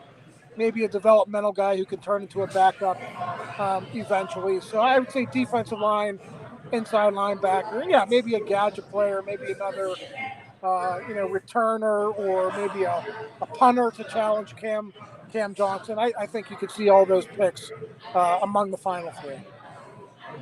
Ray, you're a report card guy at the Post-Gazette. That's you're the principal, you're the grader-in-chief of the Post-Gazette in terms of the games, the drafts and stuff. Obviously, there's still 3 picks yet to come, but there are a lot of people in the chat making their declarations of what they think the Steelers report card should be on this draft. What initial grade are you giving? Obviously, withholding the right to change your opinion based on how these last 3 picks go. What grade are you giving them for what we've seen so far? So you want me to grade the draft overall or each player? Overall, I would say, off to a tough start, but I think overall, through 5 rounds, I would go B to B minus. I thought they rebounded really well on day 2 when they got Bernard. I really like the Bernard pick. I think Everette has some potential, and I really like Dunker too. So I think all 3 of those guys, or 2 of those guys, have the potential to have roles as rookies. We'll see what happens with Max. We'll see what happens with Allar. But if you can get 2 contributors among this draft class to contribute as rookies, I think that's good. And then maybe eventually Max, gets going. He's maybe in that starting mix. And I don't want to say this draft hinges on Drew Allar, but if Drew Allar pans out, if he's your future starter, then this draft is going to look a whole lot better. So you guys know this. I mean, it's fun to grade, these drafts the day of, or even, after a year or so, but you really got to wait 3 to 5 years to see what happens before you could really give it, an honest grade. Chris, Paul, do you guys have anything for Ray before we let him get back into the facility here? No, that's good. Yeah, Ray, we thank you guys for being on hand. Ray, I tried in so many of my mock drafts to trade away all the 7th-round picks so that you guys could be able to leave the facility a lot sooner. But it seems like we got, 4 more picks for the Steelers to get through today? Long weekend, guys. Long weekend. Long weekend, and at least the traffic hasn't been bad. So, Ray, we're going to let you get back inside here. About 20 picks now, and those should go pretty quick until 2:10. So we'll let you get back inside to hear the reaction there. We appreciate you joining us. Was glad to finally get you on. All right, sounds good, guys. Have a good show. Thanks, guys. Thank you. All right, we're back just here at Aslin, me, Paul, Chris. I guess we should talk about the Cole Payton, Daylen Green of it all, since those guys have been selected recently. Both Steelers visitors. They go in, the late 5th. I think Daylen Green technically was in the 6th. He was the first pick of the 6th round. Yeah. So those 2 guys both go much later than Drew Allar, the other guy they brought in. I mean, that says to me, Chris, that they liked Drew Allar that much more than those 2 guys, even though they were willing to bring all them in, even though they were, maybe considered day 3 picks at the beginning. The Steelers must just have liked Drew Allar that much more when they got their eyes on him. I mean, obviously, if they took him this early, but I like Daylen Green as the project quarterback, and which is what I thought the Steelers would go for in this draft class. And that's the thing. Again, I think Drew Allar's a project quarterback, but you took him in the 3rd round, which that's wild. But Taylen Green, that's the perfect range for a guy like that. No pressure on this guy to have to start. You are coming in to just learn, to grow. And he's another guy, Drew Allar, we're talking about, he's big and he's got a cannon arm.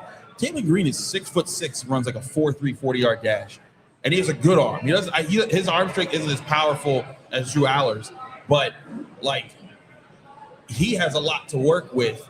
And he's a better runner than Drew Allar. He's the guy that, I can see coming in 6th round, projected preseason. And if he works out, he works out. If he doesn't, I took him in the 6th round. I'm not really hurting about that. Again, I think the Browns value-wise. I'm not sure what. If you're the Browns, why are you taking a quarterback here?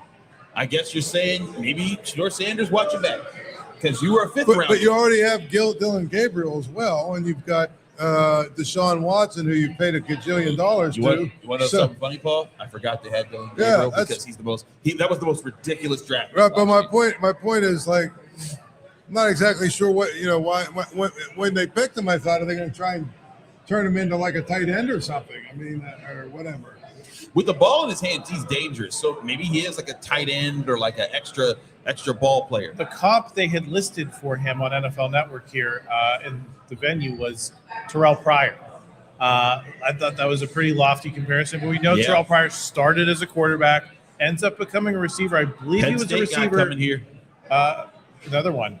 Katron. We'll talk about that in a second. But the comp to Terrell Pryor, he ended his receiver. He played receiver for the Browns, correct? That's where he was late in his career. Yes.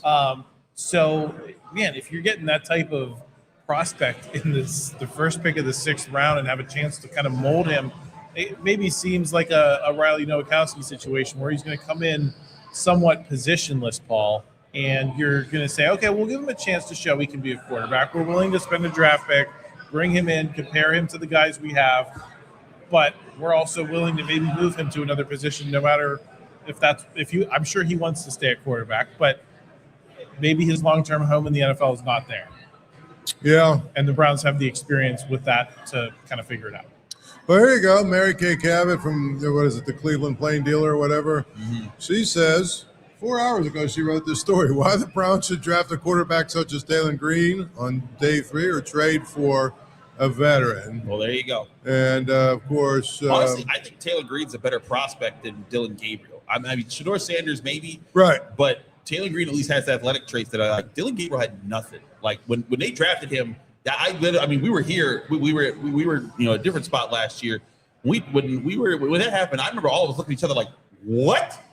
That guy now? That was one of those ultra reaches, and you kind of saw that throughout the season as Shedeur Sanders passed him up on the depth chart. And it felt like he was drafting off of Bo Nix and what Bo Nix had been able to do for Denver coming out of that same Oregon system. She basically says it gives Todd Monken a true dual threat quarterback like he had in Lamar Jackson. I don't know about all that. Do you realize how silly that sounds? Yeah, that's a little. So in other words, you're bringing in a guy to start, and that's not. Then she goes into, well, he'll be a developmental player. A developmental guy who can run. That's what he is, and it's good to have that. I think you want quarterbacks who can give you multiple threats. When you can run and you're not the best decision maker, that skill can bail you out of so many problems. And we've seen that happen throughout the NFL for the last decades now. So that's why I liked Taylen Green as a late day 3 guy, mid day 3 guy. He goes first in the 6th round, right around the range where I think he should go. Good on him. But it's going to be interesting now as we start to. The Steelers pick is until later in the 6th round. They got some options that are still available. Going to pull up best available guys here. That Xavier Harris is still on the board at D tackle. Deion Burks out of Oklahoma. I think Deion Burks is a really underrated player to be still available at this stage. I thought he was a good slot receiver for Oklahoma, and if someone can get him here, he'd be a good fit. Harold Perkins, that really athletic linebacker from LSU. We talked about someone that if he falls down, maybe the Steelers consider. BJ Payne, that safety I was talking about, still available. There's still some good little late options here the Steelers could throw here. And again, they got 3-4 more picks? Yeah, well, I think we know they have at least 3, unless they make another move. Just to put 3. Just to wrap up the Jalen Green conversation, I think that's part of what makes the Drew Allar and now Will Howard convergence a little frustrating, is because you would think they have somewhat similar skill sets. Allar has some better traits than Will Howard in some areas. Will Howard probably maybe a little bit better above the shoulders in terms of the decision making and all of that, but they structurally are like relatively similar players of big frame, can scramble a little bit, varying degrees of arms. Jalen Green, what the Browns have done is said, okay, we're going to bring in multiple different guys, and we're going to basically give our coach a choice of guys you can go to potentially. Is that possibly why you might be a little frustrated with the way the Steelers have handled it? Of like, you've got 2 guys of the same flavor here. That's the point. That's the point we've been trying to make for 2 days here. Yeah. It's not necessarily that Drew Allar doesn't have, potential to be a good player. It's not that he doesn't have some talent and skill. It's not that it's that you already have a developmental quarterback on your team. Yep. One who 2 weeks ago or 3 weeks ago, the coach was talking about how good he is. Yep. And the coach was talking about how he thinks he's got a chance. Yep. Well, that's great. If you've already got that guy in place, Why do you need another? use your first, 3rd round pick to go get somebody who's going to help you this year. Yep. That's all. That's really what it comes down to when it comes to Drew Allar. I mean, I just don't think that. You know what? But you know what, Paul? You're a hater because you said that. I mean, I've had people say, "Oh, well, yeah, your son played at Pitt." Okay, that matters. You know what I mean? Like that matters. Where were all these people when I was talking about how the Steelers should move up to try and draft the guy from the Ravens? Was Venga? Yes. Yeah. Who I thought was the guy they should have sold out to try and go get, right? And I said the Ravens got a great player. Right. And blah, blah, blah. Where were all those people when I was saying that? It has nothing to do with where Allar went to school and everything to do with the fact that you've got to find the right fit, number one. Number two, if you're the Steelers and you're going to have, a guy as old as, Aaron Rodgers as your quarterback on his last legs, you want to try and make the roster as good as you can make it this year. And I don't know that adding a developmental quarterback is going to make you better. I do think the conversation around Drew Allar is charged by the environment from which he's coming, right? If you had Drew Allar not winning a big game at all, let's just swap Jalen Green and Drew Allar in the schools that they attended. There's a lot less focus on Jalen Green at Arkansas, so you can kind of talk yourself into him and talk yourself out of Drew Allar because you saw him in those championship situations. So I do think that that's part of what's working against Allar, and his perception is he got a lot of bites at the apple in terms of big games, national championship profile, and he failed in almost all of them. And that's coloring how you view all the good things about him. Well, that's because, he played close enough that a lot of people in this area watched him play because Penn State's on, a lot here. It's no different than Kenny Pickett, the opposite, where a lot of, people, were familiar with him and the way that he played his last season. And because of that, it was like, oh, they're getting this super incredible quarterback who's got that clutch gene. Well, they're not going to make the Dan Marino mistake twice. Right. We're not going to pass on a Pitt quarterback. We did it already once. No, I mean, again, and I would argue that if Kenny Pickett had played at Arkansas or Ole Miss or Texas A&M, he wouldn't have been the first round pick of the Steelers. I would argue that. I know that they claim that it had nothing to do with it. I would disagree. Any thoughts on the unfolding discourse there, Chris, or we want to move on to some of these names that are still on this list? That Xavier Harris has been around for a while. I believe ESPN has him as the 63rd overall player in this draft, 5th at his position as defensive tackle. Why has he fallen? I guess is the question worth talking to. When you're 6'8", it's easy to get up under you, and the lowest man often wins at the point of attack on the D line. So I think that's why he's fallen so far. But I mean, hey, he could still be a really good presence here. He's someone I'd consider from the Steelers, and I really want a DT. Yeah. Did you see that Katron Allen got picked? I did. Okay, yeah. Good for Katron. So there's another running. 2 running backs from Penn State got picked. Chris, are there any other Pitt guys that have a chance of getting drafted? Desmond Reed was the next up, even with his size. But when he ran I think he ran like a 4.5 40-yard dash. It's like he needed to run in the 4.3. Yeah, like he could have been that return man, but he didn't have a good 40-yard dash at his pro day, so that kind of killed it. Javon McIntyre, I think, could be an undrafted free agent that goes somewhere and plays well. I liked him at Pitt. I thought he was a good safety. He has athleticism to him, but this is the year where Kyle Lewis is going to be the only one that gets drafted. Wow. Yeah. But I mean, hey, this is the 31st player Pat Narduzzi's had drafted since he's taken over, and I think it's like 15 offensive and 16 defensive or something like that. So it's been pretty much down the line, like pretty even. So I mean, Pitt can take you. You go to Pitt if you want to make it to the NFL. They will find a way to get you in there, even when they don't have like the buku NIL money. Like if I'm not mistaken, Pitt is like in the Pat Narduzzi era. Yeah, Pitt is like third in the ACC and putting guys in. I think so. They're around that. Yeah, I mean, like they're definitely not third in NIL spending. I know that much. Barian Brown, LSU, wide receiver, off the board now.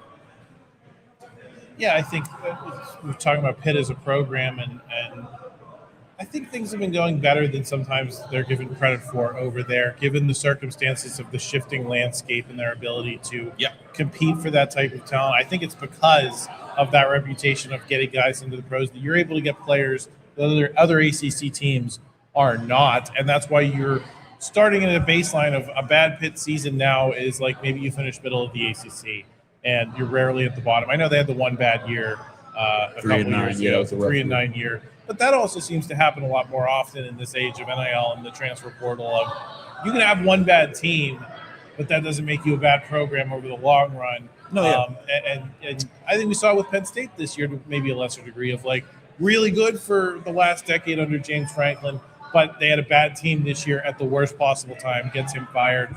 You're going to have clunkers because the rosters are changing so much more than they used to, and sometimes the guys you bring in are just not going to mesh. I think that's what Pitt went through with the 3-9. But I think they've hit a lot more than not. It's just this year you just don't have the pro prospects that often sometimes do. Yeah, I mean, look, I think one thing Pitt has done so well in the NIL era that Pat Narduzzi does not get enough credit for is they keep a lot of their guys. And those guys, they love to play there. And like, look, money talks. So, like, there's been a lot of guys like Jordan Addison. When Jordan Addison took his payday to go to USC, nobody at Pitt was mad at him. They knew exactly what that was. Like, hey, we tried. We get it. We respect you. I still remember at Jordan Addison's combine speech at the podium, he said H2P because it was not personal. But Pat Narduzzi, that crew there, Randy Bates just stepped down as defensive coordinator. I think he just retired. Corey Sanders taken over. But that coaching staff, I think there's a really good culture at Pitt as far as coaching and what they want to keep there. If it was all about NIL money, Pitt would be in a rougher spot because Pitt is not one of the biggest NIL spenders in the ACC or in college football at all or college sports at all. But Pitt's getting up in that competition. I think they've been improving there. They've figured out ways to get in that fight. But throughout all of that, while they've been figuring this out, Pat Narduzzi continues to field competitive football teams that find ways to win against teams that spend much more money than he does. And I think a big part of that is guys stick around and they develop. And if they stick around and they develop, they usually get a shot at the NFL. So, again, that's just a kudos to him and his program. Kyle Lewis, an example of that. Kyle Lewis came in, got hurt, wasn't starting right away, didn't panic, didn't say, oh, I'm out of here, I'm going somewhere where I'll be promised whatever. And lo and behold, he's a guy. And there's several guys who were on the defense around the time when Kyle Lewis was coming up who didn't get their opportunity or did get their opportunity, got bigger pay raises, but then were like, I'm still going to go somewhere else and get more NIL money. And those guys, they're not in the conversation to be drafted right now like he is. So, again, kudos to Kyle Lewis for his career. Kudos to the Pitt football program. They've been doing a solid job. Different tiers of, what can get paid out in NIL today. But even so, they still go out there and bang with some big dogs. Paul, any final thoughts on Pitt? Because obviously you've got a personal connection there with your son having played for Pat Narduzzi. Well, I'll say this about it. Pitt's philosophy when the NIL thing started really shifted to let's work on development and retention, and it's worked. That first year, they lost a bunch of guys right after spring football, but they said basically instead of using money to go out and get other guys, what we do well is find those 2 and 3 stars, develop them over 3 years, and actually give them an opportunity where, and if you play in Pat Narduzzi's defense, it's a pro defense. I mean, if you're a corner, if you're a corner and you can play in Pat Narduzzi's defense, you're proving the NFL you can play. So they've got a lot of guys that they develop. I think one of the biggest things about them is if you want to give a criticism, Pat Narduzzi has lost probably too many games against teams he's supposed to beat. By the same token, the floor has only fallen out once. Yeah. They're competitive pretty much every year. Mm-hmm. They're playing in games where they have an opportunity maybe to get to the ACC championship game. And they or whatever. occasionally have those crazy upsets. Yeah. So I mean, overall, when you lack NIL money, when you lack, revenue sharing, so you can't even really have like a really big, you've got to find ways to be competitive. There's a lot. Look at Boston College. I mean, there's a lot of teams that just absolutely stink because they don't have the resources. Pat Narduzzi's made it work.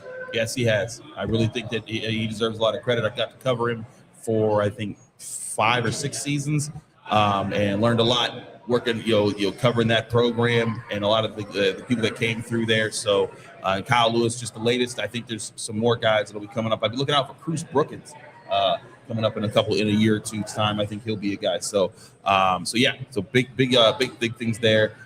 We got more things coming down the line here, guys.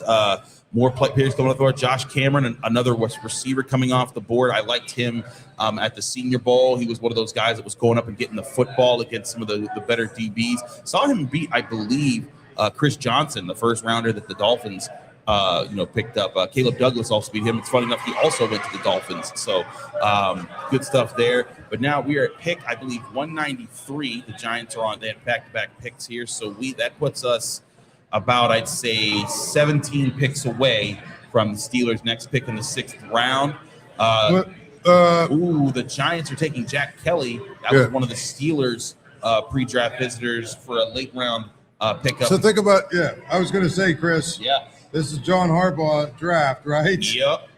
Arvell Reese, Colton Hood, Francis Managua, Malachi Fields, Bobby Jamison Travis, J.C. Davis, and now Jack Kelly. I mean, offensive tackle, defensive tackle, offensive tackle, linebacker, quarterback, you know what I mean? And linebacker. I mean, this is the most John Harbaugh draft ever, but it's very clear that he's trying to build the team right.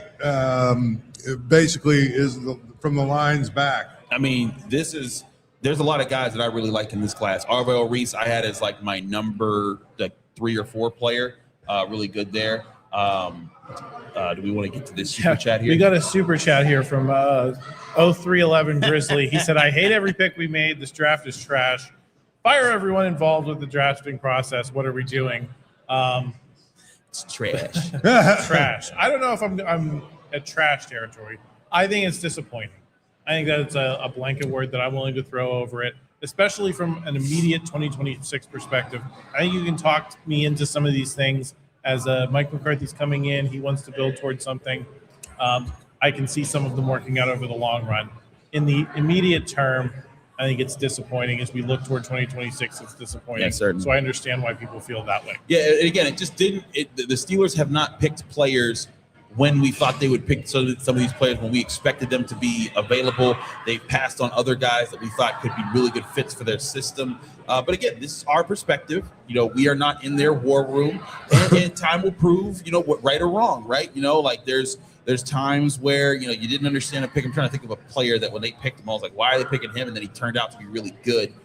But usually, that's the I try to see upside in a lot of these guys because make no mistake that, I played high school football. I didn't play college football. I got an offer to play college football, and I was like, you guys haven't won a game in 4 years. I ain't doing that. But these guys, when they work, I have so much respect for the work that they put in, the game that they play, the effort that they make to just even be in these conversations to be drafted here. But at the same time, when you're looking at, where if you want us to critique and analyze how draft classes flow, I do agree that this has not been the most accurate and the best flowing of, this hasn't matched the outlook that I've had on this draft class. But hey, this is they get time to prove that. So we're certainly going to see if that's something that comes through.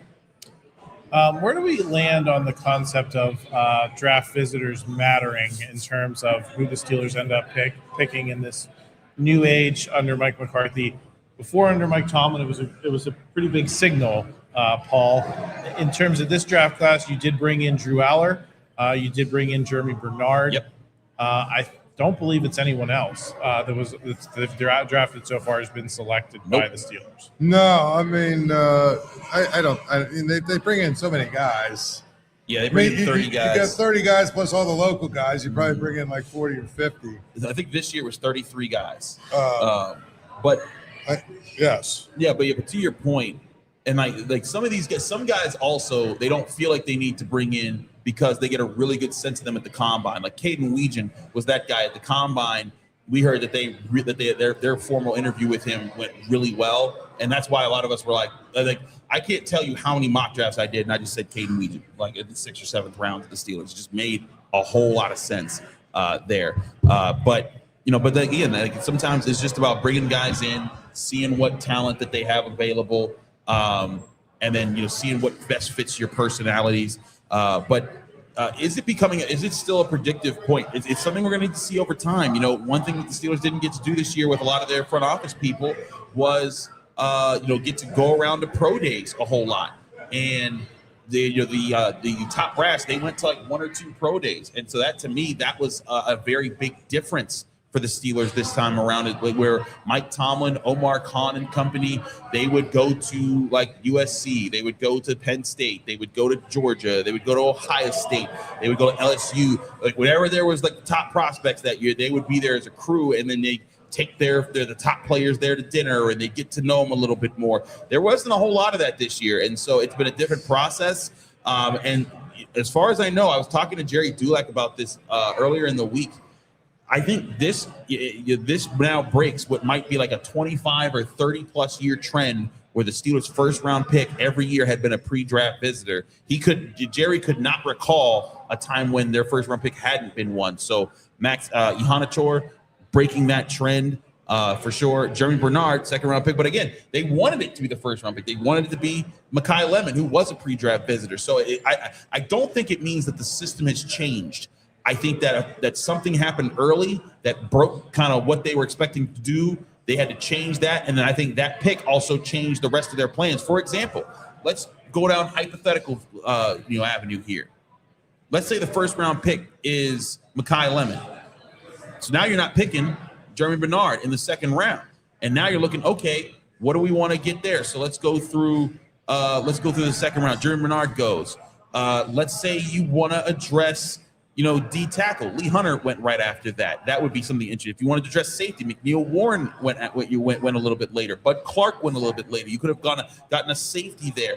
Let's say if you wanted to go linebacker, they haven't gone linebacker yet, but you could have gotten C.J. Allen. But that's where sometimes when things get messed up at the top, it then starts to impact everything else like dominoes. And so I think it's still clear. The Steelers, they have a process. They do value the pre-draft visitors because they were going to get, the guy I had the highest rated player that they brought in as a pre-draft visitor, but then they got sniped. They had to change up their pick in the 1st round, and then that changed up their plan. I wonder, Adam, if what really happened is not that they changed up their system. They just got for the first time under Omar Khan, and they kind of had to react to a little bit and try to fix themselves, and it's adjusted their plan since.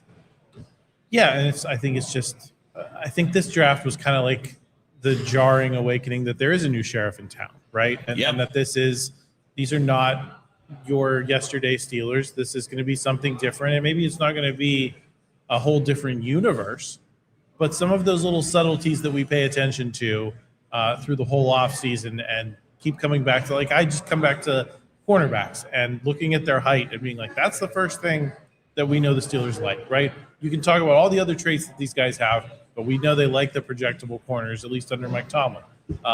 So we're just going to have to relearn and find some of those things and maybe get on a better understanding of what the Steelers are looking for in this Mike McCarthy era. This is not – I don't think Mike McCarthy's looking at it as a caretaker situation. I think he's trying to put his imprint on his hometown team, and maybe that didn't come across as much in free agency, but it's coming across in this draft process and the choices they've made. And maybe some of them will be better than we thought. Maybe some of them will be not so great in a way that we're hinting at. We'll find out here in the next couple of years. It's going to take a minute before we're able to evaluate in that regard. A couple of picks have come off the board. We mentioned Jack Kelly, I think, from BYU. He was a Steelers pre-draft visitor. Pat Coogan, the center from Indiana, and Malik Benson, the wide receiver from Oregon.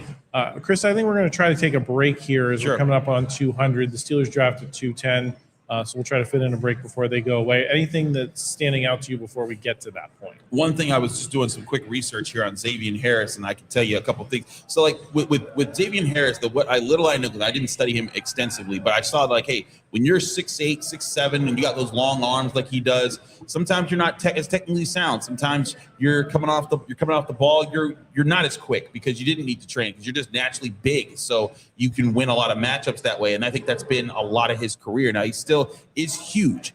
He got better at his time in college football, but he gets way too tall in his stance, so people get under him. They'll win leverage. He didn't learn a whole bunch of different pass rush moves. But the big thing that I found when I started doing some research on him here, and I didn't see this before when I was just looking up tape on him, 2 arrests during his college career: DUI with a felony, fleeing in 2023, and domestic violence charge with obstructing arrest in 2024.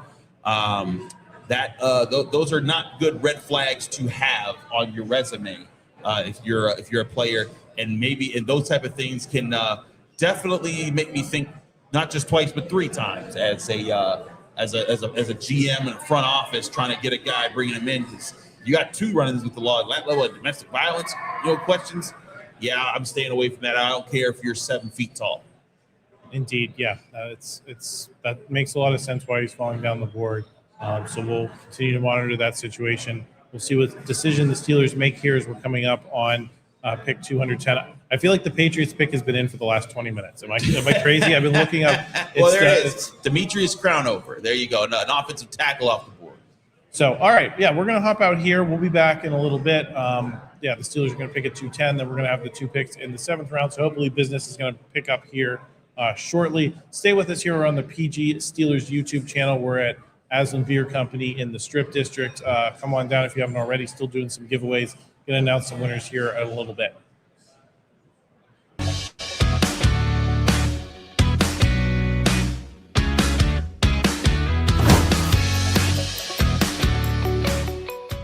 Canton, Ohio, the birthplace of the NFL, welcomes visitors from all over the world to share in the history, culture, and love of the game. In our internationally acclaimed Pro Football Hall of Fame, fans explore thousands of square feet of all things football, or visit Tom Benson Hall of Fame Stadium, an unparalleled event space where our annual Enshrinement Week honors the best to step foot on the gridiron. We never stop leveling up the experience for football enthusiasts, which is why we're building a state-of-the-art Hall of Fame village, including a football-themed indoor water park. When you're filled up on football and you're hungry for more, discover delicious food and drinks around town. Sample a bit of it all on our walking food tours. And along the way, experience the greatest moments in NFL history come to life as public works of art. As the sun goes down, Canton's nightlife heats up. Sip a drink fireside with live music in Centennial Plaza. Or catch a show at the Canton Palace Theater. Gain some yards and great memories when you visit Canton, Ohio, a Hall of Fame city. Bring on the fun and bring home a new Honda. Road trips won't wait, neither should you. So bring on the thrills with a Honda Hybrid. Hit the road with high-tech features like available Google-built Hybrid. All from the 2025 Kelley Blue Book Best Performance Brand. Buy online, reserve from select dealers, or hurry into your local Honda dealer today.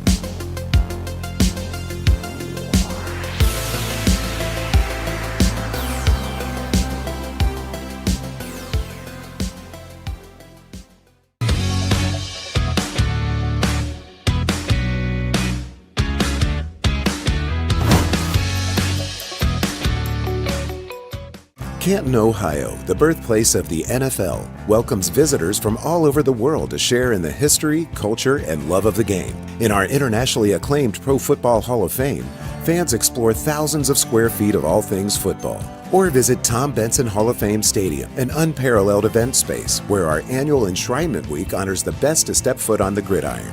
We never stop leveling up the experience for football enthusiasts, which is why we're building a state-of-the-art Hall of Fame village, including a football-themed indoor water park.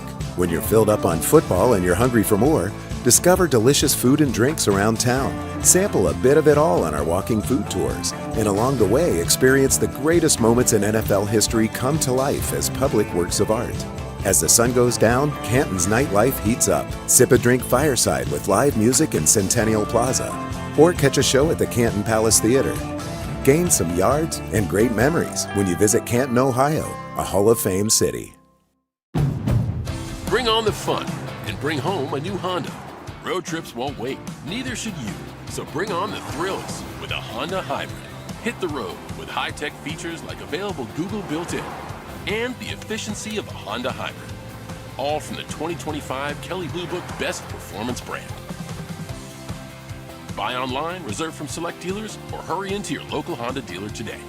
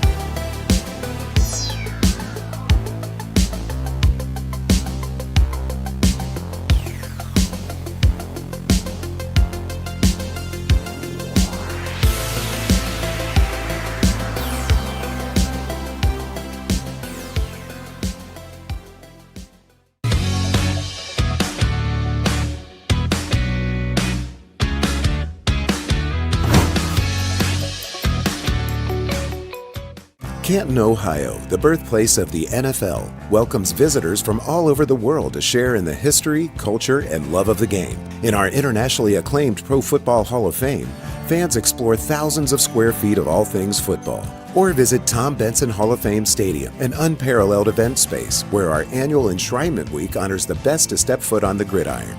We never stop leveling up the experience for football enthusiasts, which is why we're building a state-of-the-art Hall of Fame village, including a football-themed indoor water park. When you're filled up on football and you're hungry for more, discover delicious food and drinks around town, sample a bit of it all on our walking food tours, and along the way experience the greatest moments in NFL history come to life as public works of art. As the sun goes down, Canton's nightlife heats up. Sip a drink fireside with live music in Centennial Plaza, or catch a show at the Canton Palace Theater. Gain some yards and great memories when you visit Canton, Ohio, a Hall of Fame city. Bring on the fun and bring home a new Honda. Road trips won't wait, neither should you. So bring on the thrills with a Honda Hybrid. Hit the road with high-tech features like available Google built-in and the efficiency of a Honda Hybrid. All from the 2025 Kelley Blue Book Best Performance brand. Buy online, reserve from select dealers, or hurry into your local Honda dealer today.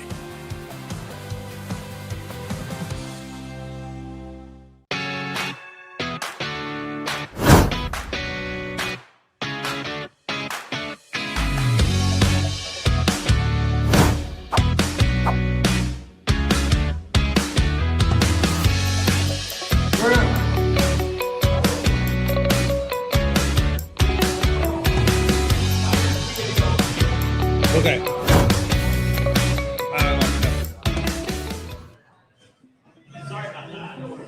No, you're good.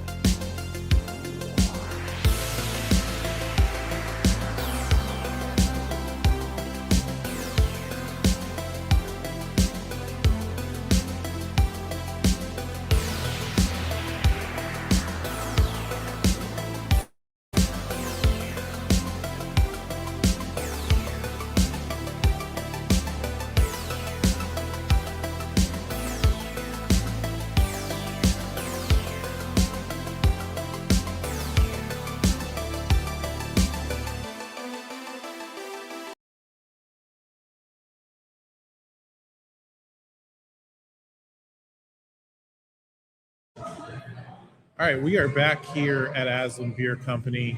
Chris Carter will be back in a second. We wanted to hop back in because there's a little bit of news going on with the Steelers regarding the Makai Lemon pick.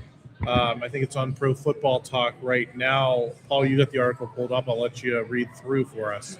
Yeah, I think one of what basically the gist of it is the Steelers were on the phone with Makai Lemon, and the Eagles could not get through to him. And so now they're being, they're going to investigate the incident.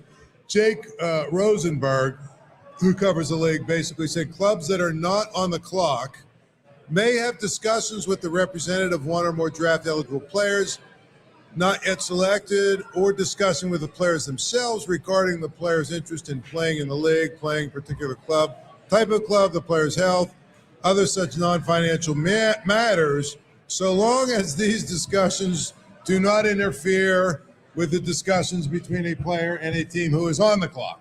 So apparently they couldn't get through to the kid, and they would like the NFL to look into it on the Steelers.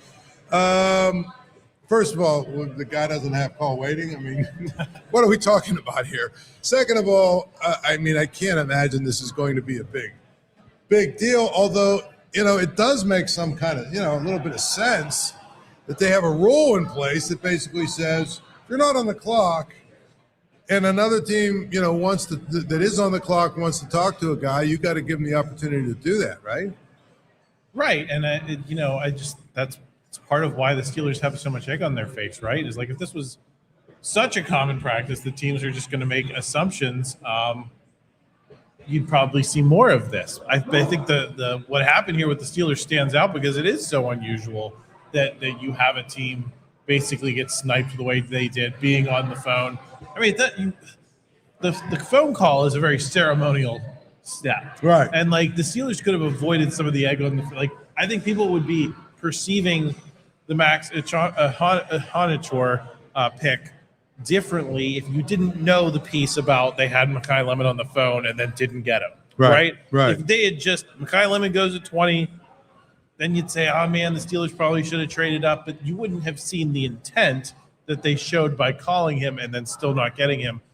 I think it's part of why the pick has been perceived as badly is that, yes, you go with a tackle who was not necessarily on a lot of people's boards, but the Steelers have done that before, right? This is going to stand out because you had Makai Lemon on the phone. You signaled your intent. You didn't get the guy that you were on the phone with.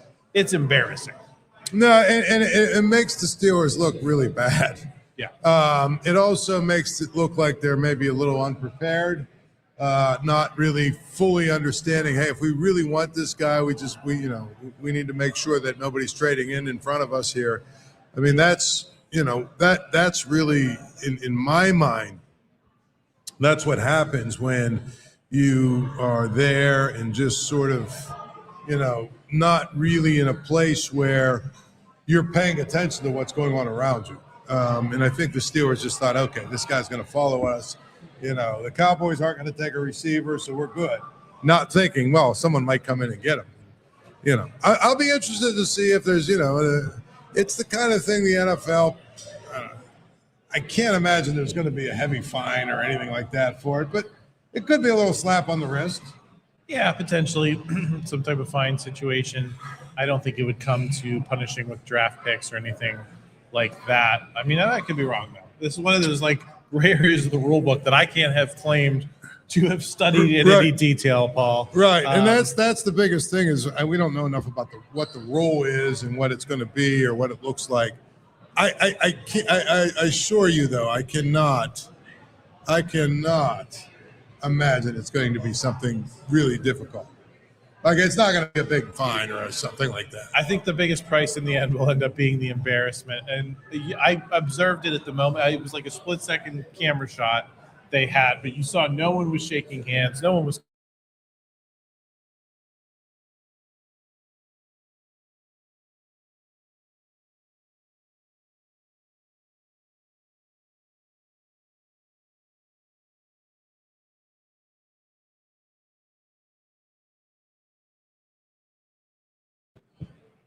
The Steelers didn't do a good job of jumping around and acting like, when we see these war rooms. But it's similar to Sean McVay. We talked about it before. I mean, I can't remember a coach so blatantly making it, making sure everybody knows, what, that's not the guy that's not the guy I wanted. And in Sean McVay's case, it's very similar to the Steelers. He maybe even worse, but I mean, he's got Matthew Stafford. He's got a team that was really close to a Super Bowl team this year. He's like, hey, give me one more player or two more players. We might have a chance to get to the Super Bowl. Yeah, and you just saw it was almost like out of obligation, and as if Mike McCarthy and Art Rooney had known that the camera was on them, and they were like, well, we better shake hands here because it's going to look bad if we don't, because they were across the room for each other, and it was a very tepid thing. So we're getting Chris back in here. We're going to get him locked in. We'll get his take on Chris. I don't know if you were talking about the report that it was. Where did you see that? Pro Football Talk? Pro Football Talk and somebody else, but someone else also reported it. That the NFL may investigate the Steelers for the Makai Lemon phone call. Yeah, there's a room because the Steelers just hired a staffer. I think it's a video staffer who used to work for the Cowboys. So there's a theory that that staffer contacted someone on the Cowboys. The Steelers wanted this guy, and so then the Cowboys maybe contacted the Eagles to get them to try to trade up because the Cowboys were like, we want more day 3 picks or something. That's the theory, I think, behind that whole report, which would be very interesting. But again, if that's true, then this guy's got to get fired, right? Oh yeah, if that's the case, that person's not even going to get fired. There's going to be some serious. But I'd also say that but again, like still, if you're the Steelers and you can know that, or if you're doing your due diligence and you call and you're like, hey Cowboys, let us know, and the Cowboys do something like that to get the price up, you could then say, okay, cool, we'll match that. But that's kind of weird. And then if it comes out later that hey, the Cowboys kind of forced that with a person on the inside of the Steelers, basically give them information, then there'd be more serious penalties, and you still got your guy. But right now, I just don't know. Like the NFL is not going to award Makai Lemon back to the Steelers if this turns out to be true. Yeah, and I think the report we had been referencing too was like, is there wrongdoing on the Steelers side with that? They were talking to Makai Lemon when the line should have been open for the Eagles to do so. So that seems to be part of the conversation as well. A lot of picks since we last really talked about what's going on currently in the draft. I think we left off at 196. CJ Daniels of Miami, Damon Claiborne of Wake Forest. He goes at 198 to the Vikings. 199, Emmanuel Henderson Jr. DJ Campbell goes 100. I'll just read off these other names here. Monty Jackson, Logan Taylor, C.J. Williams, Lewis Bond, Skylar Gill Howard.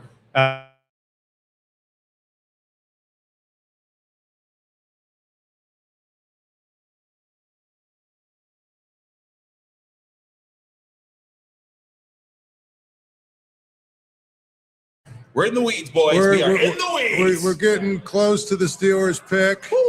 I would tell you, Chris, I know you haven't necessarily been a big fan of this guy. Okay. But the kid from Ole Miss is still at the top of the best available. Well, Paul, I think you missed my explanation for why he's probably still there. Did some research. In 2023, he has a DUI felony flee, and 2024 domestic violence charge. Oh, well, yeah, okay, well, yeah, yeah. So I think that's a problem. That's why on top of look, because I remember seeing this guy's really big, but then I remember looking at him. He's kind of lazy because he's so big. He just lets his size win a whole lot. But that would have been fine. You could say, hey, all right, cool. I can train him to maybe be more attentive with his work. But then when you see the criminal charges, yeah, we ain't doing that. That means he'll be with the Raiders or the Cowboys. I just don't. It never works out if you flee. That's what they tackle.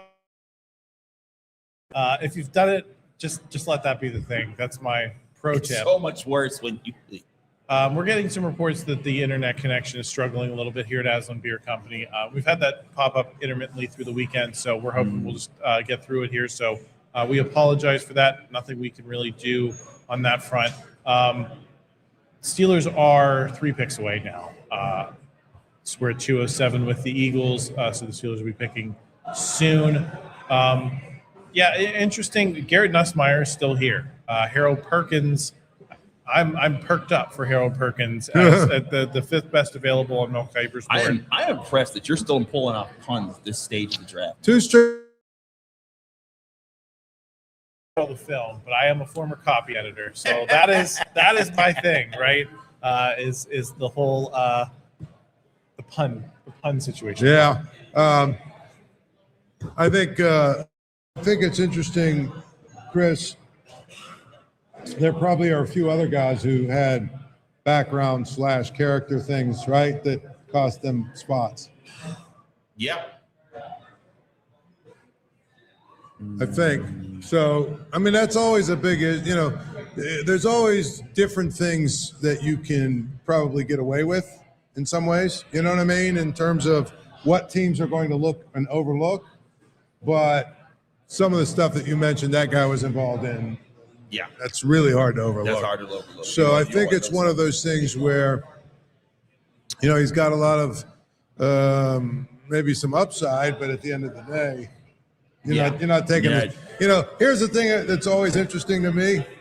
What if he was the number 1 rated defensive tackle on the board and was a guy that was like, this dude is going to be a stud? He'd have been drafted just, Right. a little bit later, pushed him down. But I always bring up the greatest story ever. I'll bring it up real quick. Okay. Marty Blake, right? Marty Blake actually was the general manager of the Pittsburgh Condors. Okay. But he was a long-time NBA, the lead scout for the NBA. Gotcha. Late 70s. I forget the guy's name. There was a 7-footer, right, who was coming out, who had some background character type issues and whatnot, right? Mm-hmm. Associated Press reporter asked Marty Blake, hey, do you think that, this guy's background is going to keep him from getting drafted? And Marty Blake said, one of the greatest quotes ever. Marty Blake said, if Charles Manson was 7'1", someone would draft him and say, so he had a bad year or two. One of the greatest quotes ever. Of course, the NBA was not really all that happy with that quote. No. And, he had to clean it up a couple days later or whatever. But it's true, If this kid was considered a stud, like he's the best defensive tackle on the board, can't miss. They would have found a way. Someone would have drafted him and said, hey, so he had a bad night. You know what I mean? That's how it is. Well, and I think we learned the price of any major red flags. Joe Mixon punched a woman on camera. I think it's like a 3-round. So who was it was McCoy of Tennessee who seemed to get a 3-round, knocked down 3 rounds based on. Sometimes that seems like the penalty, right? The guy from the Dolphins, Tyreek Hill was another guy. Tyreek Hill had a rep. Jeremy Hill, the running back. We're going over Bengals running backs. He had a rep like that. So we've seen plenty of players with bad histories, but when you're not a good player and you do that, you tanking your whole. You got a prop. Yeah, you got Steelers a real 2 picks away. A defensive tackle just went off the board, by the way. Ontario Thompson of Washington goes to Atlanta. Chris, we've got a question in the chat here about the Navy guy from Mount Lebo. Did he get drafted? His name's Eli. I have never known Heidenreich. Has Eli Heidenreich been drafted? And if not, I don't believe so. I don't believe he has either. That was just the question. But where do you think he will get drafted today? Because we're getting late enough. I think that's becoming a fair question for some of these guys. I think so. The Steelers liked him in the pre-draft process. They talked to him at the combine. I talked to him at the combine. Really good kid. If you haven't heard of Eli Heidenreich, go to the Post-Gazette.com right now, and you can see Noah Hiles is I think it's like a 3-part piece on his draft, his path to the draft and his path to Navy. Just his amazing journey. Wonderful writing by Noah. Also, just a powerful story from Eli. I talked to him, and he just seems like such an upstanding kid. Really good athlete. Ran like a 4.42 40-yard dash. He's a good player, but he's a running back / maybe kind of receiver / maybe kind of returner, special teamer. So he's kind of this just ultimate tweener that no one knows what exactly he's going to be, and I think that impacts his value. I would not be shocked if the Steelers picked him here in the 7th round or the 6th round. Looks like Matt Golbin out of Michigan State center. He goes to the Commanders. Now the Steelers are on the clock at 2:10. I would imagine this pick will come in quickly as well. So Eli Heidenreich, maybe it's going to be his time right here. But here's the thing: Caden Weegan kind of takes that jobs of a return man. So Eli Heidenreich's going to have to find another way to fit on the roster. Yeah, let's go down. We did have a question in the chat as well about Deion Burks. He is still available. Yeah. He's a name you brought up. I'd consider 2 hours ago, Chris. And so he's there potentially for the taking. Harold Perkins was a visitor. Yep. So he's another high on my radar at this stage.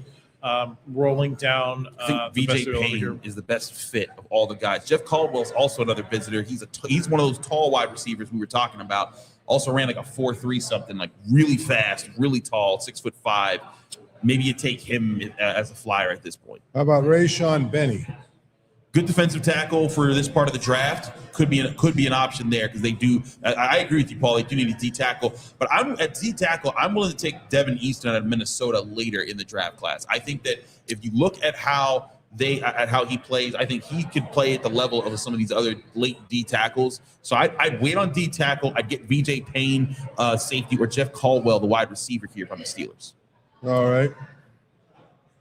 Waiting it out here. I'm rolling through. I'm on the second They're page. still on here. the clock. Yes, they are still on the clock. 152 to the pick, which usually means that they're still thinking about it in some level. That's what seemed to happen right on Thursday night. Was where we were down to the last 2 minutes before they made the selection. They don't put the timer up very often on day 3. Usually it's just the pick is in, the pick is in, the pick is in. We're not quite there yet. So maybe some discussion going on for the Steelers in this spot. The pick is in now, so we should be learning here in the next couple of minutes, or hopefully the next 30 seconds or so, what direction they're going to go. This is always the worst part of doing these live shows, is when you're like, we know it's coming, but I got to come up with something to say until it happens, because we don't have the producer in our ear like NFL Network or ESPN does saying, it's this guy.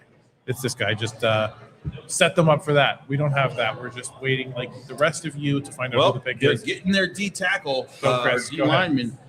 Brian Batko says Steelers use 6th round pick 210 on Notre Dame defensive lineman Gabriel Rubio. So not one of the guys we had on the best available. Was he anywhere on your spreadsheet? Nope. Your big spreadsheet of joy, Chris. No. Is he a tackle? He's I believe he's a D tackle. Wow, he's way down on this list, I think. Yeah, he's very, very down. I mean, hey, he's 6'5", 321. So let's see here. Heavy hands. Yeah, I'm going to be honest. Like, I looked at a lot of these late round D tackle guys in case they wanted to get a late round D tackle guy. This guy wasn't even on my list. It does not appear that there's even an NFL.com So Lance Zierlein he didn't even profile get a combine invite. So I will pull up the statistics here. Yeah.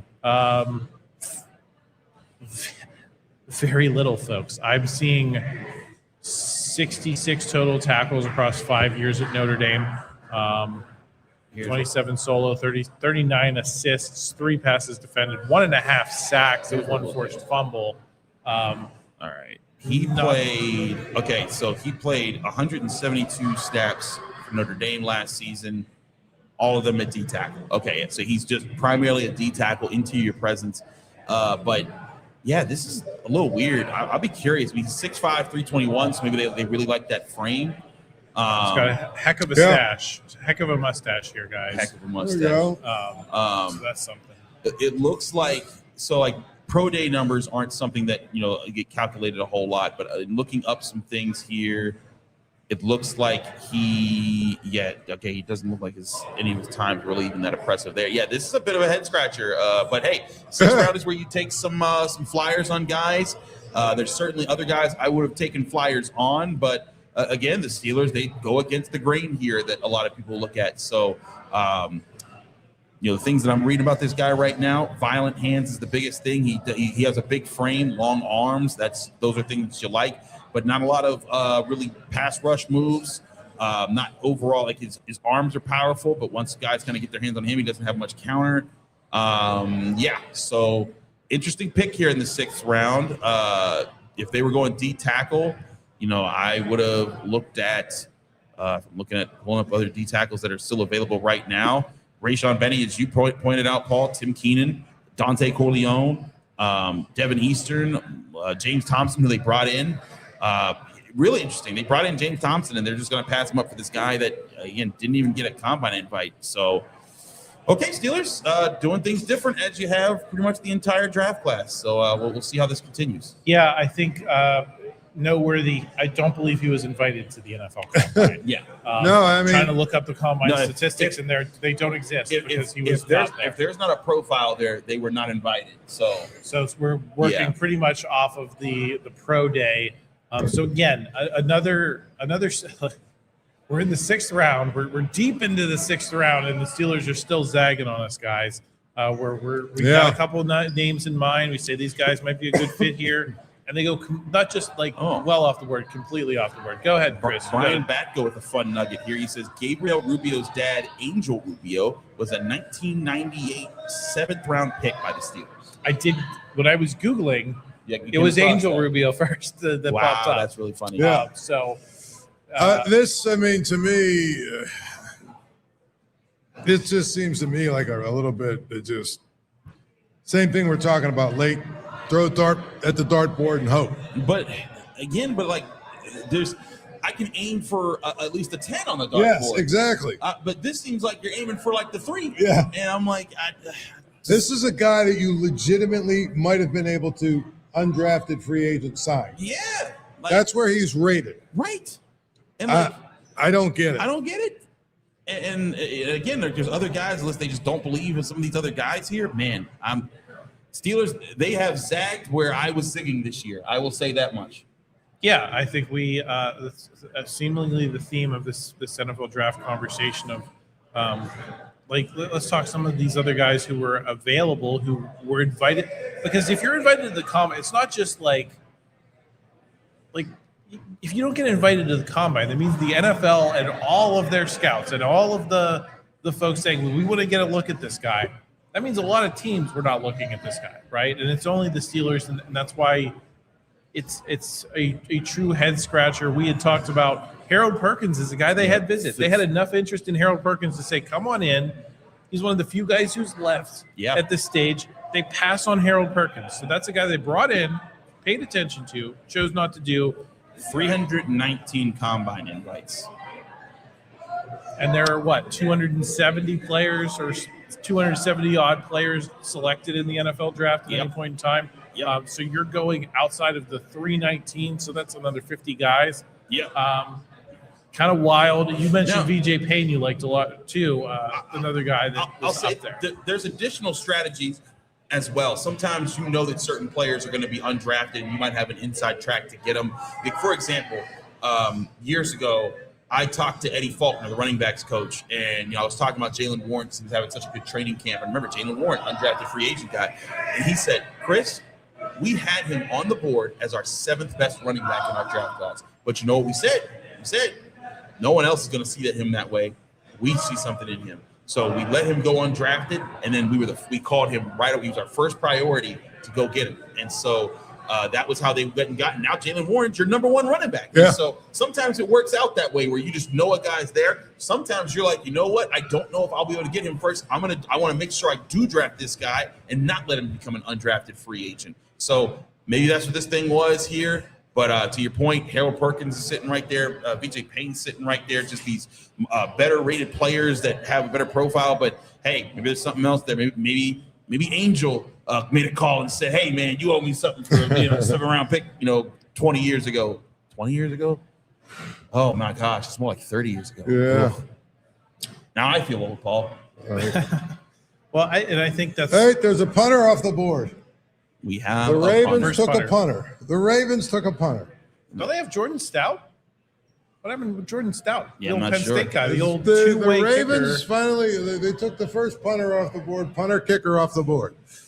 Jordan Stout was the Penn State guy. That's the only reason that this is the level of football freak that we're getting to. Is I'm just like, the Ravens don't have Jordan Stout anymore. They don't have him as their punter. He is with the Giants now. So there you go. He went That's with the reason they Harbaugh. went with a punter. I tell you, anecdotally, it feels like, and it probably is, it feels like TCU has had a lot of guys drafted. Yeah. They just got another guy off the board, the How about that? linebacker. But Jamie Dixon yeah, Jamie Dixon is approves it. approves. I don't honestly. Boys, I don't we know. still got 2 more Steelers picks We got a long time to go to the end of this one. Who's going to be Mr. Irrelevant? Well, that's a good question. Mr. Irrelevant. Let's look at the guys who are left. Because they get a big celebration now. For They get a big Irrelevant. celebration. You want to be Mr. Irrelevant. You'd rather be that than the guy drafted right before him. The only person that's been celebrated more, other than the first round picks, was maybe the guy who got the lifetime supply of Heinz ketchup. Yesterday? Logan Jones. Logan Jones got 57 overall. So you get the Heinz ketchup guy, and then Mr. Irrelevant gets the next biggest package. So, Yeah, really. Good luck to him.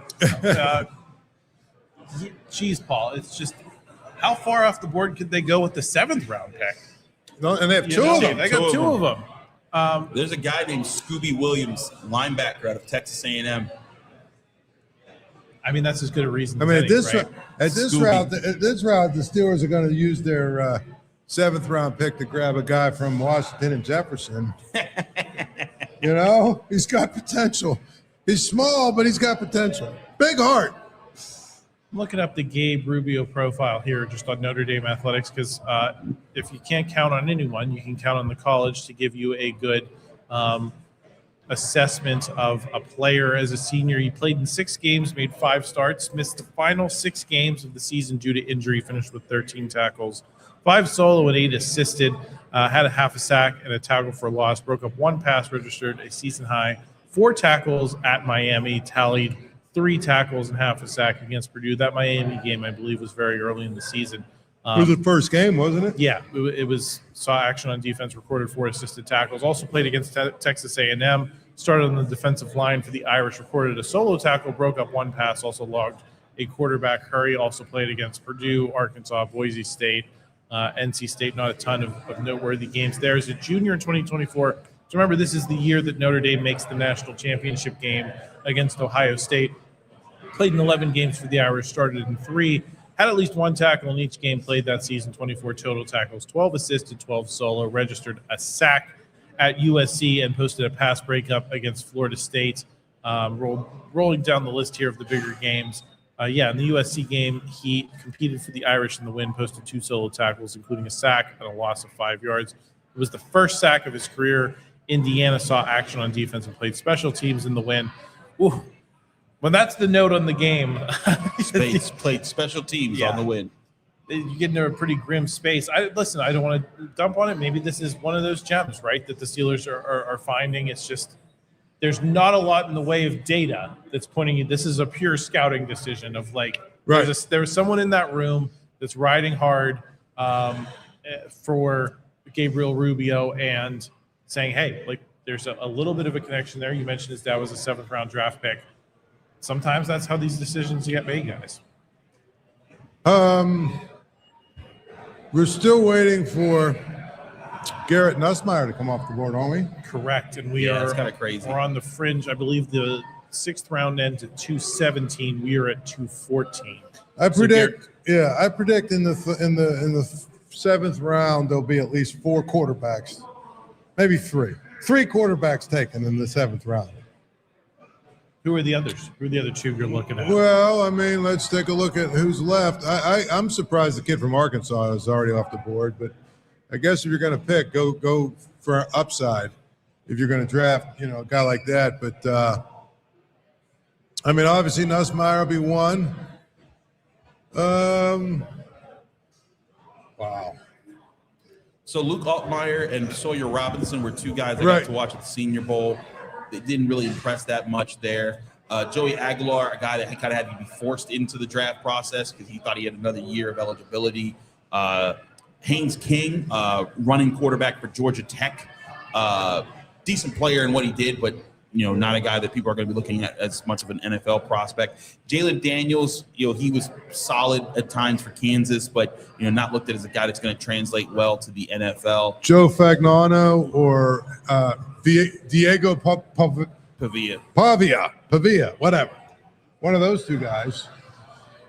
Pavia, what's funny about Pavia is he was so cocky, right? Yeah, and it was like he was mad that he did, like when he didn't win the Heisman, like he was like cursing on camera and everything. I was like, buddy, the other guy's about to win the national championship game. What is your problem? Well, I'm reading, apparently he would be the first Heisman finalist. He'd be the first Heisman finalist that did not get drafted. In like years and years and years. Wow. I didn't see how long, but yeah. Steelers, the good news, folks, is that the Steelers will not have to wait super long in the 7th round to get their picks in. We're at 215. The Steelers will make their next pick at 224. So we're about 10 picks away there into the 7th round. And then they will pick again at 230. So they will pick within 6 picks in the 7th round. And they'll be the 1, 2, 3, 4, 5, 6, 7. They'll be the 8th pick of the 7th round. So we'll be able to get into some of that. So maybe a good spot to take another quick break here, guys. After we've reacted to the Gabriel Rubio, get in one last break, and then we'll take you guys to the end of the draft. We got to get in. We do have to get in some contest winners here. Let me get that in. The final winners of the draft live stream. Our first winner taking home our final Steelers Super Bowl tin set is Chase Ketterman. Our second winner winning the Pittsburgh City of Champions poster is Jeff Ward. Congrats to both of you. Woo! If you're here with us at Aslin Beer Company, come find Logan Robbins to claim your prize. If not, we'll be reaching out to make sure you get hooked up. And as we get ready to kick off the set, we're pretty much there. As we get ready to kick off the 7th round, a big thank you to everyone who came out, tuned in, and entered. We've still got a final stretch of draft coverage coming your way. So we're going to take a quick break here. We'll be right back on the PG Steelers the NFL Draft live stream from Aslin Beer Company in the Strip District.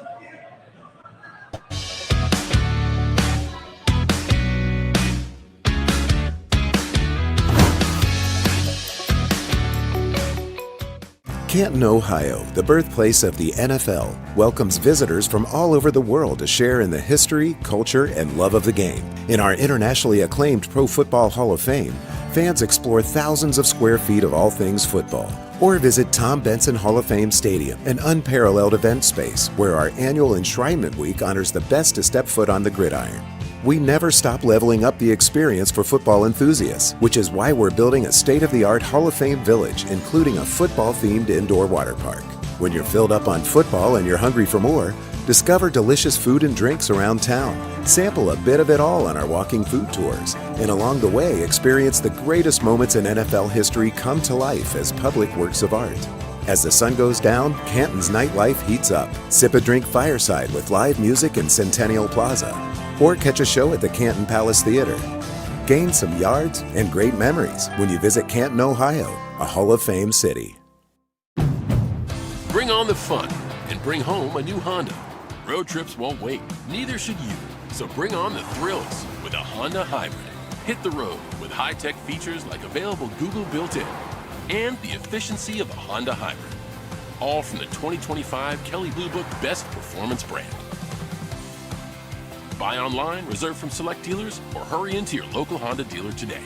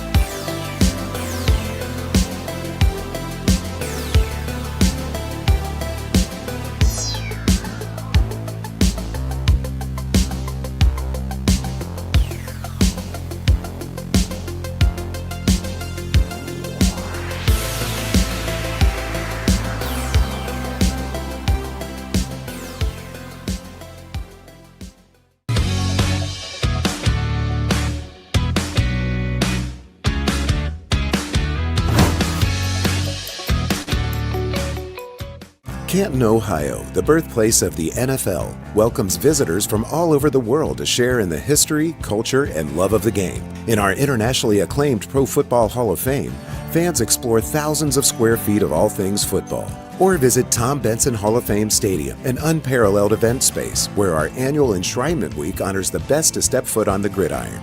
We never stop leveling up the experience for football enthusiasts, which is why we're building a state-of-the-art Hall of Fame village, including a football-themed indoor water park. When you're filled up on football and you're hungry for more, discover delicious food and drinks around town. Sample a bit of it all on our walking food tours. And along the way, experience the greatest moments in NFL history come to life as public works of art. As the sun goes down, Canton's nightlife heats up. Sip a drink fireside with live music in Centennial Plaza. Or catch a show at the Canton Palace Theater. Gain some yards and great memories when you visit Canton, Ohio, a Hall of Fame city. Bring on the fun and bring home a new Honda. Road trips won't wait, neither should you. So bring on the thrills with a Honda Hybrid. Hit the road with high-tech features like available Google built-in and the efficiency of a Honda Hybrid. All from the 2025 Kelley Blue Book Best Performance brand. Buy online, reserve from select dealers, or hurry into your local Honda dealer today.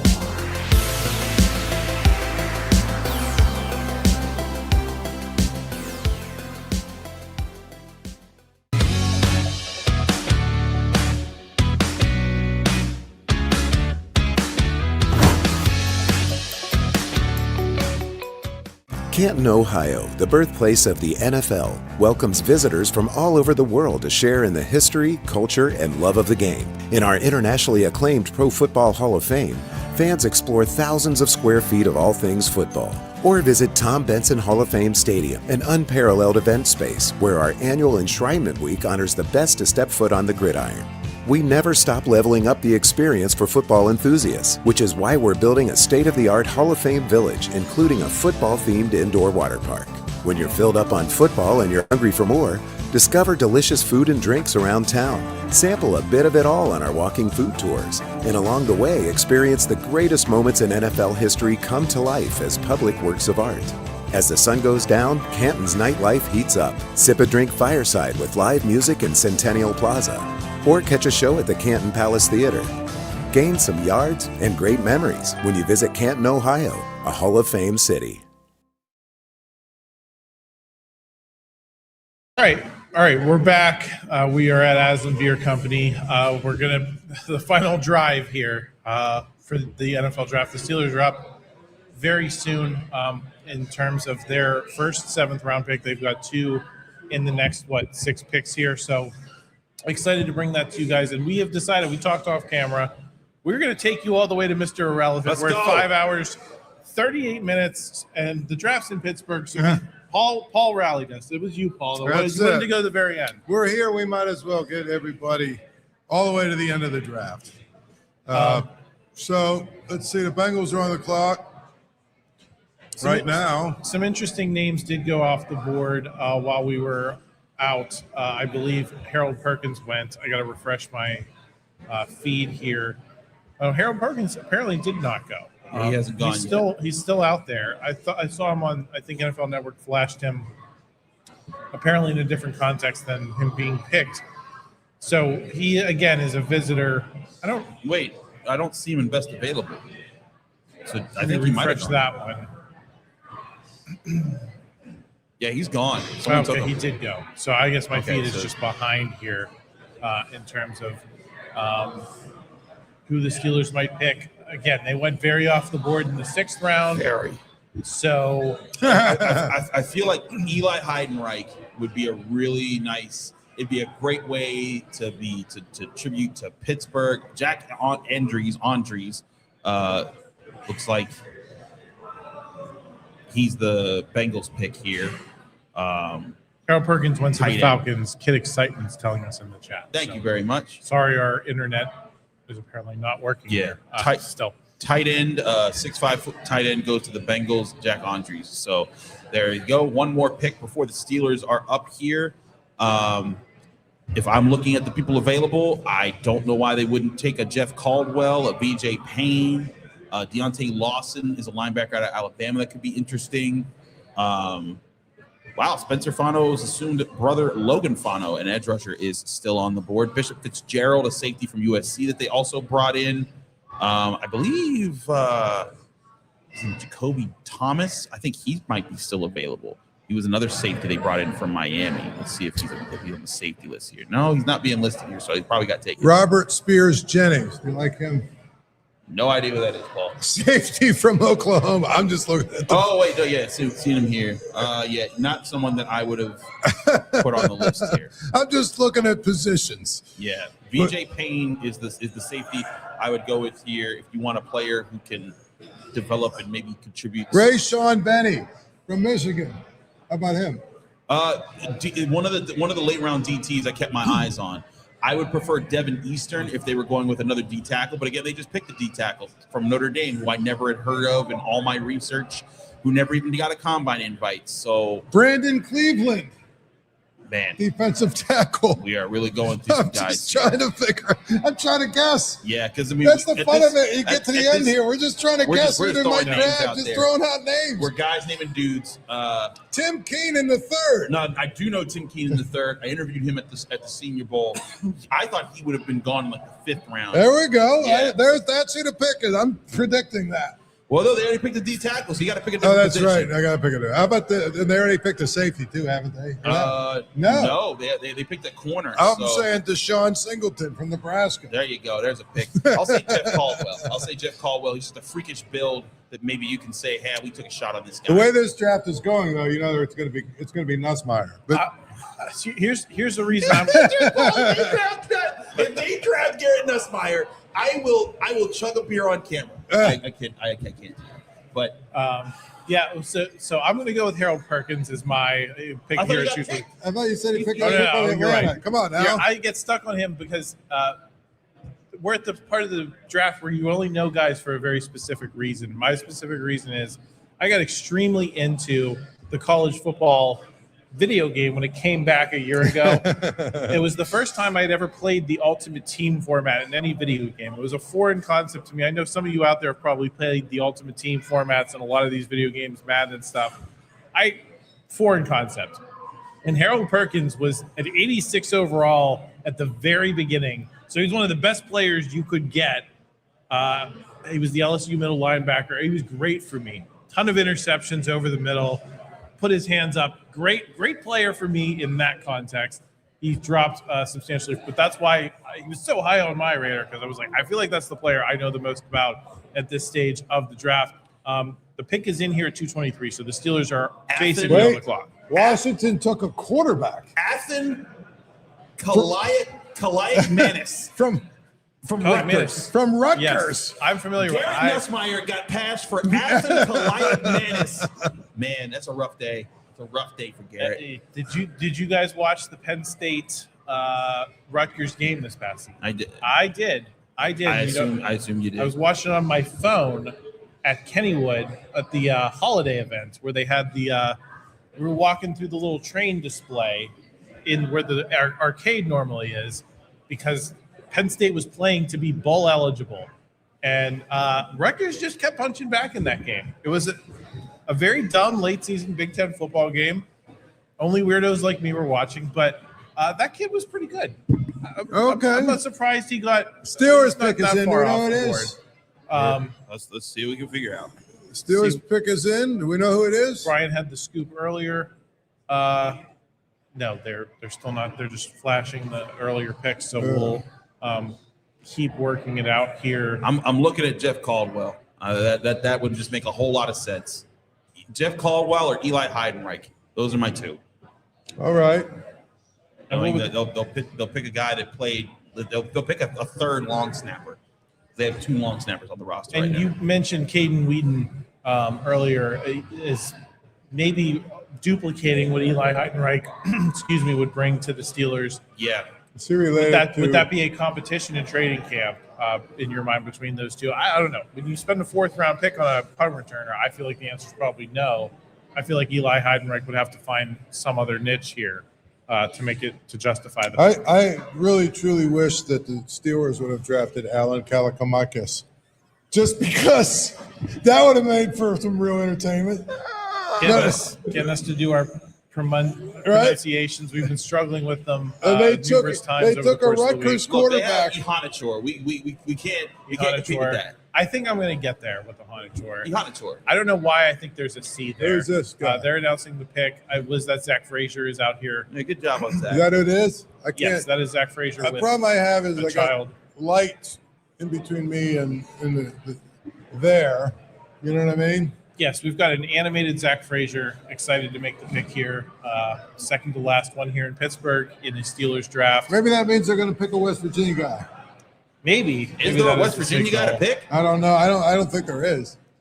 Oh, the kids saying it. Robert Spears Jennings. Well, that's your point. I just said you, and you're like, who is this guy? Adam's out. You just said, who is this guy? I said, this guy. I picked the safety. Robert Spears Jennings.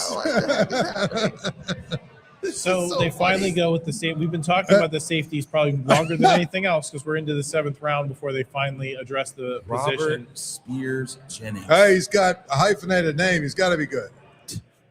Well, he did run a 4.32 40-yard dash, so that's plenty fast. That'll be great for special teams. He's 6'2", 205, so that's a good build there. Seventh best athletic score from NFL Next Gen Stats on his profile. He, unlike the Steelers' 6th round pick, he was invited to the NFL Combine. Yeah, and I think that speed is probably the answer. 4.32 is ridiculous. That's pretty good. Yeah, it's like he can run. And it seems somewhat to be a theme of this NFL draft is we're going to take the traits and we're going to bet that we can coach them. And you have a veteran coach. A lot of claps here. There's more excitement in that room from the Steelers than there was the other night with the first round pick. Yes, seriously. Here for Robert Jennings Spears. I'll just read off. He's the second fastest safety. He had the third best 10 split. He's not one of the top vertical jumpers. He 4.32. Yeah, in the that's the second fastest safety, only behind Lorenzo Styles Jr. His 20 shuttle was there were only 3 safeties that ran 20-yard shuttles, and he came in last. But that's fine. But again, a 4.32 40-yard dash. That's a guy I'm saying, hey, go play on special teams, go be a gunner, go take out somebody really fast. Right. The thing about it is I'm reading his scouting report. It says he's not very good open field tackler. He's a good tackler in the box. Didn't we say that's what they probably need the guy to be good open field and not necessarily in the box? Yeah. I'll read the NFL.com Lance Zierlein. He does have a 5th round projection on Robert Jennings Spears. So maybe the Steelers are getting a little bit of a steal here, at least in Lance Zierlein's mind. He says Spears Jennings is I think I've been messing it up. Is it Spears Jennings or Jennings Spears? It is Spears Jennings. I've been saying Jennings Spears, so I apologize to him for that. Spears Jennings is a 2-year starter with NFL traits, which is pretty much what we were referencing there with the speed at 4.32. He has the size and toughness of a pro safety. He's quick to dive in and fill the run near the line. Now, Lance Zierlein says this, Paul. He's a sound tackler once he's lined up at inconsistent tracking angles, and a lack of body control caused him to mistime his target. He has plus coverage tools, but lacks a feel in man coverage and suffers from a lack of awareness. Playing from depth, the traits and special teams talent should buy him time to prove that he's a competent backup playing near the line. So again, we reference special teams, and it is a dimension that I feel like these teams, I feel like we downplay it as like a muscle memory type of thing. Special teams do matter a little bit more with this dynamic kickoff rule where you're having more returns and you're having to, and they're not sexy plays. You're probably not going to think about them unless it's a like 40 or 50-yard return where the team fails. But getting those tackles on special teams or saving 5 yards. Sometimes when you dig into the analytics, Chris, the difference between making a team drive 30 yards or 70 yards and 75 yards, it makes a difference in the aggregate statistical profile. So maybe that's why like we underrate special teams, but they matter maybe possibly to some of these NFL teams. Welcome to the 7th round coverage from the Pittsburgh Post-Gazette, where we talk about aggregate statistical profiles. Well, now that's 2 straight defensive players, isn't it? They're making up for it, guys, in the 7th round. They're getting to now. They've got 2 straight defensive players, so I think the tally now is what is it? 6 offensive and 3 defensive. Is that where we're at? I think that's what it is. I will say so. 1, 2, 3, 4, 5, 6 guys on defense. 1, 2, 3 guys. 6 to 3. That's what I said. Yep, good counting. So NFL Next Gen Stats in terms of the production has Robert Spears Jennings as the 21st guy with a 60 score. The athleticism is where he really pops, and then his total score puts him as the 16th best safety in the pure analytics NFL Next Gen Stats category. My thing is I like on day 3 in the 7th round. Yeah. You pick a guy that runs a 4.3. And you worry about what he's, you know what I'm saying? Then it's like, yeah. Can he play it all? If it doesn't work, it doesn't work. Exactly. Most 7th round picks do not work. According to Pro Football Focus, he played 281 snaps at free safety, 204 snaps at the box safety. So he rotated at both safety positions. That's positive because I think in Patrick Graham's defense, you're going to want a guy that does both. Super chat. Okay. We got a super chat that Here we go. Logan is bringing my attention to.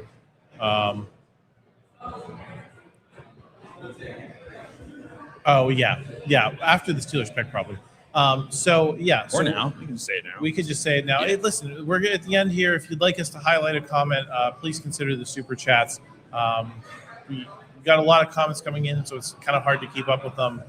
So if you have a question you want to ask Chris, Paul, myself for some reason, Hit us up with a super please chat. hit us up with a super chat. Yeah, we'd love Put to $5 on it. check I that got out. 5 on it. A couple other things here on Robert Spears Jennings from the NFL.com profile. Outstanding size with above average athleticism. I don't think I mentioned the size earlier. He's 6'1" and 7/8. Yeah. So not functionally 6'2". Almost 6'2". 6'2". Lied. Erases space downhill and fills the front like a linebacker. We know that's important for a lot of NFL teams. That's sometimes the way that the position is trending.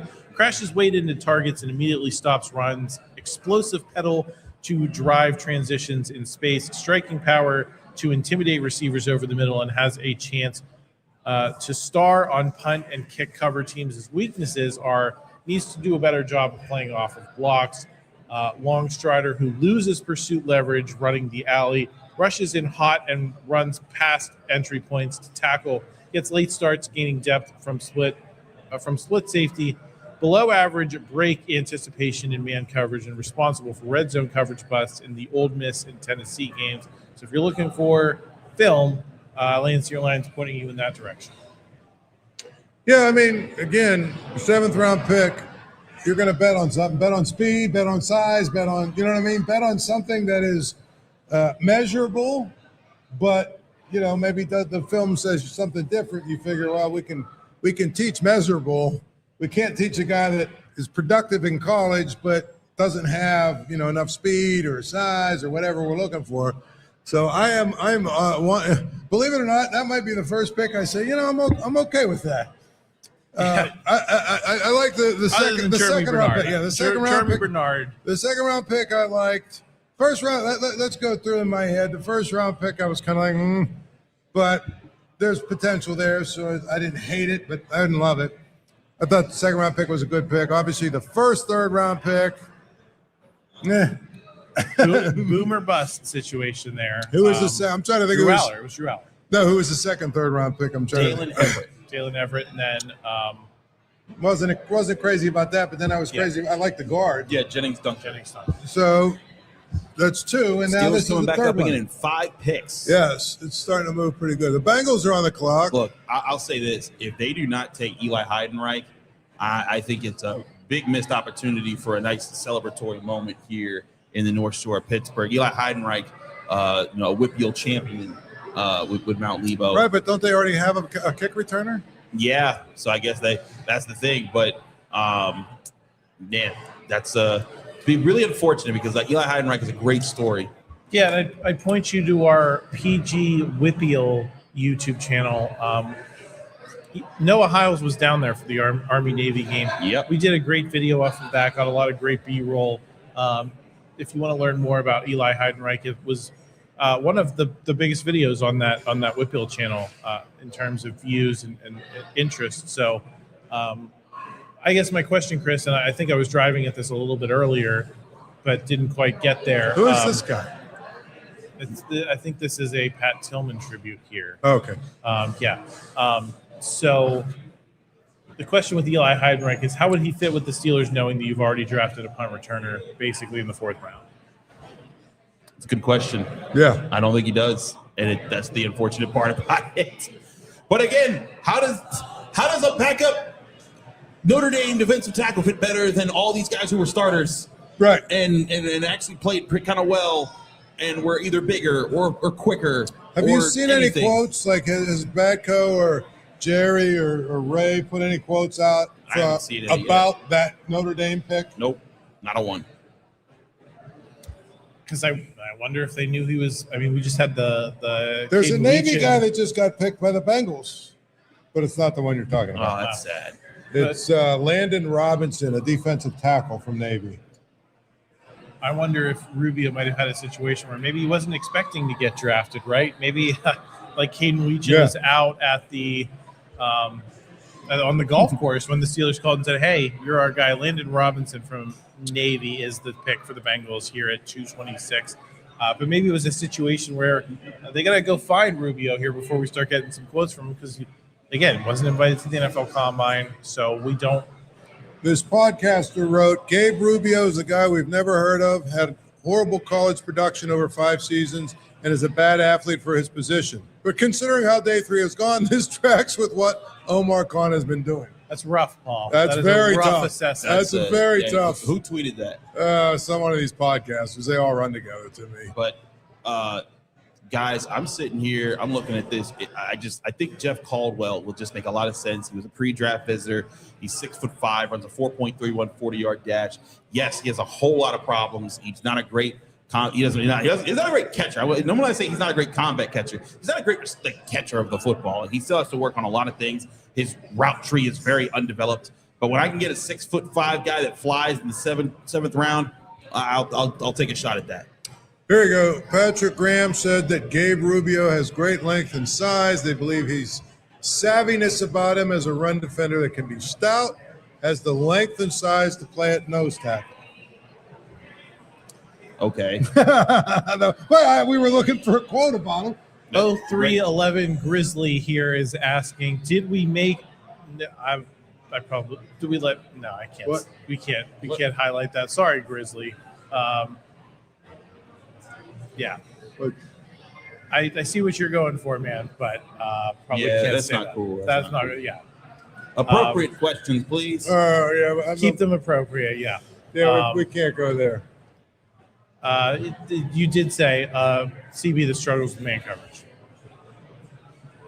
A 5'6" receiver. Did they draft a 5'6" receiver? Caden Wetchin's 5'9", so I think that's what he's talking about. Okay, that's a pretty big difference. Yeah. But I mean, still, his point is I think the undersized. It's also interesting with Weegan because Mike McCarthy made a real big stink about only wanting receivers who could play both inside and outside. And when you draft a guy that's like 5'9", you're not putting him outside. So I guess that, maybe he's just using him as a pure returner, but I'm sorry, spending a 4th round pick on a pure returner when I got serious needs. Again, last year, 4th round pick was Jack Sawyer. Jack Sawyer came in and was a really solid 4th option at edge rusher. And Do you really believe this Marco Rubio or whatever his name is? Do you think it is not Marco Rubio? Okay, whatever his name is. Do you really think this guy can be a nose tackle? I mean, come on, man. Isn't he like what's he the secretary of now?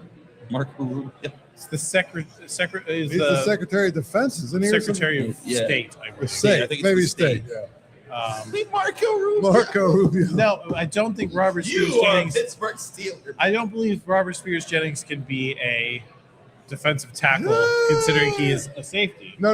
I meant Rubio. He's talking about Rubio. Yeah. Safety just went off the board, by the way, to the Jets. That's the BJ safety I Payne, thought that they was the should guy have you had picked. mentioned. BJ Payne, but 6'3". the Steelers already got their guy. He's a flyer at 4.3 in the 40.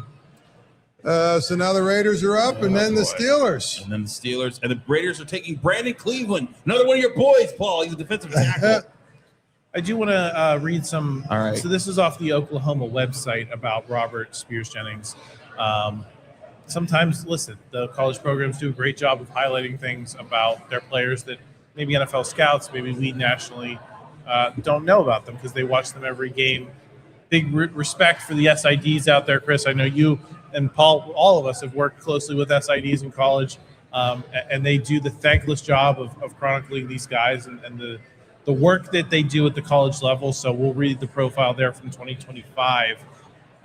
Played in all 13 games and made 12 starts, started each of the final 12 games, totaled 59 tackles, including 1.5 for loss, had an interception, 2 pass breakups, and 1 forced fumble. So there's some production there compared to the last pick we were talking through. They're showing the USS Requin, giving a glory shot on NFL Network. The under-respected USS Requin.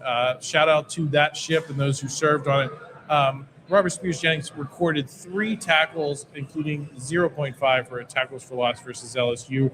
Registered 6 tackles and 2 pass breakups against Missouri on November 22nd. Pick is in for the Steelers. Okay, we got another pick here for the Steelers, so I'm going to keep reading until you interrupt me. Yep. Notched 5 tackles for Alabama on November 15th. Logged 8 tackles and an interception. He returned 37 yards against Tennessee, so that's a solid team that he had a big play against. Not just season-high 11 tackles and forced a fumble against Ole Miss on October 25th, posted 8 tackles, including 7 solo stops at South Carolina, and recorded 4 tackles versus Texas on October 11th. So listen, the production's there. He's making stops. And despite, I think there's been some criticism of the tackling, but still 60 tackles in the college level from a safety spot isn't too terrible, Paul, as we're awaiting the Steelers pick here. Right. I mean, I think, again, he's a guy that can run, and it sounds like he can really hit up in the box. There we go. Who is this now? I can't even see. Can you see who that is? Is that Will Allen? I think that's Will Allen, former Steelers safety. Is that it? Yeah, that is him. I got to clean off my glasses. That's all. Yeah, look at me. No, some former random backup DBs. It's Eli Heidenreich. There you go. The Navy kid. Chris has been calling it for some time. Oh, my gosh. Eli Heidenreich is the pick from Navy. That would be such a terrible story if they let that man hang there. So we knew. But that kid was like, that kid on his face said, I don't know who that is. But I feel you. But way to go, Eli Heidenreich, Whitfield champion, serviceman. Look, he is in the green room. He's got to be the only player that's been in the game room for day 3. He's got tears in his eyes. That is quite a story. Is he a returner or no? He's got his uniform on, He's kind of a do-it-all guy. Like, he plays running back, wide receiver, all the different spots. He'll be a special teamer however you want him. He's a serviceman in the Navy. Yeah, way to go, Eli. Get your walkout on stage. Wait, if he's from the Naval Academy, doesn't he have to serve? Let him have his moment. I'm just saying, doesn't he have to serve like 2 years? Isn't this like...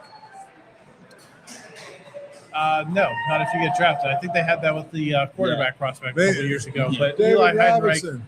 he's 4.44 speed in the 40-yard dash. Yeah, he had a good combine. Yeah, man, that's emotional, man. He does the salute. He's got tears in his eyes. You can tell this means a lot to him. I think he's the only guy we've seen today, Chris, who's walking out for the pick. I think they're going to hold things up here a little bit, as they should. Yeah, Roger Goodell's out there, That is a high honor for Eli Heidenreich. Roger Goodell on stage here at the end of the NFL draft. This is what I was saying. There was no way they were going to pass that up. Like, right. Eli Heidenreich, that's just perfect story stuff. Sorry, a 7th-round pick. Go get yours, Eli. Now, that's really interesting. Here's the thing. This isn't just a feel-good thing, I don't think, Chris. There is a football case to be made for him. He doesn't have a position listed, but Lance Zierlein does have him as an average backup or special teamer. Listen, there's plenty of room for those guys in the NFL. 6 foot, 198 pounds. The athleticism scoring, I don't know who they're grading this against, but he's got him as an 82, which relative to anyone is a pretty good score according to the NFL Next Gen Stats. 4.44 in the 40-yard dash. Lance Zierlein had a projected 6th-round pick on him, so you get him in the middle of the 7th, possibly a value there. Go ahead, Paul. I was going to say, you're right. He's immediately able to play. You can immediately pursue NFL football. Congress has Congress recently allowed Service Academy athletes to immediately pursue professional sports.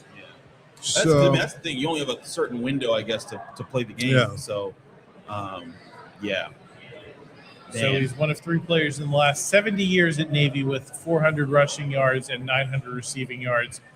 His 1,994 receiving yards and 16 touchdowns in a career are school records at Navy. Let me read the Lance Zierlein profile on Eli Heidenreich here. Versatile and productive, Heidenreich possesses good size and toughness. Most of his run production came on jet sweeps from Navy's option attack, but he appears to lack the acceleration to outpace NFL pursuit as a wide runner.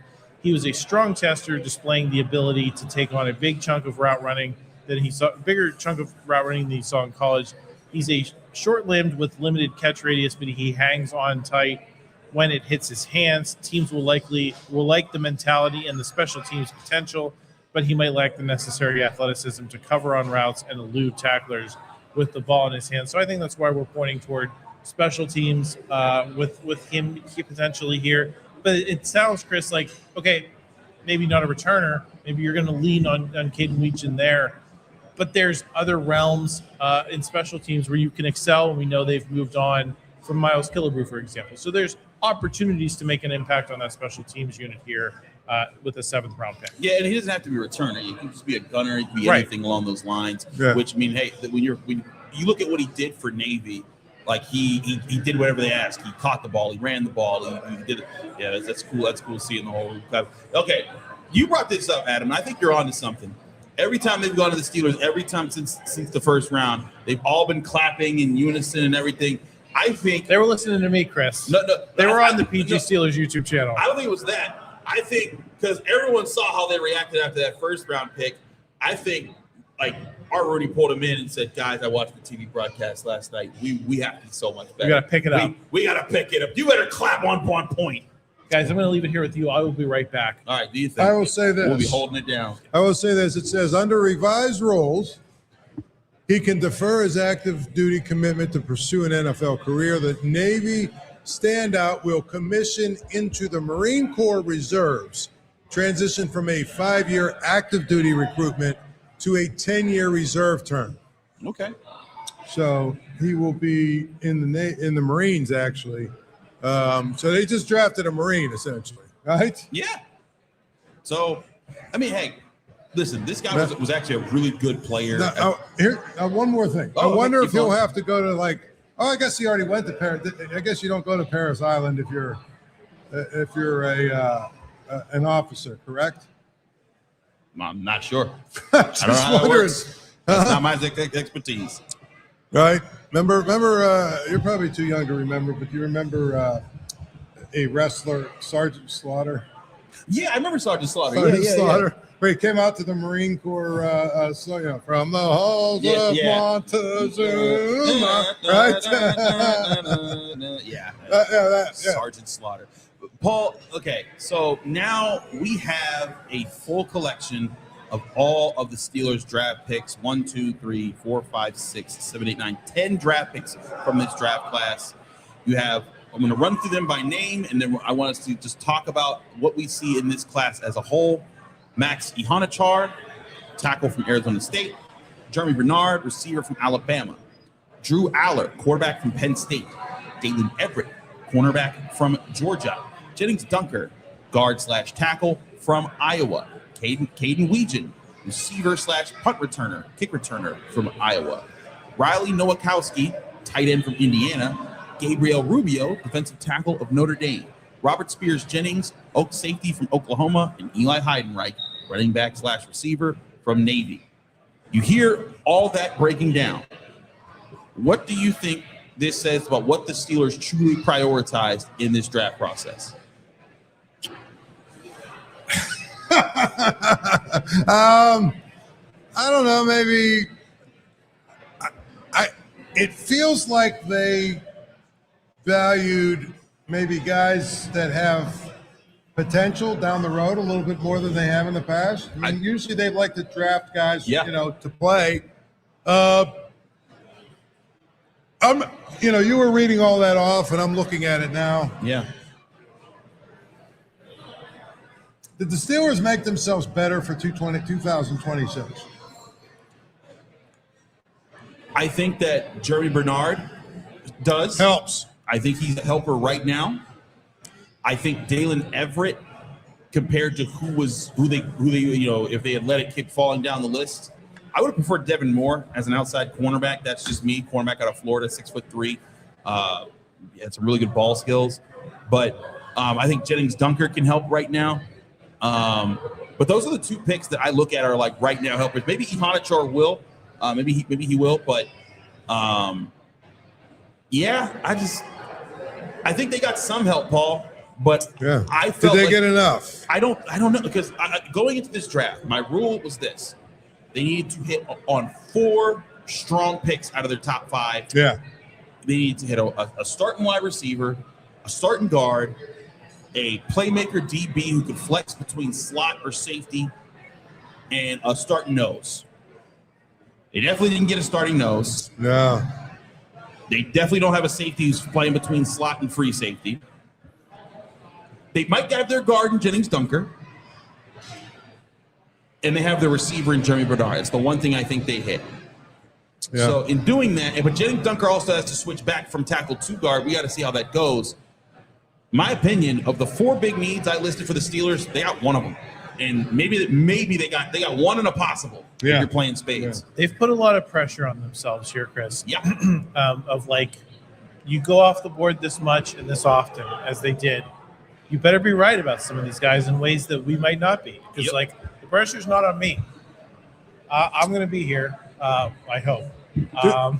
So, like, we're gonna be here talking about the Steelers. It's easier on the outside than it is on the inside. And what they've done here is said we're gonna make a lot of bets on guys that you guys weren't looking at.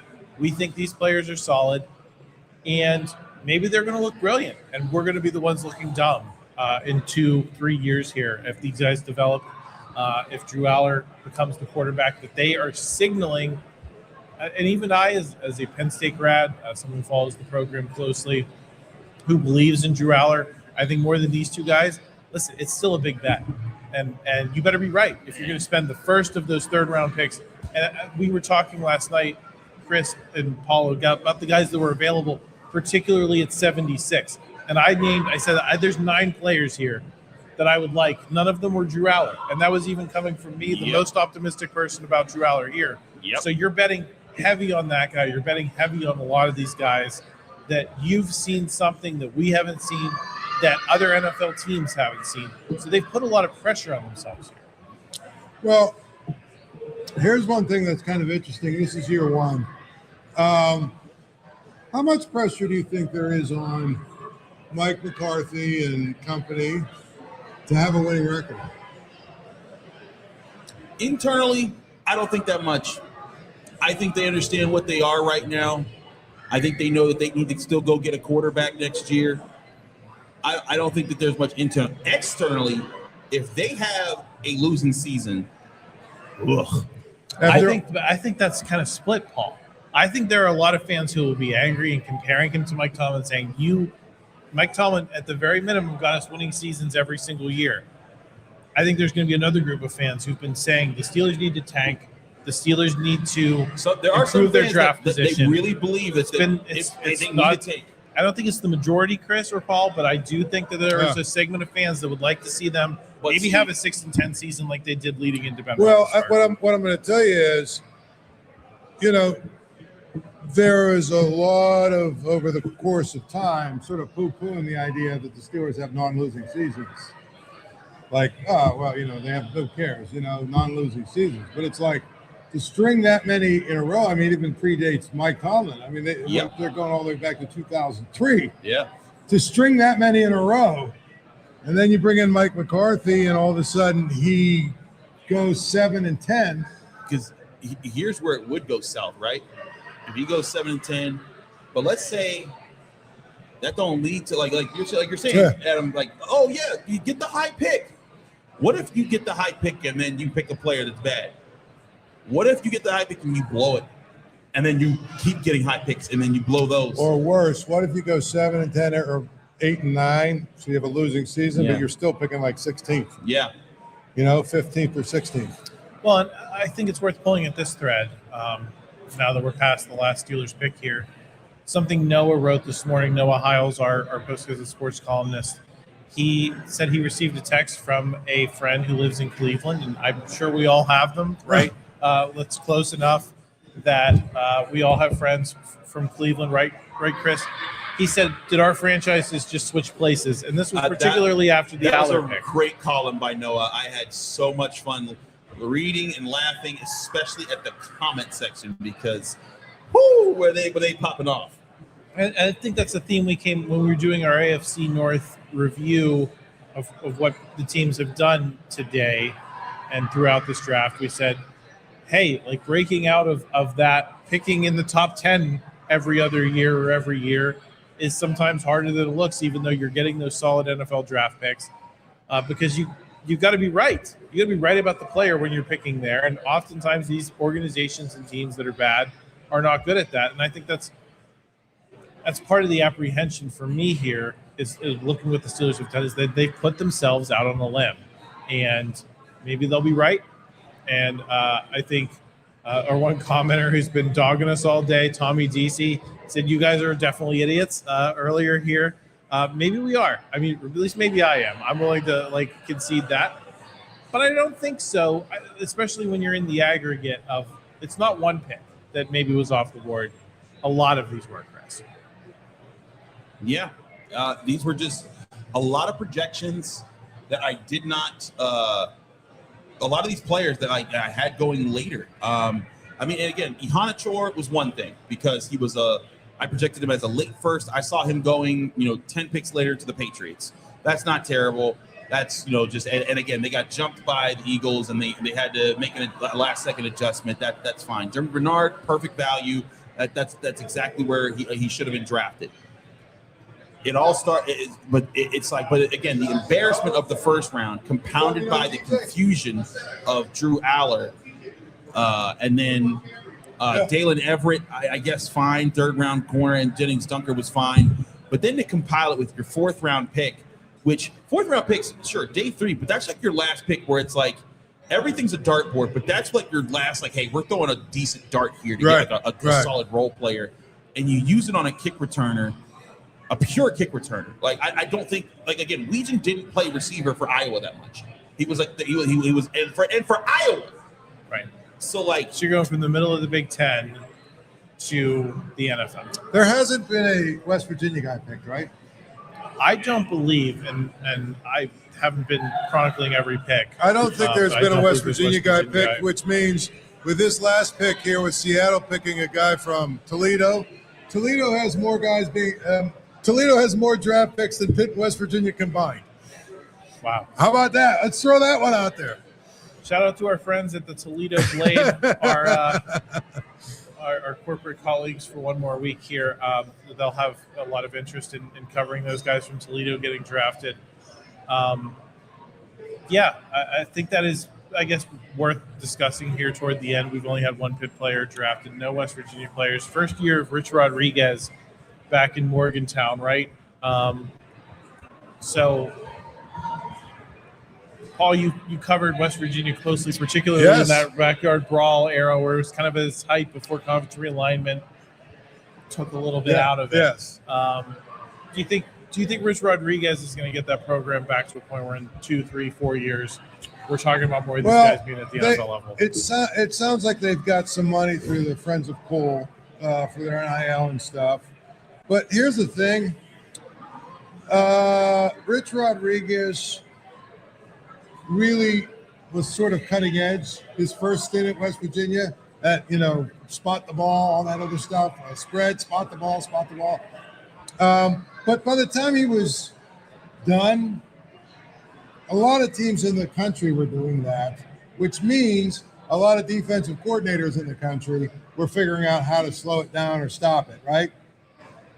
Now, and also he was doing it in the Big East. You know what I'm saying? Now he's in the Big 12.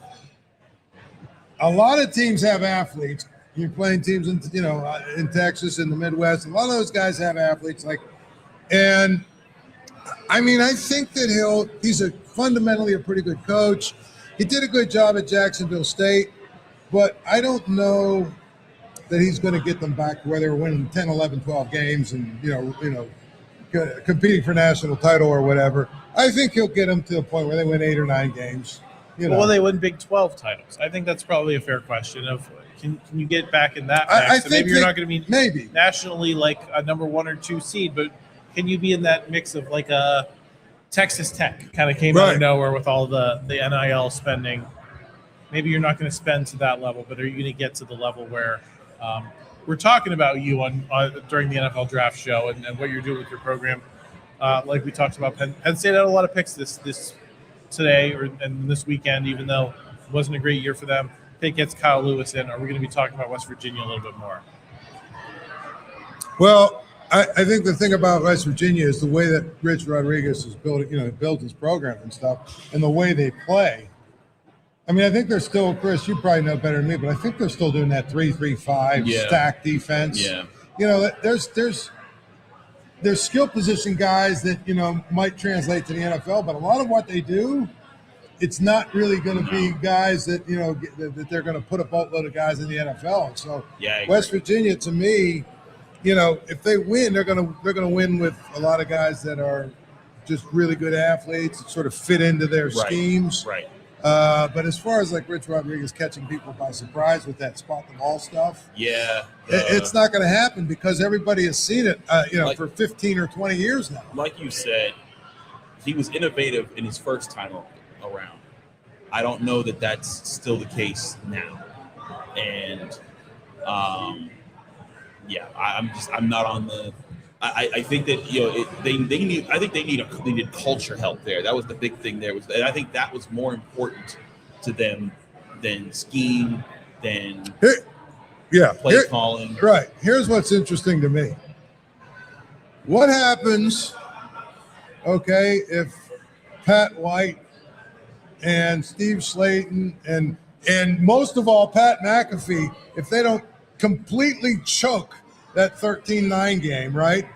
They would have went to the national championship game, and they would have pounded Ohio State. As we saw, Ohio State got killed. Troy Smith was their quarterback. They looked like a team. I think he won the Heisman that year, maybe, didn't he? I mean, they looked like a team that spent a month eating pizza and not doing anything. And who was it, LSU or whoever it was, ran circles around them. They would, and that's where the narrative was born of SEC speed over the Big Ten, right? It was right by that game. And my point is, that West Virginia team with Bill Stewart as the interim coach went out and destroyed Oklahoma in a bowl game. And of course, the boosters were so happy they got drunk. This is a true story. They were so happy they got drunk that night, and they made Bill Stewart the head coach for good. My point is, what would have happened if they'd have won the game against Pitt? Rich Rodriguez might still have been there all these years later. But see, that's why whenever I make a 13-9 joke, that's why it lands. Right. Oh, it does. Absolutely. Because like for example, the West Virginia beat Pitt on September 13th this past year. And like, you know, I had my friends that were like, ha, you can't use that joke anymore. And I'm like, yes, I can. Because that's still the greatest chance you guys ever had at the national championship, and Pitt ruined it. They took it from your souls, and you will never forget it. And they'll just be like, that to your point, Paul. That is the one thing. Like, and like everyone always talks. Like, it's funny. I have my boys Wes Euler, Adam Crowley, Matt Sunday. I have several West Virginia friends. And whenever we're talking about it, and they'll bring up, well, you know, West Virginia basketball beat Pitt so many times. And I'm like, yep. And you trade every single one of those if you could erase 13-9. And they're just like, I hate you for that. In fact, I would be willing to bet they'd erase a bunch of other football wins. Yeah. Like if I said to them, listen, you could have, didn't they win like 2 years last year? Yeah. So you can have the last 4 wins. Mm-hmm. You could sweep Pitt in the entire backyard brawl for the last 4 years, or you could win 13-9. Yeah. And they would take 13-9 They would in a take heartbeat. 13-9 in a heartbeat. But that game, my question is, we always like to do these what-if scenarios. Yeah. What if they win that game and Rich Rodriguez, so that was in 2007? What if he goes to like the NFL? And so, well, I don't think he would have. Yeah. I think if he wins that game, he'd be like running for governor of West Virginia right now. Or he would be in his, you know, he'd still be there 19 years later as the head coach, and he'd be like pushing like 300 wins or something. And you know what I mean? He would be West Virginia's Joe Pop, you know what I mean? Or whatever. I mean, if you think about it, because he got hired maybe 2000, 2001 or something like that. I mean, he'd be going on year 25. He'd have a national title under his belt, a couple other Big East titles. I mean, I'm just saying, you know. I mean, look. Bob Huggins ran West Virginia, still kind of does, but until he eventually had to get let go for, you know, DUI and stuff like that. But like, yeah, if he had had a national title on him, he'd have been. I once saw Bob Huggins walk into the Greenbrier bar there. So I was at the Greenbrier tournament in West Virginia last year when I was in my last year covering Pitt basketball, and we're sitting there late at night, and he walks in the bar, and the whole bar just stops. Yeah, that's Bob Huggins. That's Bob Huggins. That's Bob Huggins. That could have been Rich Rodriguez. That could have been Rich Rodriguez. He could have been everywhere he went. Yeah. Guys, we got 17 or no. I think we got 15 picks to go till Mr. Irrelevant. My boy Devin Eastern. He goes to the Seahawks. They got a good one. So let's maybe pivot the conversation back to the Steelers a little bit. Yeah. I'm trying to figure an angle that we haven't covered in 12 plus hours on stream here over There 3 you go. days. Let's do it like this, Adam. This is basically what you do when you're filling time on radio. I want you to, seriously, you can listen to radio, the station all day. That's what they do. Rank, in your mind, the Steelers picks, best to worst. Relative to the position Relative where they to were. their position. All I right. think go ahead. You go first. Germie Bernard, best pick, hands down. Okay. Number one, that is their best pick in this draft class. Perfect value, perfect need, everything right there. Okay. So So we're we're number 2 here then. number 2. I would say the guard is Yeah. probably the second best pick. I'd agree. Jennings Dunker, I think for the value that they got him at the 96th overall pick that they got him, yeah, I'd go Jennings Dunker as the second best pick of this draft class. I think third, we're probably between Iheanachor or Iheanachor. what is it? Iheanachor. Iheanachor or Everette. Or Everette. I want us to keep doing this until you get it. Yeah. Okay. What do you think it is? Iheanachor. Iheanachor. Iheanachor. There you go. Yeah, we got Paul Zeise. So it's either that or Everette. Who probably right? I'd say Iheanachor because I do think that his athletic profile is impressive. I don't think Iheanachor is a bad player. I just think the way the Steelers got by the Eagles makes that an embarrassing pick. Yeah. I'd actually lean Everette just because I feel like the value and the expectation was there a little bit more. Iheanachor, we talked about. Well, you said you had him 28th on your board, I think, originally. So He's the 28th ranked player. Right. I had him getting picked by the Patriots at 31, almost like in all of my first round mocks. I was just like, that's the perfect fit for him to go. So a little bit overdrafted there. I think by a lot of projections, Daylen Everette made sense, and that's why we have. I feel like that's why he's probably the guy we've talked about the least among all of these guys over the last handful of days. Is you were like, okay, makes sense for the place that he was drafted, and let's just move on. So that's why I'd put him ahead of Iheanachor or Paul if I was going. Who, Everette? Right. Yeah. I would say next is Robert Spears Jennings. Considering value, 4.3, guy runs a 4.3. You got him deep in the 7th round. I don't know, Chris, what about you? Yeah, I guess. I guess I'd go Robert Spears Jennings because they needed a safety and he's fast.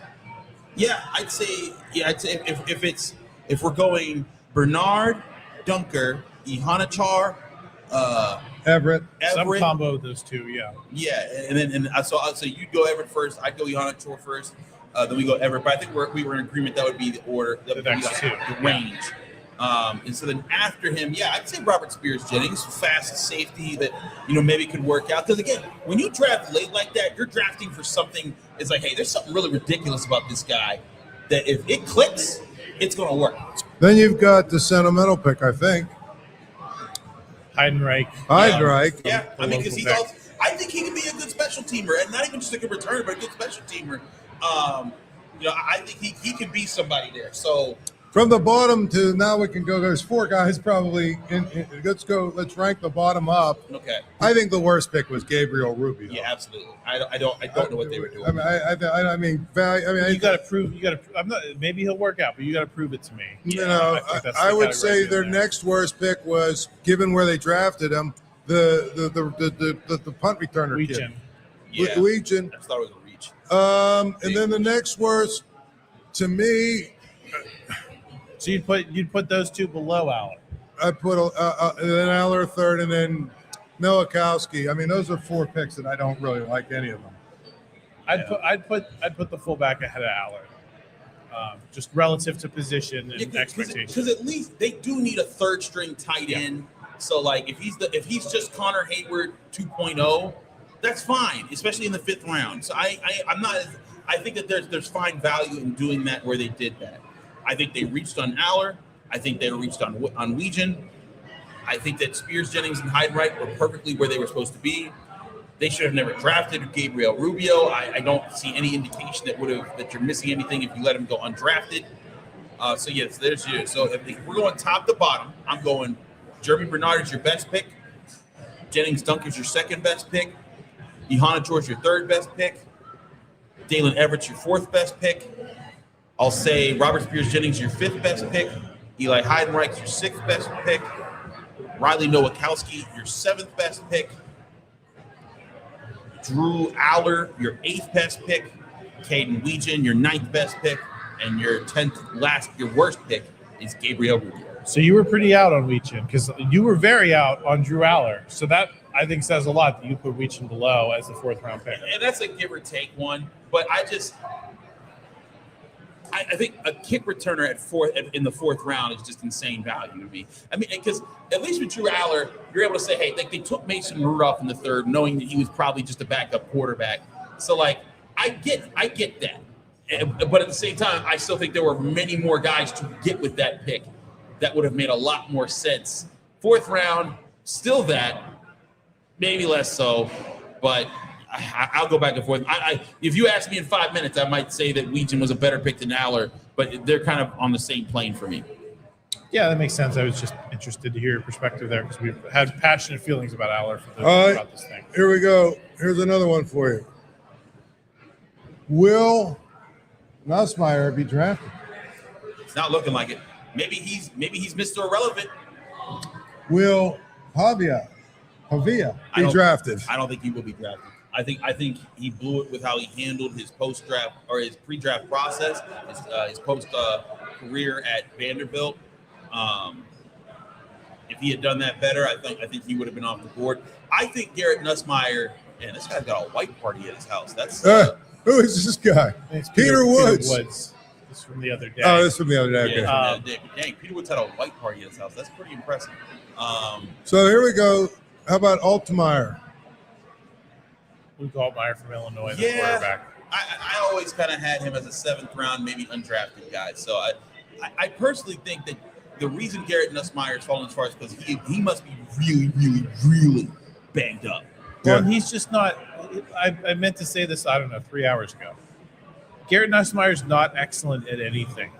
And I think that's the biggest problem. Now, I would have said the same thing about Cade Klubnik who went in the fourth round. So what do I know? But that's why I think it's an injury. Because Cade Klubnik ain't great. He's barely good at anything that you want in the NFL. But he's experienced. You can bring him in as a camp arm. I'm just I'll tell you this much. You know what? If Garrett Nussmeier isn't drafted, I wonder if the Steelers give him a call and say, undrafted free agent, come on down. It's just wild when you consider, Chris, I don't even remember that LSU Clemson game early in the season, in the college season. I watched it specifically from the perspective of Cade Klubnik, Garrett Nussmeier. These could be the guys the Steelers are trading up to get right here in April. And now only one of them may get drafted, and the other one may not. And both of their teams vastly under-delivered expectations. And I think the thing that distinguished Drew Allar from those two guys is the guys a year ago we were talking about as potential first-round picks. In the end, it was just the traits for Allar that gets him selected in the third round compared to those guys who just nothing jumps off the page about them. Allar's traits at least do, even though the production doesn't. Right. And again, I think that's why Allar got drafted. If he was 6'1", like Garrett Nussmeier, he'd probably still be sitting there right now. Yeah, I mean, I just think so.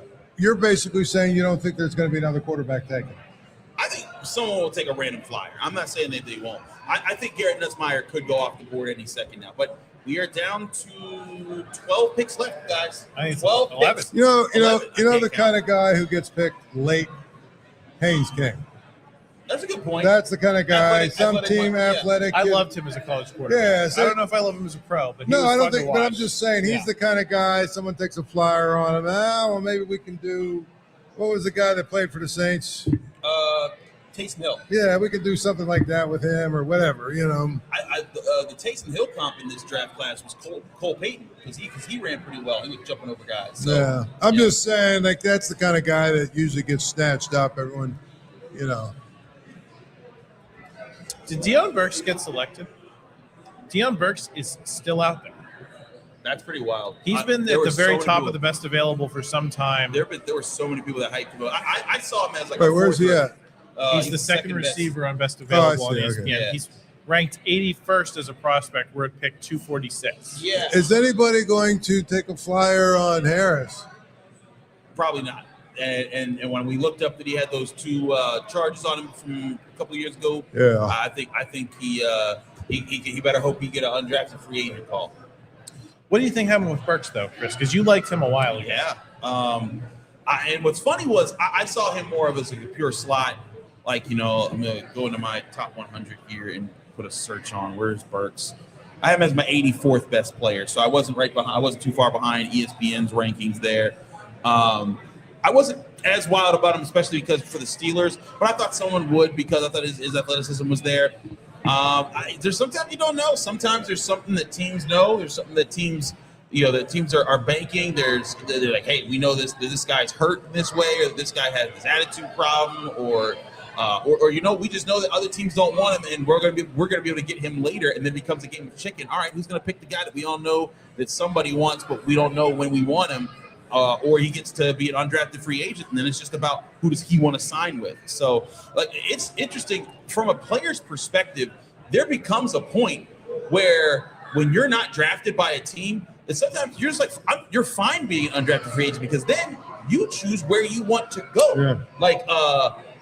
There have been some Pitt basketball players that when they've come out, and it's been a thing where but when you get to the second round of the NBA draft, you prefer to just not be picked, so because then you can sign to a place that'll be favorable for you instead of draft some place that might just not have big plans for you. Right. So that could be the situation with Burks where you fit and where you can play. And, exactly. 10 picks to go here till Mr. Irrelevant. I think we would have logged off a while ago, folks, if the draft was not in Pittsburgh. But we think it's just the right thing to do with the draft being in Pittsburgh. You're taking it to the end here. I guess so the Browns pick is it going to be another quarterback? Why not? Didn't they have 5 quarterbacks last year? Bring them all down. Bring them out. I think they had 5 quarterbacks last year going into Yes. at least 4. They kind of have the derby that the Steelers have set up. Wait, I tell you this. Could you imagine me trying to pronounce this guy the Patriots just picked? That's easy. It's Quintavious. Quintavious. Is that what it is? Yeah, you got it on the first try. Quintavious. Yeah, that's an easy one. From Boston College. Now let me tell you, there was this guy. So you remember DJ Uiagalelei, the quarterback from Clemson? Yeah, how can I forget? So when he got hurt, this one time they were playing Pitt, I looked at the backup quarterback's name, and his name was Farman Koch. And I was like, yeah, put Uiagalelei back in there, man. I can't get that one. Said nobody ever, by the way, because if you remember, DJ Uiagalelei was at Florida State for a year. I had to endure that nonsense. You had to endure, horrific. Paul, you've been through it since that team that just – I will say, that is one of the biggest robberies of all sports, that team that was undefeated didn't get to play in the college football playoffs. And not just that, it was so easy. There was 4 power conferences. Yep. No, I'm sorry. At that time, there was 5 power conferences, right? Yep. 3 of the champions were undefeated. Yep. And the other 2 champions played each other, and Texas beat Alabama. Yep. But they were not going to leave Alabama out. If Alabama had beaten Texas, it was the other way around, and Texas had 1 loss. Mm-hmm. They had no problem leaving Texas out. They weren't going to leave the SEC out, and they basically said, you know what, you've got this quarterback issue. But the thing was, that defense is why that team was winning. Exactly. I mean, it was ridiculous. And then everyone's like, well, they lost to Georgia in the bowl game. Yeah, because the whole team quit. Because it didn't matter that they won every game. They had 40 guys sit out that game. Yeah. And I'm not a Florida State guy, but I looked at that and I was like, that is a sham. And that was one where I was like, NCAA, you should be ashamed of yourselves. Yeah. So, like I said, that was one of the few years where it was pretty black and white. Yeah. 3 undefeated teams, and the other 2 played each other. Exactly. That was one where SEC bias certainly played a factor there. Of course it did. Mm-hmm. They didn't want to go against the SEC. They were afraid. Here we go. Tight end Carson Ryan. BYU. We're getting close to the end. 9 picks away. We're getting close to the end. Here we go. All right, let's play a game here. Each of us pick 3 players. We're going to do like a round-robin draft. We'll go from one side of the table to the other and then back. and we're going to each pick 3 players that we think could be Mr. Irrelevant. If they're picked before Mr. Irrelevant, it sucks for you. Yeah. But we're all going to try to so we get 9 shots at Mr. Irrelevant here. Paul, you get the first pick of the Mr. Irrelevant draft here. I'm going to go with a guy that sounds like a serial killer. What? John Michael Gellenborg from Wyoming. Okay, he does kind of. Okay. They all have two names. They all have 2 names. Go ahead. I will take Luke Altmaier. Got Luke Altmaier. All right. I'll take Garrett Nussmeier. Okay. Right. So we're head to head here with the quarterbacks, you and me. All right. And then I'll go Jeff Caldwell. So You've been on him for a while. Yeah. I got Garrett Nussmeier, Jeff Caldwell. I'm trying to see if anyone else speaks to me. I'll go Scooby Williams. Love the name. I'm going to go Evan Bernstein, Northwestern. All right. And then you get to do one. You get to do your last one. Oh, okay. Because we're on round robin. Here we go. Let's go even further down on the chart. See if there's a name I like. Oh, here we go. We got to go with this guy. Wait, where is he at here? Let me see if I can pronounce his first name. Are you looking at the? Wait, I got it right here. I got it right. This is definitely it right here. Ready? Okay. Tyron Montgomery, John Carroll University. That's who it is. Actually, he had a really good Senior Bowl week. We all saw him like popping off. We were like, who the heck is that? Wait, I see that. I see that Bill Belichick's girlfriend is a prospect, a wide receiver from SMU, Jordan Hudson. But go ahead. Isn't that her name? Garrett Nussmeier gets drafted by the Chiefs here at 249. Off the board already. So there, he finally goes off. He's had a draft party. Good for Garrett. It's quite a slide. It's close to Mr. Irrelevant status. There was a talk that he would have, back before the season started, there was talk about him being the first overall pick. Yeah. Yes. I mean, So go from there to here. All right, so we got about 7 picks left. So whatever pick I make, I'm in better shape than Chris. Yeah, Mr. Irrelevant here. Yes. I'm going to steal your pick then. I'm going to steal Haynes King. There we go. Just because I think there's enough gadgety stuff you could do with him there. Haynes King. I will take Haynes King. So I got 2 quarterbacks. I'm betting hard on the QB. So I got the serial killer where's he from? Wyoming? So all I've got left is Jeff Caldwell. So I get one more pick. I'll go J. Michael Sturdivant, wide receiver, Florida. All right. We probably should get to some thank yous here as we're ready for Absolutely. Mr. Irrelevant. There have been a lot of people who've helped put on this event here at Aslin Beer Company. Chief among them, Aslin Beer itself. Yes. Fantastic hosts. We've been sitting up here right outside the window.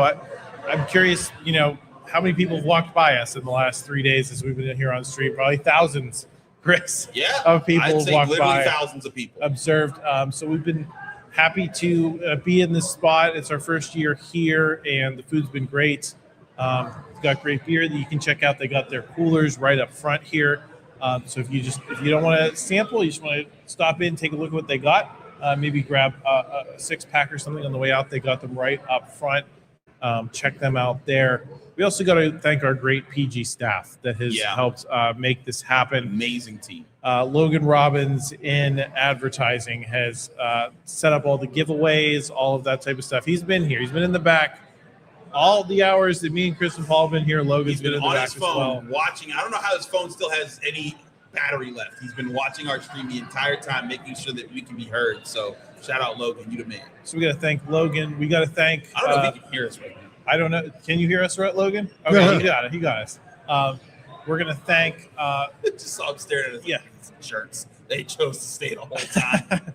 Andrew Rush has been kind of our audiovisual guy for years, and this year he started to pass on our knowledge to the newsroom. Andrew's in marketing. He was in the newsroom for a long time. He's in marketing now, and he's helped Samara McCallum and Giuseppe Lopapolo become our producers here. Giuseppe, this was his first day in the saddle, and he's at 6.5 hours in. Wait, so pull up the stream. I want to. How long are we? We are at we're at 6 hours and 45 minutes, so we're pushing 7 hours. This is the longest I've ever been on. I can't remember the draft going to 7 o'clock ever. And this has been a protracted thing because we were out talking earlier. We said, well, we'll be over by 6. It's almost 6. It's past 6:45. So They've been taking their good, sweet time here. Rashawn Benny from Ravens Michigan. take it. Yeah. Rashawn Benny, your boy, Paul. I've been trying to get the Steelers to take them. Well, the Ravens took them. But really want to thank Samara. So we had some technical issues that we've had to figure out. Samara was, she deserves the praise. She figured things out, kept things on the tracks. And today, she set the table for us to be on here today for 6 hours and 46 minutes with almost no issues. So really big ups to Samara and big ups to Giuseppe for being here all day. Maybe longer than Samara was for those first 2 days. Actually, because we are approaching 7 hours, I think Giuseppe has been our guy who's been here the longest. But I love that. I love that the Eagles have 2 in a row and the Broncos have 2 in a row at the end. I think that'll make it a little quicker. Yeah, just pick them, please. Grab them. Bam, bam. Also want to thank Noah Hiles, Brian Batko, Ray Fittipaldo. They've all joined us for the last 3 days remotely.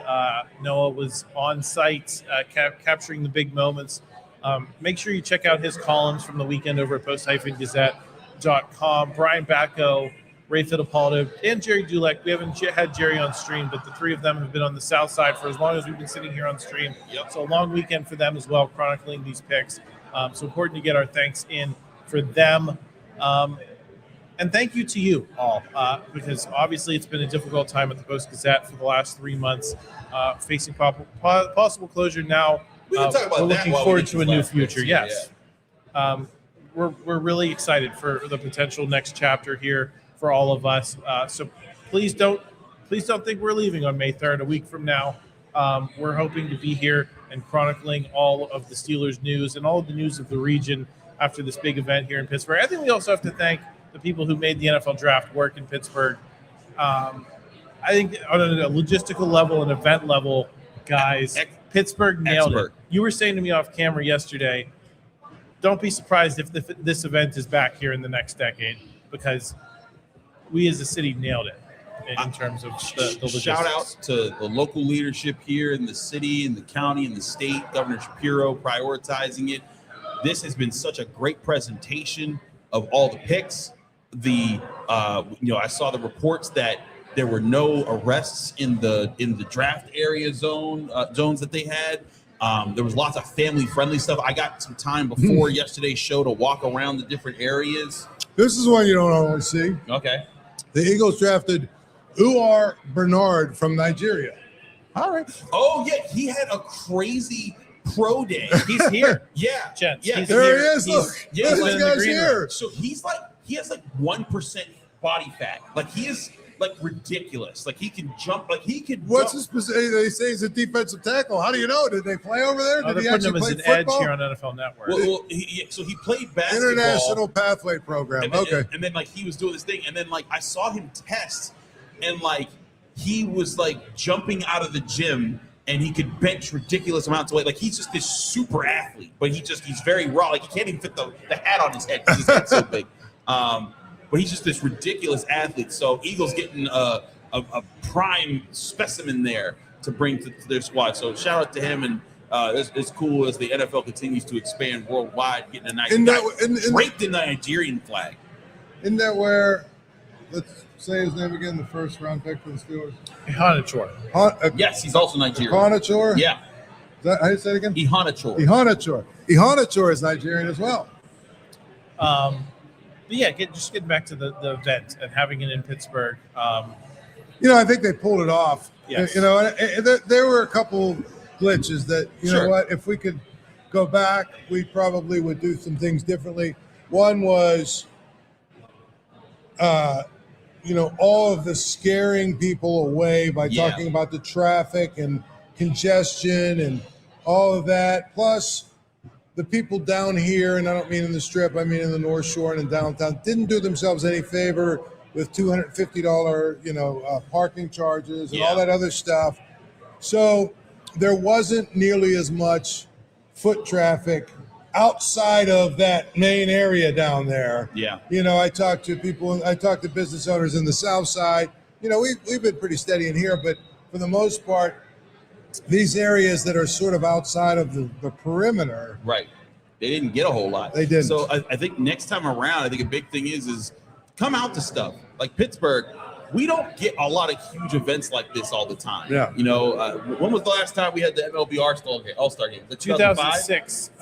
But, you know, you do have to give a tip of the cap. I mean, 320,000 was this. They set attendance records here this week. Yeah, So people did come out to the draft. I think it was like people were scared away from the city in general. We can handle bigger events than I think maybe we've realized, or maybe we thought we did. And I think this NFL draft proves. A long time there's been a question: could Pittsburgh ever host a Super Bowl?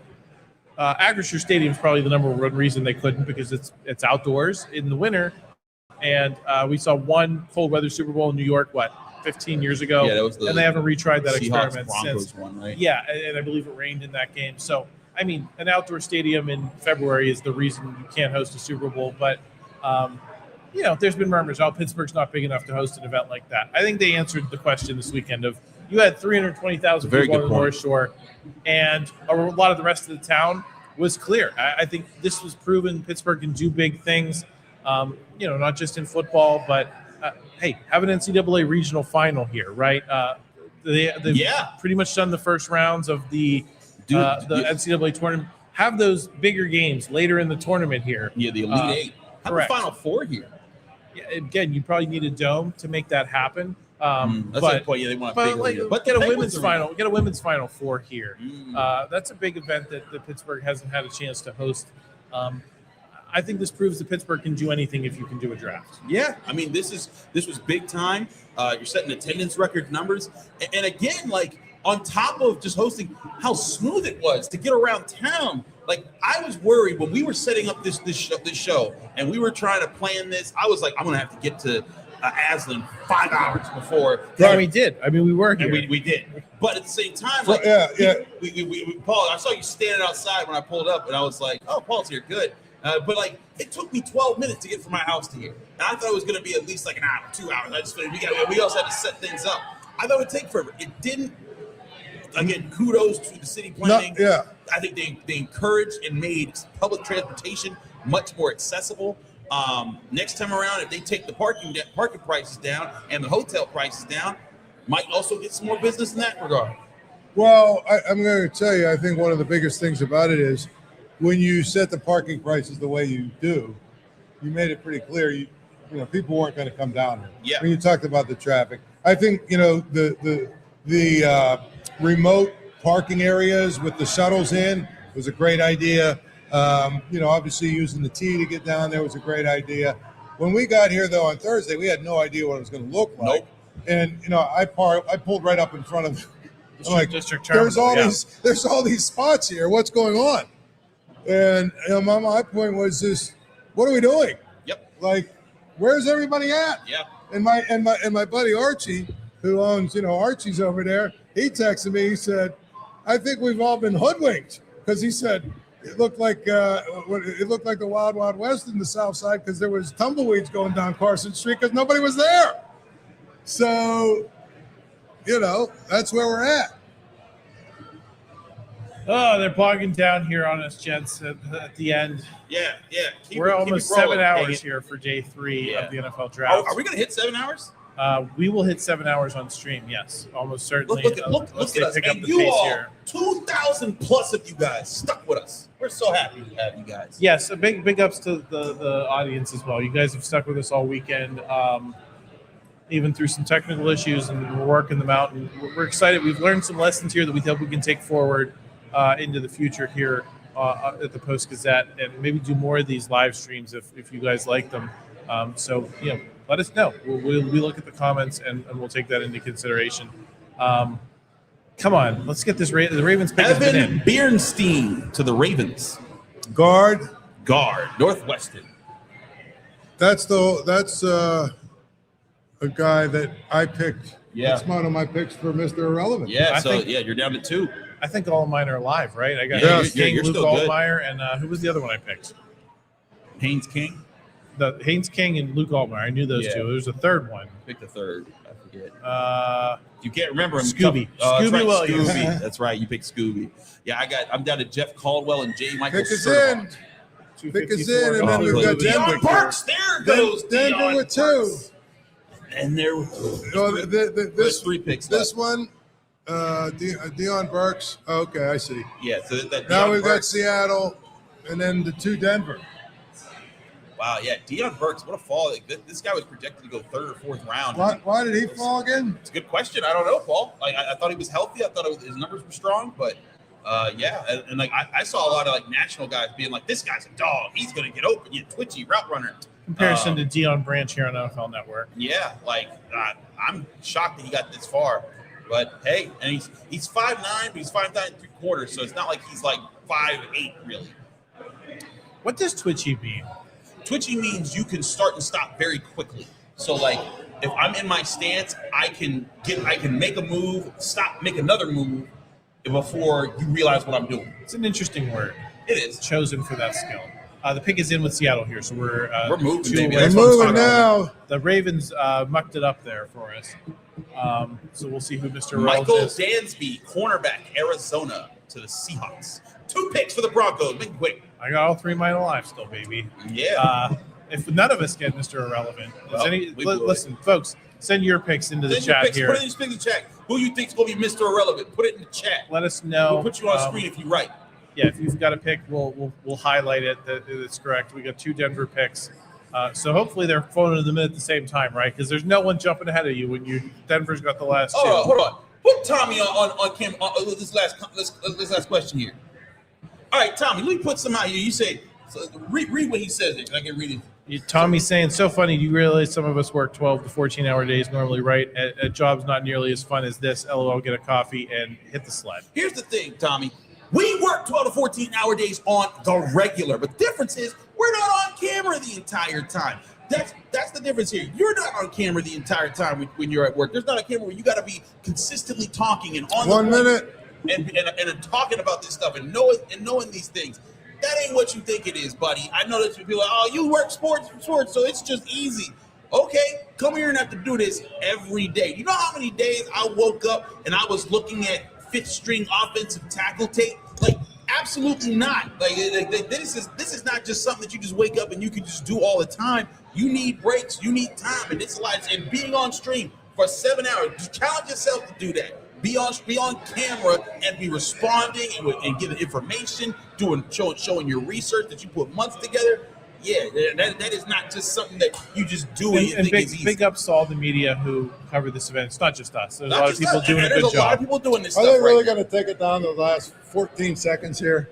10 seconds? Come on. And they got 2 picks. They got 2 picks. Just pick somebody. Maybe they're going to go quarterback. Look. What if they forfeit this pick? It would be really funny. Oh, the pick went in at the last second. The pick is in. Maybe they're going to go quarterback. Or did it go in? Nick Benito was picked by somebody. Benito. Never mind. Yeah. Benino. Speaking of which, there's a Grinch in a Steelers jersey. We're basically. I don't think when we showed up. I showed up here at 9 a.m. today. I don't think I was planning to pregame. Game 4. Yeah, we're going to do. We might as well just go like another. You guys just want to cover go the another Pens. half hour. Just keep it rolling. Just do like Penguins pregame, right? We are going to wrap up here pretty quickly after Mr. Yes. Relevant. So, any final thoughts, guys, in terms of the Steelers? I think a lot of people I'm reading on social media, a lot of people are very disappointed in the Steelers draft, or they just don't think they did good enough to do it, right? Omar Khan says it was an awesome weekend, though. So there it was. Yeah. I mean, do you guys have a grade? We asked Ray Fittipaldo for a grade earlier. He gave a B-. I think I'd be generous at a C. I hate to grade drafts right as they're happening because we just don't know who's going to do what, right? Like I hate doing that because it's not accurate. If I was to do it simply comparing stuff to how I ranked players, this would be a C- to a D+. Who's this pick? Quarterback, right? Is that who's been picked? No, I don't know. I hope it's not a quarterback. He's trying to get one of your players out. That's what he's doing. We'll get one of your players out of the mix here, so we can get the last pick of the draft.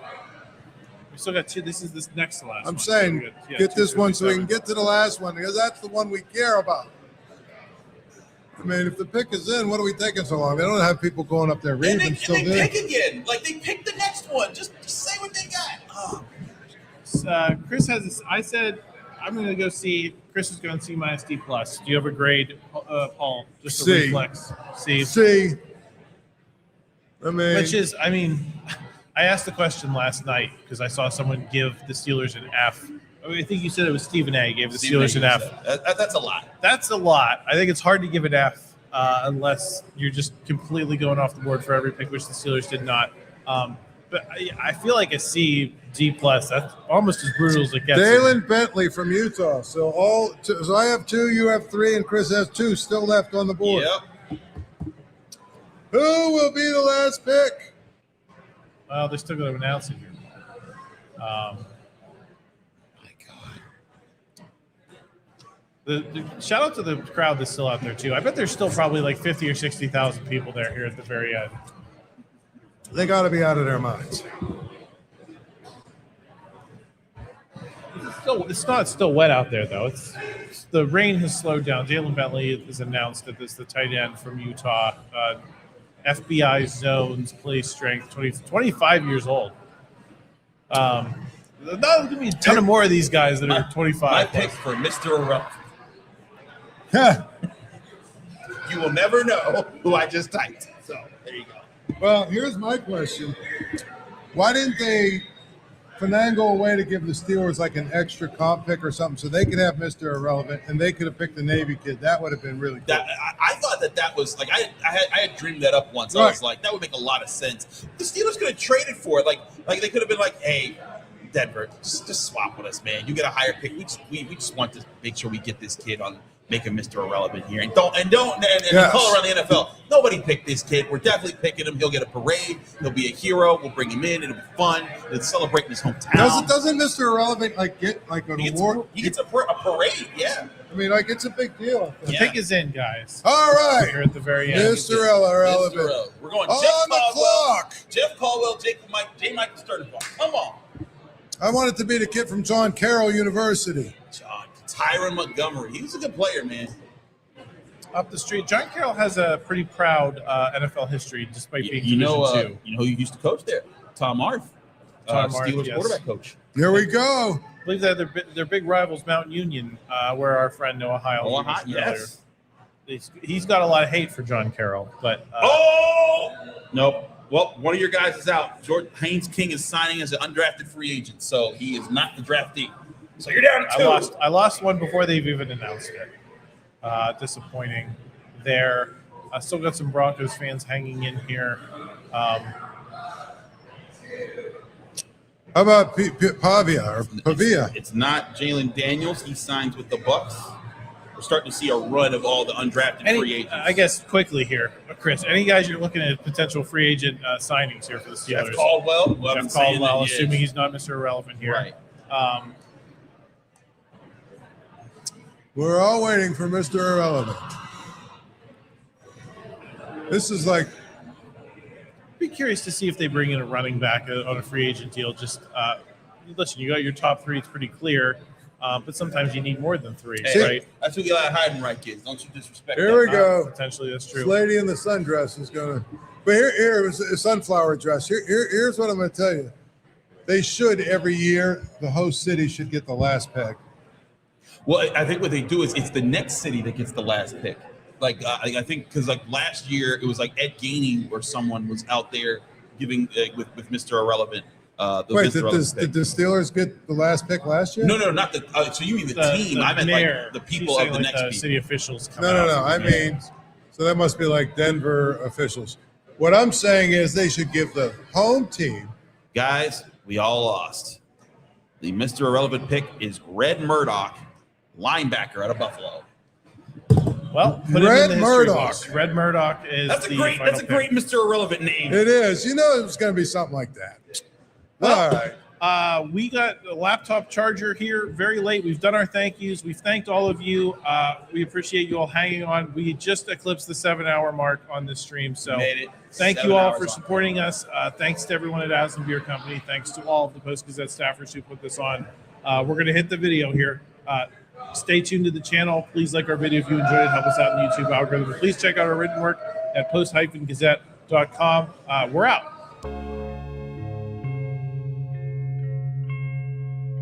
Thank you for checking out this content from Post-Gazette Sports. If you watch this video on YouTube, please like the video and subscribe to our channel.